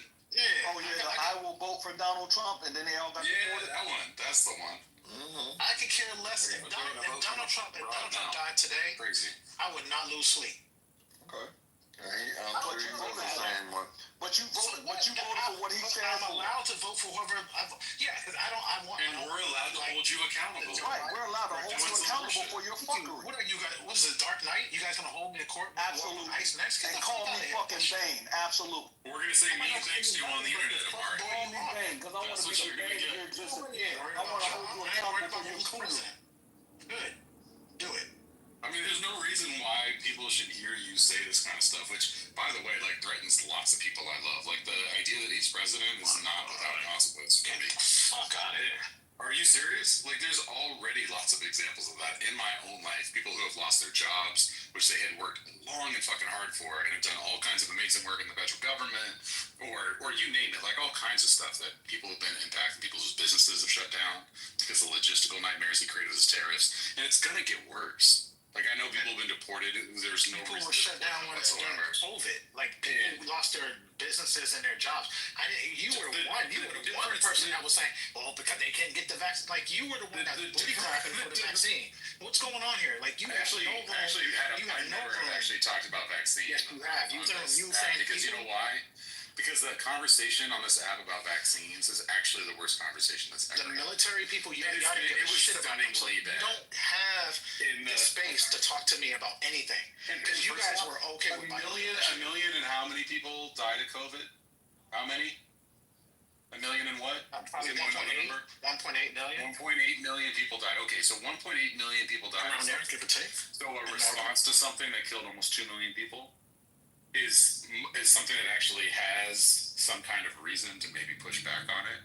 There's no 1.8 million people who are dying right now that Trump is saving, or at least attempting to save in good faith. But there's not 1.8 million people like dying. The idea, like you can disagree with what the president did, but or both presidents did under with COVID, but there's still a rationale.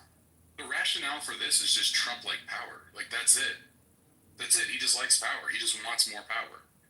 And the MAGA smooth brains are very, very happy to go like, oh, he's our savior. We're going to just do whatever he wants. He's so beautiful and strong and powerful, but he's, too weak-minded to take an insult from a political opponent. But, the strongest man. And Your Honor, I just want to add, I don't want to belabor the COVID thing, but I mean, like, as if they didn't have enough of his fuckery in his first term, watching that clown damn near collapse on the balcony of the White House because he was suffering from COVID. Also telling Americans, I'm like, if this is not a national security or public health issue, that COVID was a Democrat hoax. Like specifically, it was a Democrat hoax, and that was just going to fade away by Easter. Like all of that misinformation and disinformation, putting the lives of millions of Americans in jeopardy. And 1.8 million Americans are no longer here because of his incompetence. What's wrong with that? But that's the shit that they wanted again. Yeah. So what's wrong with that? I'm not gonna have that conversation with you. Point. Well, I'm making a bigger point than you're not making a bigger point. You should just shut the fuck up, respectfully. Well, you're the one faced with the Constitution wiped in Trump's ass and thrown out your feet. Won't you just face the reality that you get on people's fucking nerves and shut the fuck up? I'll beat your ass. I'll beat your ass. Like, no, we're not doing that. Yeah, I ain't gonna do it. I'm gonna be the bigger man. Come on, Point. Like, we're not trolling. Yeah, but you saw him attack me and you didn't say come on to him. I just got back to my phone. I'm sorry. Oh, so anyway, like I was saying. Like you were saying nothing. That's what you were saying. Could you control that monkey of yours? Who you calling a monkey? Yeah, control your little monkey. Calling people monkey. Who you calling a monkey? Don't make me come find you. Don't make me come a point to find you, bitch. Control your little ape. Okay, Cappuccino, come on now. Yo, fuck around. But again, let me finish my point. You want an FAFO? Okay, keep it on. You got it, Patty. Get to the point. You got it. Or I'm gonna drop you in the goo. So go ahead. Yeah. So the point that I was making is obviously triggering. So therefore, they resort to ad hominem, which shows low IQ. So getting back to what we're discussing, it's in your face that an orange Cheeto wiped the Constitution in his ass and threw it at your feet. That's a fact. Violation of Amendment 4, 5, and 6 is in your face as an American who's so agitated about points. What is your point? Not agitated about the country you say you claim. So, you're talking about Magites who are so confused and in a cult, of course. And you're wondering why they're in power? Can you land, please? Can you understand the bigger point?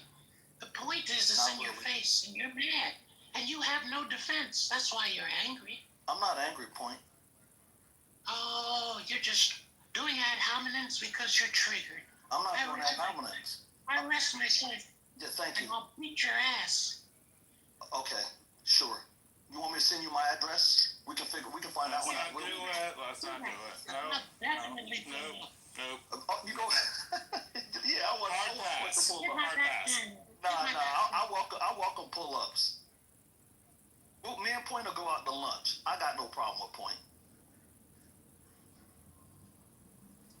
Yeah, you have a problem with the dictator in your face. That's the problem. But Point, do you have a problem with the dictator, Point? But rather than focus on that, right? Because you're so steeped in democracy and the United States of America, rather than focus on what I raised, you want to focus on what? Court gestures, people in a cult. That's not the issue right now. The issue's even bigger than red and blue. I raised that yesterday. I wasn't here yesterday, Point. What was your point yesterday, Point? Wow, that's the problem. That's what you're focused on. What was your point yesterday, Point? I missed it. I wasn't here yesterday. Replays. Okay, I'll check the replays. Thank you, Patty, for indulging us. Painfully indulging us. Think you're gonna insult me and I don't pull up and beat your ass? Point. Cut it out, Point. Come on, Point. Let it go. Point, no, I don't got no problem with her or him or whoever. Point.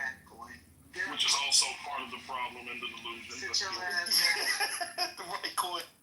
So now let's get back to DC. And that's where I wanted to talk. We're back on DC. So go ahead. What's your point on DC? DC is too goddamn. DC is twofold. For those with small mindsets, you can only focus on one at a time. Not my problem. But DC is twofold. Because some of us are steeped in DC for more than 20 years, and it's the absence of the black father who are not supervising kids for a month. Oh, come on. All right, we're going to shut this one down. Go ahead, Patty. You got this one. You see my point? And then the second part of DC is, yes, you have an orange Cheeto inflicting martial law. We get it. But I said to myself, let's really discuss the whole issue, not just the part of it. Yeah, it wasn't serious when your mayor was smoking crack, right? You're right. Let's move on. Go get your talk about First of all, he's never been my mayor, but go ahead. Do we want to talk about it? And the black father in D.C.? We absolutely do not. We don't want to talk about that. Wait, you're not giving a black person points, but I do want to talk about that. No, you don't want to talk about I want to talk about you're not giving being a black person, but that's a whole nother conversation. but you're trying to lecture black people. Come on, I Point. mean, Let's cut it out. it is an issue. Why are we sitting here and acting like it's not an issue? Hold on, CEO. It's not an issue, CEO. 77% of the households are fatherless. But CEO, what? Just in DC? In DC, yeah, in DC. Please don't tell me that you're falling for this. Come on, CEO. I'm just saying that is an issue. Like, it does play a role. I'm not It's not an saying issue. It's not. It is an issue. A huge fucking issue for those of us that live in DC and know DC. Not only from Northeast, Southeast, South portions of Southwest. We know what's up. Listen, We've known what's up before. We knew what was up before Trump.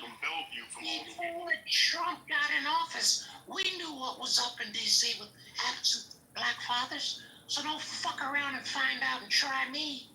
Because I know what I'm talking about. You're triggered because you don't know. You're triggered because you don't know. And that's why I'll beat your ass. Are you a good father to your kids, Point?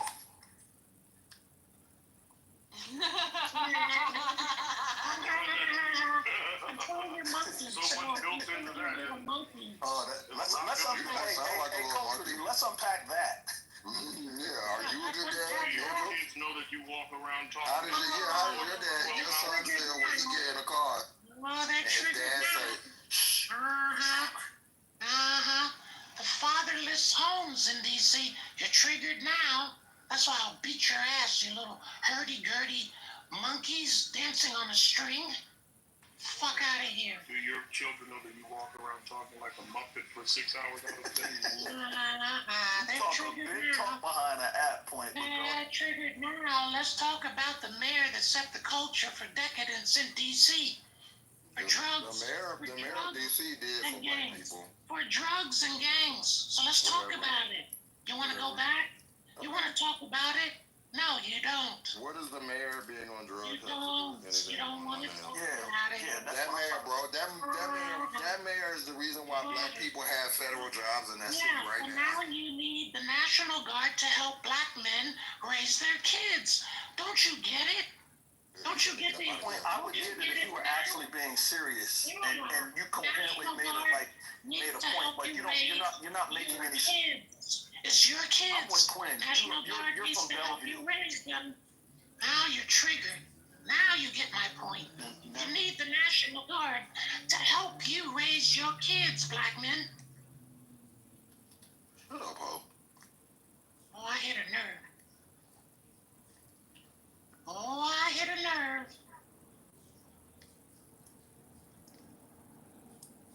That's why they goo me. The truth hurts so deep, so badly. But take that, motherfucker. Take that.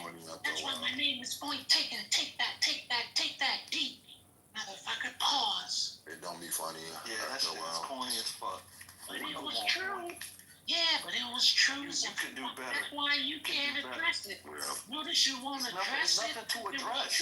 Why was that right? Yeah, why am I going to address it like lunacy? It's true.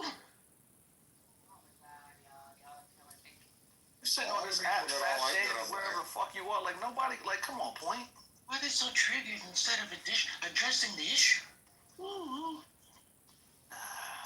I mean, all y'all can do like protagonists. I hope you're the best dad you can be, because y'all be worried about other people's kids. That's the issue.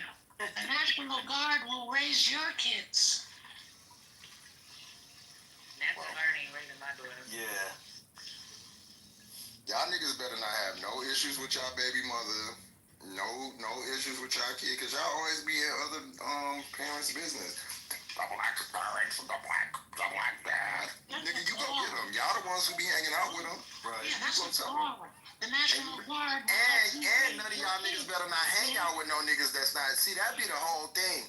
Y'all be saying all of this and all that. I bet you if I go in your group of friends, it's a deadbeat dad or two. Y'all, it be y'all homeboy, yup. The National Guard will help you raise your kids, black men. I don't need National Guard raising her. This really, we can move on from this. This is stupid. Yeah, this is stupid. And Point, so you know I'm married to my baby's mama. Shout out to you, Samir. And points also that you know that there are places where you can go and get help. And I'm not even being funny. I'm a model. I'm a model and a TV actress. What do you do, big boy? Well, I've been doing that for quite some time. What I don't do is talk like a muppet for 12 hours. That's what I don't do. My roles end at some point. Yeah, what you do is hold the mic and deflect from the black men not raising their kids. I think Quinn was telling you he lives a real life in these streets, unlike you, Quinn. I'm outside, motherfuckers. Outside sounding like a muppet. To Quinn's I'm point. outside, motherfuckers, and I know what I'm talking about. You must be in a phone booth. You must be in the last phone booth left in New York or wherever the fuck you are. Talking You like got a mad. You got mad when one said, yeah, my point is correct. When CEO said, my point is correct. You haven't focused on the point yet. Why would you know why? I'm mad, Point. I'm not mad, Point. Like, Do you have any friends that do not live in a home? Do you have any friends that don't sound like a muppet? I don't have any friends that are deadbeat dads, no. No. That wasn't the question. I said, do you have any friends that do not live in the home with their child? Yes. Okay, well, so you finna get the works for them. So CEO, you should be Because that's be what on y'all be that talking asses about. that. Yeah. CEO says Go that's a move in with your problem. kid. Marry your baby's mom. Well, no, I mean, I'm talking about people who are divorced. But that's what you, hold on, because the statistic is about that fathers in the home. And that was a statistic, because y'all don't have a statistic if these people are doing co-parenting or anything. Y'all run with the statistic of women that are raising single mothers raising kids. There's plenty of that going on, and the fathers all I'm saying is that and the fathers are great fathers. They co-parent. So that's the statistic y'all are using. All I'm saying is that in cities that have done fatherhood initiatives, they've seen crime go down. So fatherhood initiatives have. My daughter hasn't committed no crimes. So what cities did they do that fatherhood initiative in? New York is one. The SUNY Fatherhood Academy. CEO, there's so much built into that critique that you're not acknowledging. It's ridiculous for you to even raise the question, brother. You're too smart to make that question. No. I mean, like, can we just be logical for a second? No, Isn't it that's not better for logical, a father to be in the home? You don't think is there a difference between a father being in a home and not being in a home in the aggregate? Do you think, or no? Yes, there is. Okay. So then, what is the hot debate about the topic then? To Justin's point, one doesn't imply that because that father doesn't physically live in the home with his children. This is so stupid. I feel like it does it on an individual level. Of course, it does it on an individual level. But if you look at it in the aggregate, no, it doesn't. Not in the aggregate either. That was crazy. Because 9 times out of 10, the parent will be the mother would be awarded custody of the children, and the father is still ever so present in that child's life. But you played it as if, hey, well, the problem is that because there's a fatherless home, that's why we have the problem. But you never accounted for all the fathers that are still very present in their children's lives. I never said it that way.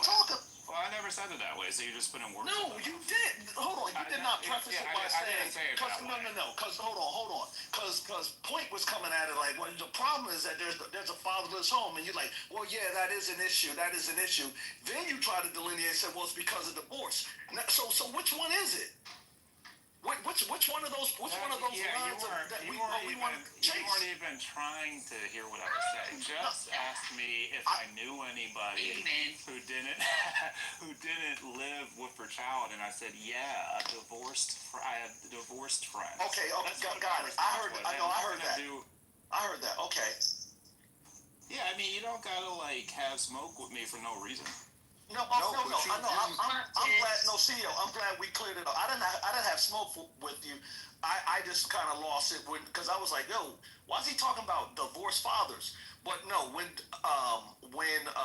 Just said, oh, do you have any divorced friends who don't have whose fathers or who kids don't have fathers at home? You said, yeah, divorced ones. Then that made sense. So I don't have smoke for you.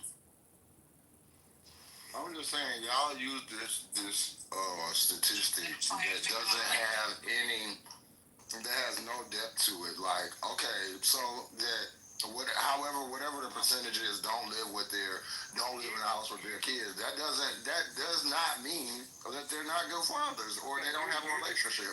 Here's the depth to it. So it is apparently about 47% nationwide in terms of black fathers, but 77% in DC.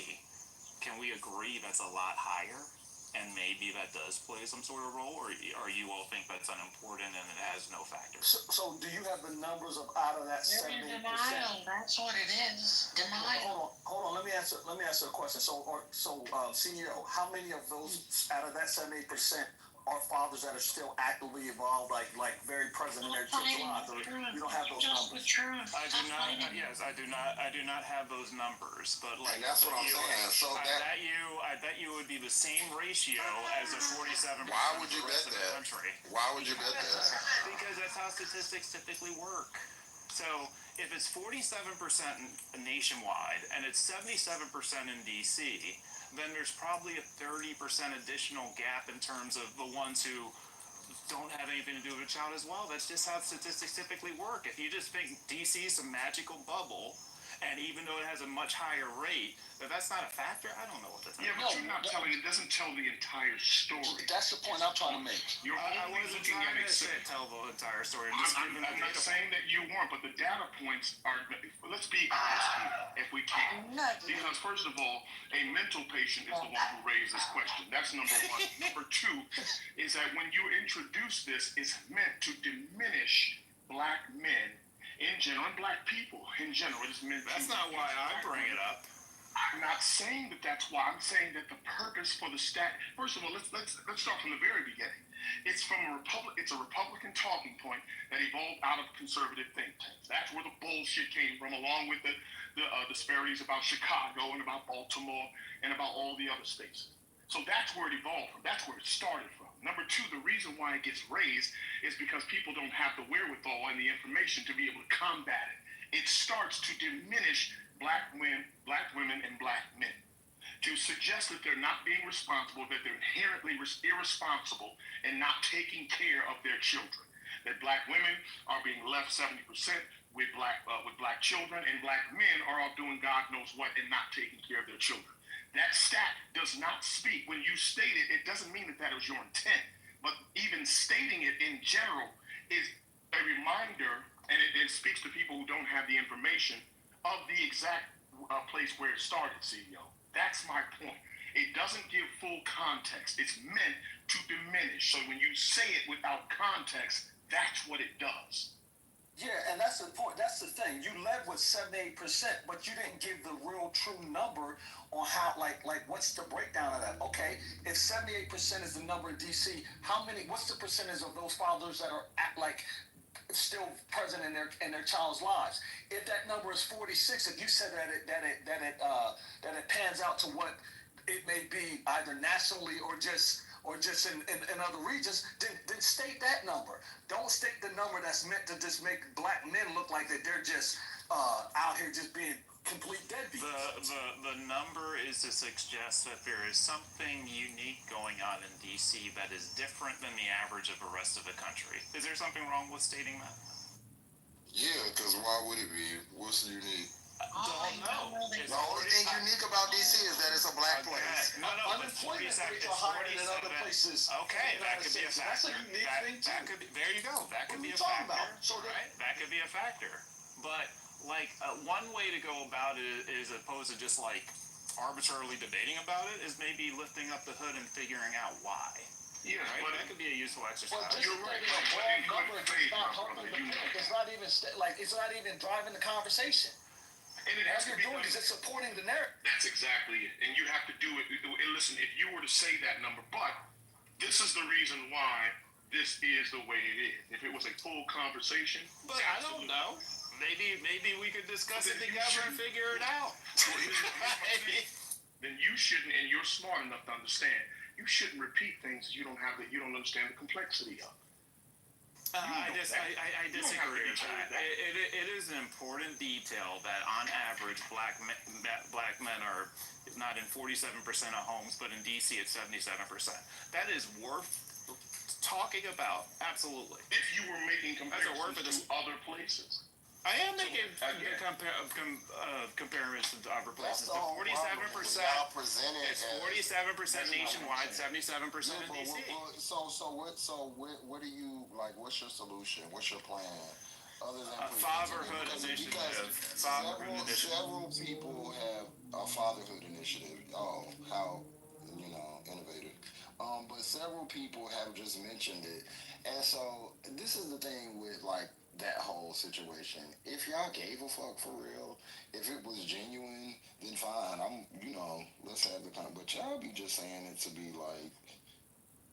To be shitting on people, and then it's not even like a whole like statistic. So Right, that's exactly what I'm saying. Just like if you're giving the stats for Oklahoma with the same kind of demographic and the same the earning capacity or the same economics as they would be reflective of DC, and they reflected the same thing. This is part of the full conversation, not isolating a place where black people reside in the most amount of numbers. Of course, there's going to be more black people doing more things if most of the people in that region are black. Right.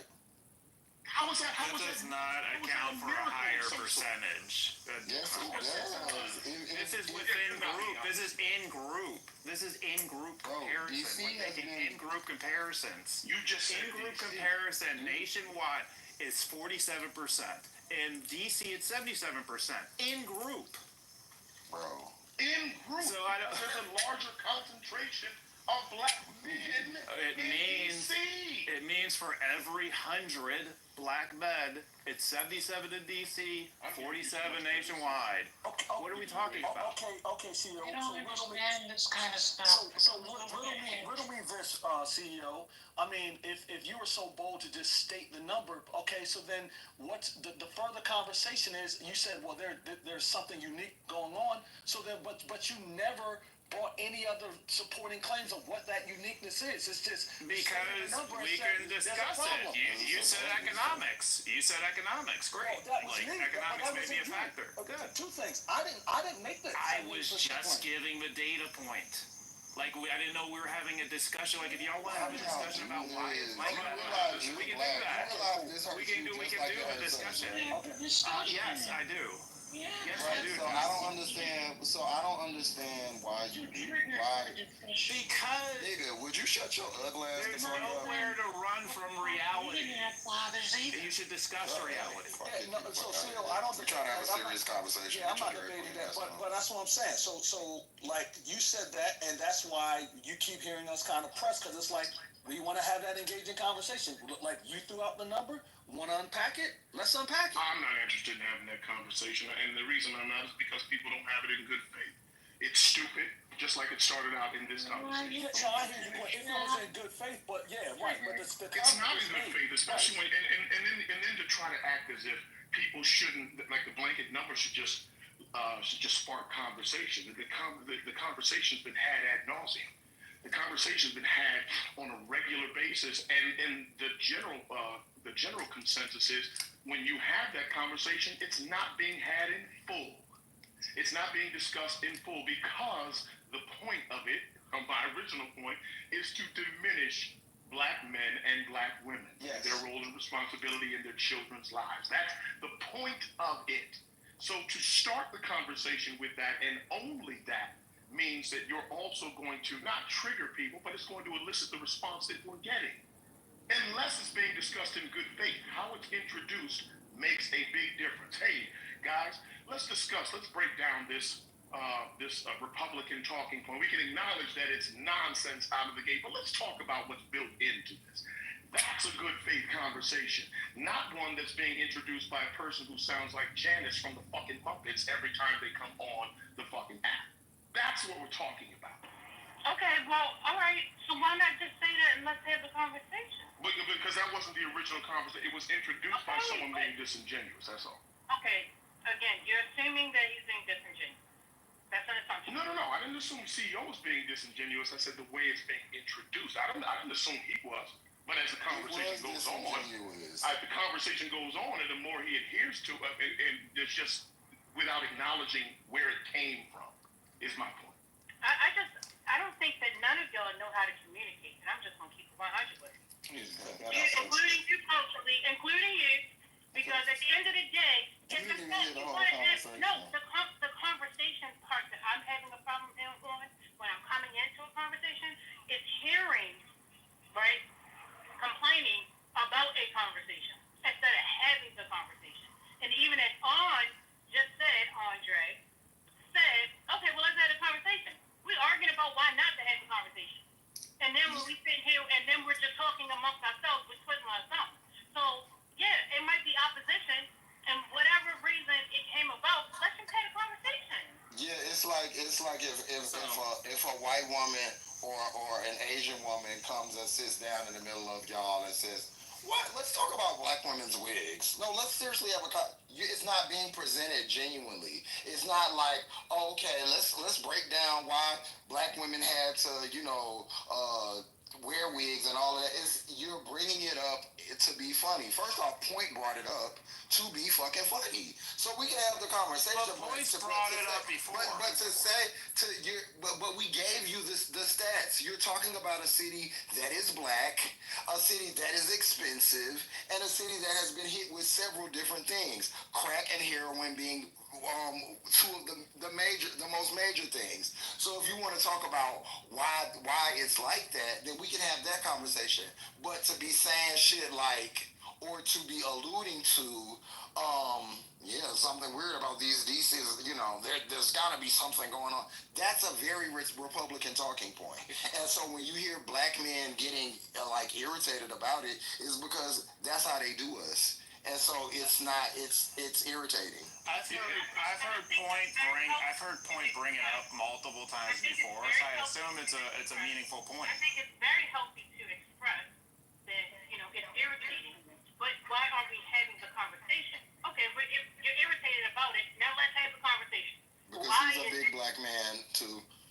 Yeah, and I shouldn't have to tell another big black man. Yeah, well, but First Lady, I mean, respectfully, I think what happened is, look, me and Point were having back and forth, friendly or just shots fired at each other, and and I'll be honest with you, I just don't feel like the comment came from a good place.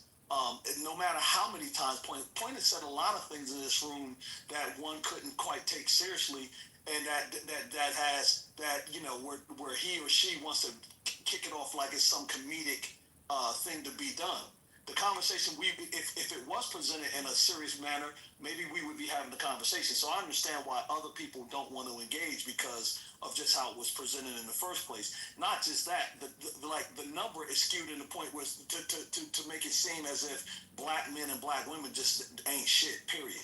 So yeah, I didn't suggest that. No, and I know. Yeah, and we can discuss it. I found some of the contributing reasons. I'm not saying you are CEO. I'm not saying. Yeah, and I don't think anybody said that you were. We were talking about where it originated. Now, if you're going to, even though I expressed that I was not interested in having it because I don't think it's worthy of conversation, especially when it's being introduced in the way that it has been. But I mean, we actually did get into some of the points. Is that and really it's the things that it actually misses, that it does not encompass, what it doesn't talk about, and just the statement itself is what it's meant to do. But it doesn't expand the conversation and talk about the things that are built into the so-called stack when it's always. So let's expand the conversation, like First Lady was saying.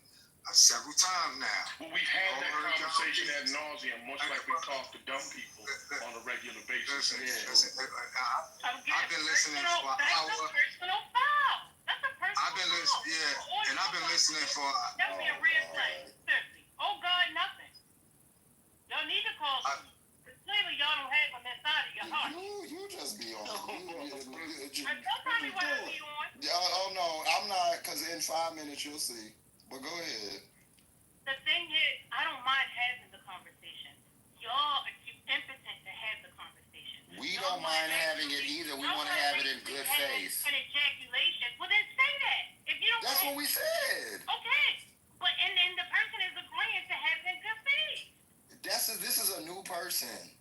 That's not how it was brought up. She brought it up trying to be funny. or whoever that, whoever, Yeah, but whatever. Well, we already know. But y'all can't. It's about point.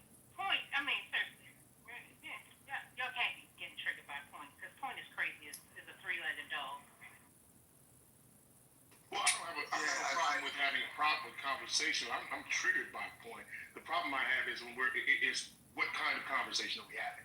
Like if we're having one in jest, that's different. I don't know. If But we're having one serious thing, then he shouldn't be pointed at. I'm responding to Andre when Andre said, "Well, let's have the conversation," and then I heard people say, I heard you specifically say, "No, I don't want to have the conversation." Yeah, I just thought I was the first person was pointless. Yeah, I did say that because I don't, and I said that because of the way it was introduced and discussing it is offensive. It almost feels like an explanation of sorts. And we've had the conversation again ad nauseum. But the point is, if we're having a conversation, well, that's what a social audio on the stage. Sometimes. Nah, you're right. But having a conversation, but what kind of conversation are we having? I don't know. Why don't we ask Andre? Well, no. I wasn't asking you. I'm asking in general. Okay, Andre, can you answer this question? Well, no. Listen, so First Lady, I agree with Quinn. When I even made the statement, I was like, yo, if it's coming from a place of like honesty and a good place, then let's have the conversation. But to Quinn's point, this was all posed not coming from an honest place so that we could have the conversation. It was somebody out here just, being performative, trying to make a point. That was it. So, like, I can agree why people don't want to have the conversation. Let me ask you a question, On. Let me ask you a question, On.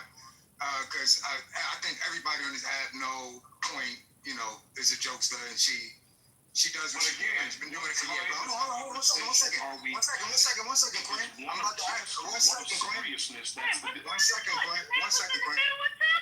Can you hear? Are you okay? He was sitting there talking. What's going on?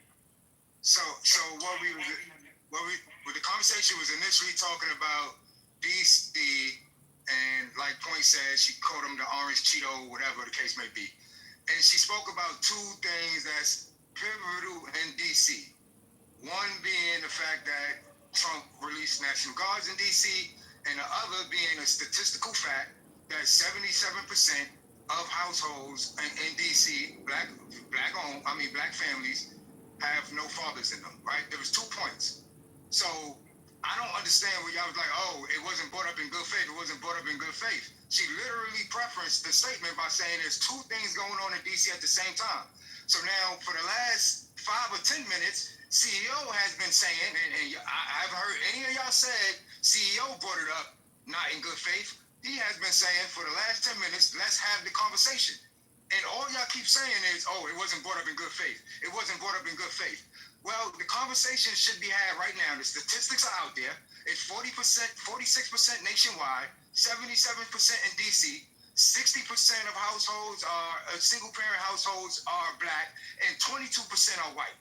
That's the stats. Now, can we discuss and break that down? We don't want to hear what y'all thought about what Point said or none of that. We just want to get into the meat and potatoes of why the homeless, the homes in DC, the fatherless homes in DC are the way they are. Y'all are black. Y'all tell us. Y'all are black too. We're not. None of us. Hold on. I'm responding to him. So y'all, the reason why people are saying this in bad faith, because y'all are black too, and all of y'all is fathers, but none of us father no kids in DC. So how we know is just as much as y'all know. Yeah, but I hear what you're saying. We don't live in DC. You're right. So, but the thing is, we're not triggered or we're not, taken aback by having the conversation. Like as a black man, I don't feel offended that we discussing why 77% of homes are fatherless. Like I don't know what it is to be offended about.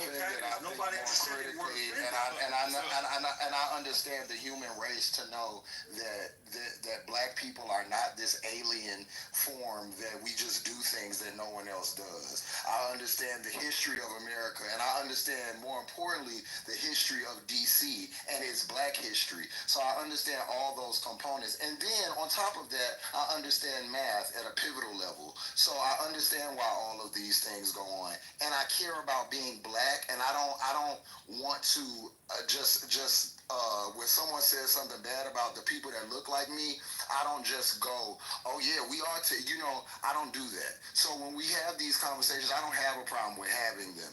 But when people present them as 77% of black fathers aren't in the home, okay, that's just a corner of the spectrum.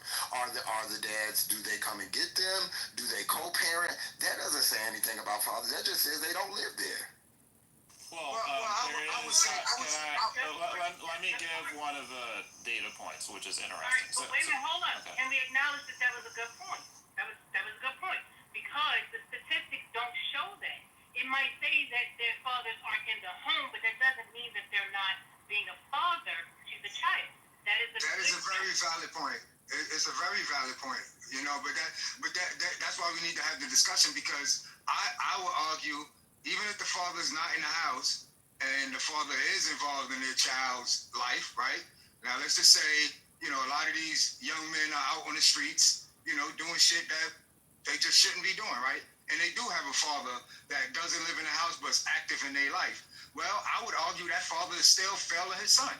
Like, whether you live in a house or not, if you still have the connection with your son and you're still parenting your son and he's out here running around drilling and sliding on shit, then you being a fucking bad father. Like, either way you slice it, you ain't doing your job as a man if you got your son out here running around here reckless as a young teenager. I don't know that is strictly on the father. I think that it's a whole, a culture. And I think that, it's some things that are being promoted to our youth. But I also would like to say that go look at Omaha, Nebraska, and go look at Indianapolis. The crime rates are way higher there. And those is white kids. Those aren't black kids. So if we're going to talk about crime, we're going to talk about why YNs is wilding out. We got to talk about why YWs, why I's, why, A's, why everybody wilding out. What's going on? So Jess, are we saying, and you said this, I just want to, before I go check it out, you said that the crime rate in Omaha, Nebraska is higher than the crime rate in Washington, D.C.? Is that what I heard you say? Omaha, Nebraska, I think Indianapolis, and there's one other, they all Republican cities. While DC's crime rate, DC has always been it's always had crime. Like, that's just DC. If you know anything about DC, it's been like that. But over the years, DC's crime rate has gone down 30%. And if you know DC in the 90s or the early 2000s and you go there now, you know it's different. Same with New York. Meanwhile, while it's going down 30%, Omaha, Nebraska, and Indianapolis have jumped up 30%. And these are Republican-ran cities, so it doesn't make sense. If you're going to do it, if you're saying that it's crime, because I agree. Look, my shit, I have, I'm a car person. My car has been stolen, broken into. Get these motherfuckers off the street. I agree with it. But send them to all these fucking cities. Send them to where they're needed most. Why are you sending National Guard to... DC should be down the list. They should be in Indianapolis first. Get them YNs and them YWs there, and then go to the place where... Don't just go to the black cities that you know that black people go to, like DC, like Chicago, like Atlanta. Those are the only cities he's talking about. Baltimore, all those places. So Jess, Pro women, look, CEO been trying to get in. I didn't hear from CEO. CEO, Justice made a lot of good points. Yeah, he is. And there's one point that has nothing to do with race in terms of why the father of the story is so high in DC. So 69% of adults living in DC are unmarried. That's compared to 49% nationwide. So there's just something about the lifestyle people choose in DC that is different from the rest of the country as well. Oh Lord. Okay. So I would like to bring up. That's not a race-based thing. Okay, but that doesn't help progress the conversation. It helps explain some of the numbers. It doesn't explain anything. We're talking about the problems. What I heard, and I could be wrong, I heard you personally say, I think it was you, you said that the reason why it is the way it is in DC is because of fatherless homes. Did you make that claim? I I said that was a factor, not the driving factor. Point said that was one of the two reasons. I don't think that's one of the top two reasons. Okay, but then you further down by doubling down and saying, well, these people are living differently than the other people outside of the United States. Like, come on, like we're trying to come together now. What's going on? Yeah. So the obviously the stats are skewed in a way, and it's a lot of variables. You got to add context to it, because even when he says 69% of the households are unmarried, right? So that could be the determining factor to say that 69% of the households are fatherless. But we all know there's a lot of people that's not married but still live together, right? So a father can actually be in the house, but that household could be deemed as fatherless just because the parents aren't married. So there's, it's a lot of context to it. But I wanted to go back to the cities, and a lot of things is why is Trump targeting certain these cities? So I just Googled, not just Google, but I'm going back to something I've been checked out. It's the top 10 most violent cities in the U.S. for 2025, right? You got Memphis, Tennessee, St. Louis, Missouri, Detroit, Michigan, Baltimore, Maryland, Cleveland, Ohio, Little Rock, Arkansas, New Orleans, Louisiana, Birmingham, Alabama, Kansas City, Missouri, and Oakland, California. This is in order from 1 to 10. You know what all of these cities have in common? They are all Democratic cities. Every last one. No, they're not. I got the. You want me to tell you the mayor's name and their political party? Because I can run that too. Just go ahead and finish what you said, sir. So every last one of those cities, the top 10 worst cities in America, are all Democratic ran cities. Every last one of them. So when we talk about why is he targeting these communities, why he targeting these communities are the fucking worst communities in America. Why wouldn't you target the worst communities in America when you're a president that's running your shit on law and order? Like, whether we subscribe to it, whether you agree with it or not, we know what he ran his campaign on. We know what he was going to do. We know what he stood for. You know he said he's going to be hard on crime. So if you're going to be hard on crime, wouldn't you go to the 10 worst cities first? Like that, come on, some of this shit is just like basic common sense. None of the cities you said is the cities he's going to. I didn't say DC, but DC is the capital. He's starting off with. But none of the cities you said are cities he's mentioned. Yeah, your point. Yeah, you didn't really support. He did mention Baltimore. You didn't really support your point because he isn't going after any of the cities that are in red states. Did you notice that? Say that again. Among those cities that you named, which one in a red state is he going after? Well, a few of them are in red states, but they Democratic ran cities. But is he going after any of it? Doesn't matter if a Democratic run. Because they're in a red state, you notice he's not going after them. Right? You do notice that, right? Do you know why? I can't say that. Do you know why? Because he's doing this for the midterms. So he's going after the cities that are going to score him the most points. Yeah, that may be a hell of a valid point, CEO. I'm not going to argue against that. You may be, it could be strategical. Maybe he's doing that for the midterms coming up, and then if he's really serious about what he's saying, he'll target those other cities after the midterm. He won't be 100% right about that. Midterms. He'll other thing is that almost every large city is run by a Democrat. Every large. So when y'all say this whole thing about like it's all Democrat-run cities, all of them are. The only one that's not is Dallas and Miami. That's the only large cities that don't have a Democratic mayor. But Jax, that's why a lot of them have white mayors, and you see he didn't mention Detroit. Because it just got a white mayor and their crime is off glass. And why are you mentioning Baltimore? Baltimore has the lowest crime that they've ever had on record right now. He also didn't mention none of the cities that he meant, that protagonist mentioned either. Right. So I'm wondering. Those cities that also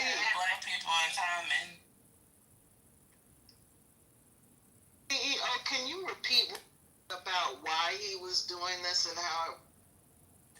Because when they run for the midterms, he's going to be able to say he cleaned up the blue states, right? So it's just a midterm play. He'll never go after St. Louis or anything that's in a red state because it doesn't harm political.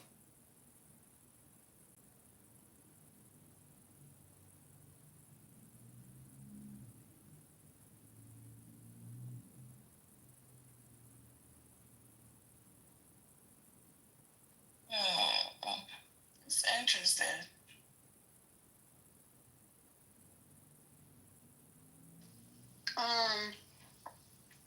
So yeah, what do you have to say about that, Pro? Come on, stop, girl. Will you stop? Get out my face. Oh, I'm gonna... What we doing, First Lady? my daughter. My daughter is in the kitchen. Yeah, Pro. So what do you say about that? Like, do you not see the inconsistency here, or are you just going to still ignore it? I mean, they have given a lot, so I'm not sure why you're not giving into the scene. His phone is broke. Oh, okay. Pro, if you're speaking, we can't hear you, sir. You need to leave the room and come back. It might just be that he's in shock that those facts are just too damn shocking for him. So, you know, he can't really say. Okay. That might be something, but I don't want to say.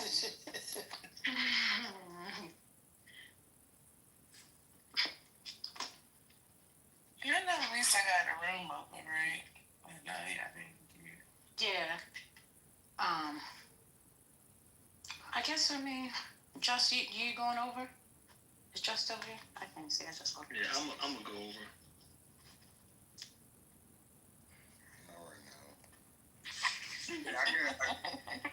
I guess y'all couldn't hear me. The iPad, I don't know. I couldn't hear y'all either, so I don't know. I don't even know if y'all heard the last thing I said. We didn't hear nothing you said. But one thing about Trump, this whole term that's even different than his first term, is everything he does is hyper political or for his pocket, like 100%. Well, we mentioned that all of those cities that you mentioned were not only Democratic cities, but they were heavily black cities. That's number one. We also mentioned that those said cities were in Republican states. That's number two. And we also mentioned that those cities that you mentioned weren't the cities that he mentioned. He meaning Trump. I don't know if you heard that part, but that's what we were talking about. No, I didn't hear that, but I wasn't bringing the cities up to say that Trump was talking about those cities. He was just, I think, just had mentioned something about Omaha, Nebraska, different cities saying that the crime rate was higher. So what I looked at is the top 10, worst crime cities in America, and I was reading off that list of what came up. That had nothing to do with Trump. I just was listing the top 10 cities. Did that have a year to it? Chicago in the top 10, but He was going off 2025 so far. I know the list. Yeah, 2025. Chicago is not up there. Yeah, so that's only for this year so far. Correct. Chicago is not up there, you said? No, Chicago's done it. Chicago's not up there. No, but Trump mentioned Chicago. And did. because it's a blue state, a black mayor. Well, let's be honest. Like, no. Let's deal with that right there. I'm about to deal with it. Like, wait a minute, hold up. Let's make sure we got all the facts and we agree on the facts. Okay? I just want to make sure.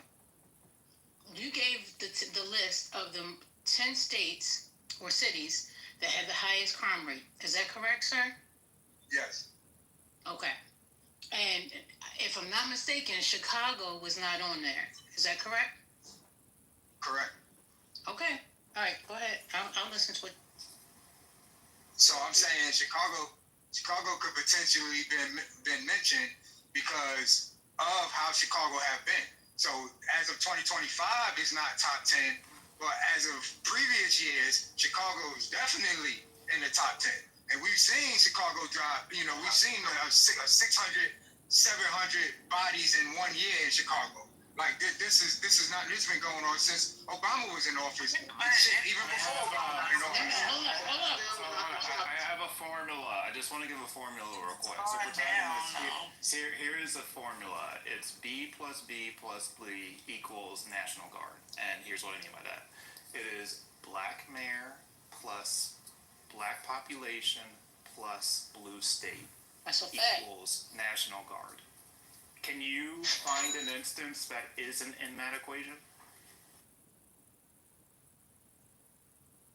I definitely can't tell you off the top of my head, but I do some research. I'll let you know if you're 100% correct or not. What? Okay, so but for the sake of argument, since we're here, because we don't normally get a chance to, have a long conversation with you for whatever reason, but I appreciate the dialogue today. And let's say that his formula is the case. What say you then?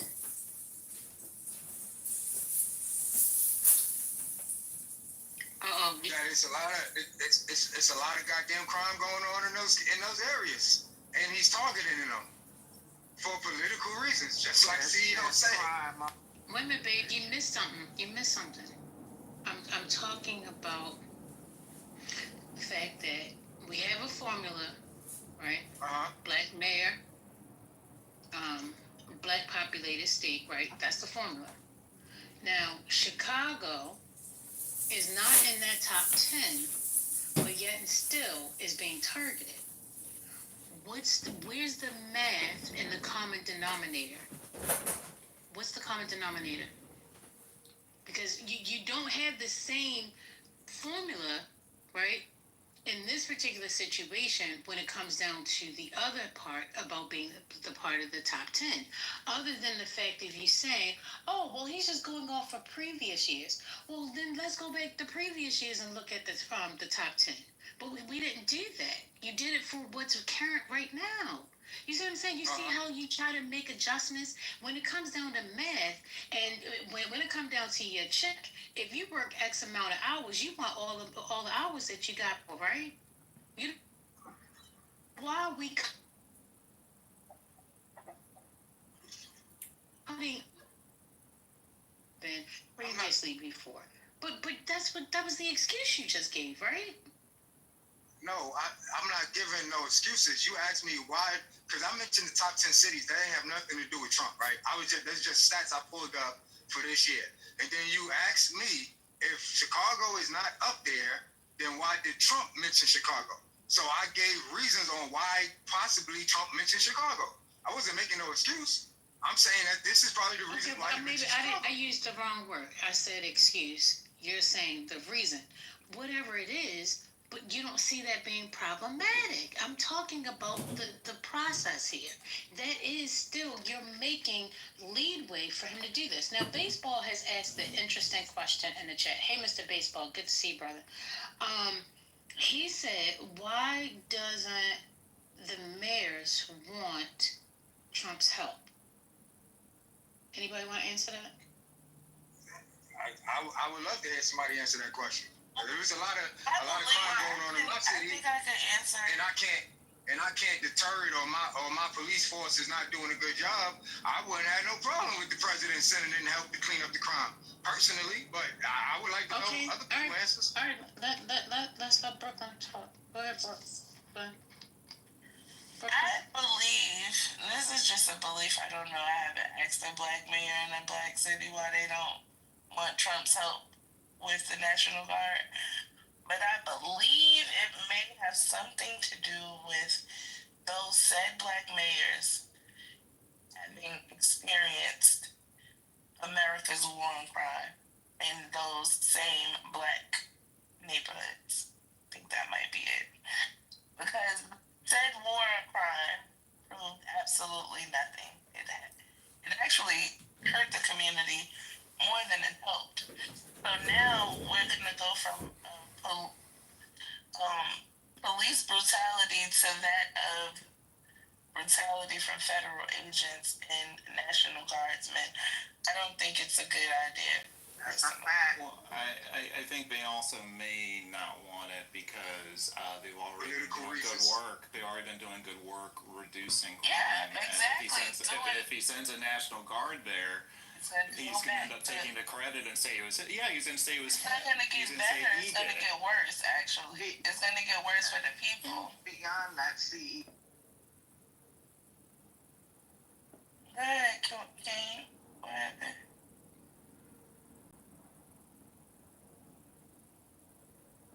So CEO, Yes. you said that Trump do things for political reasons and for the primaries and so on and so forth.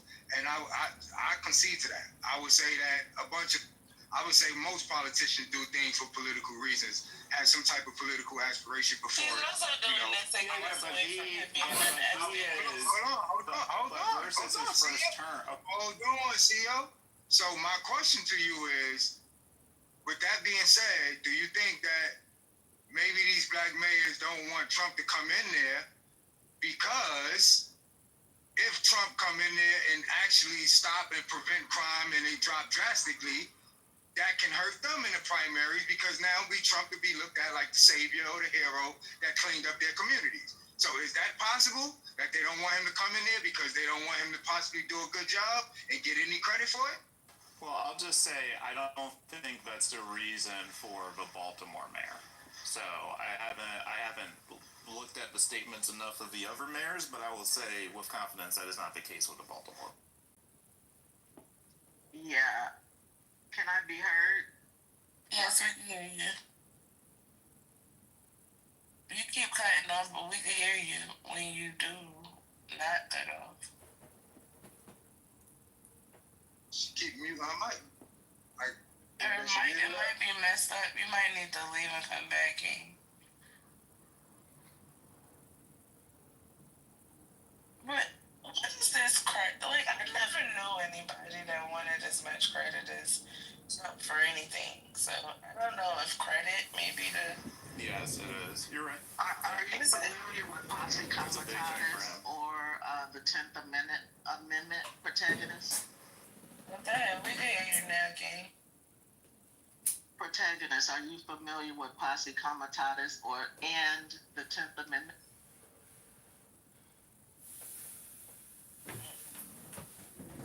It's, the 10th Amendment states that the federal government does not have authority to override a state when it comes. Once the authorization was authorized, and then Netanyahu then goes on, to play catch up and yeah, exactly, because Zimmer does not like him at all. Who authorized the investigation? The chief of the IDF, which is Wood, so he has authorization to do that, and so he did. Yeah, but is that so-called investigation going to be transparent? We need to think about adding more police. Maybe we need to think about what we're doing. We give a lot of money to, Ukraine. We give a lot of money to a lot of different people. So maybe we need to give more money to our police departments and our municipalities. Maybe the crime has already been going down without the police. Hold on. That's a good point. Police should get paid more, right? And you said that they probably welcome the guard. I guarantee you they're going to be pretty pissed off about maybe about 6 weeks from now when they realize that they're getting paid shit and the guard's getting paid like 4 times what they're getting paid. I'll tell you what it shows when the National Guard leaves and the crime still is rampant in Washington, D.C., and people are complaining.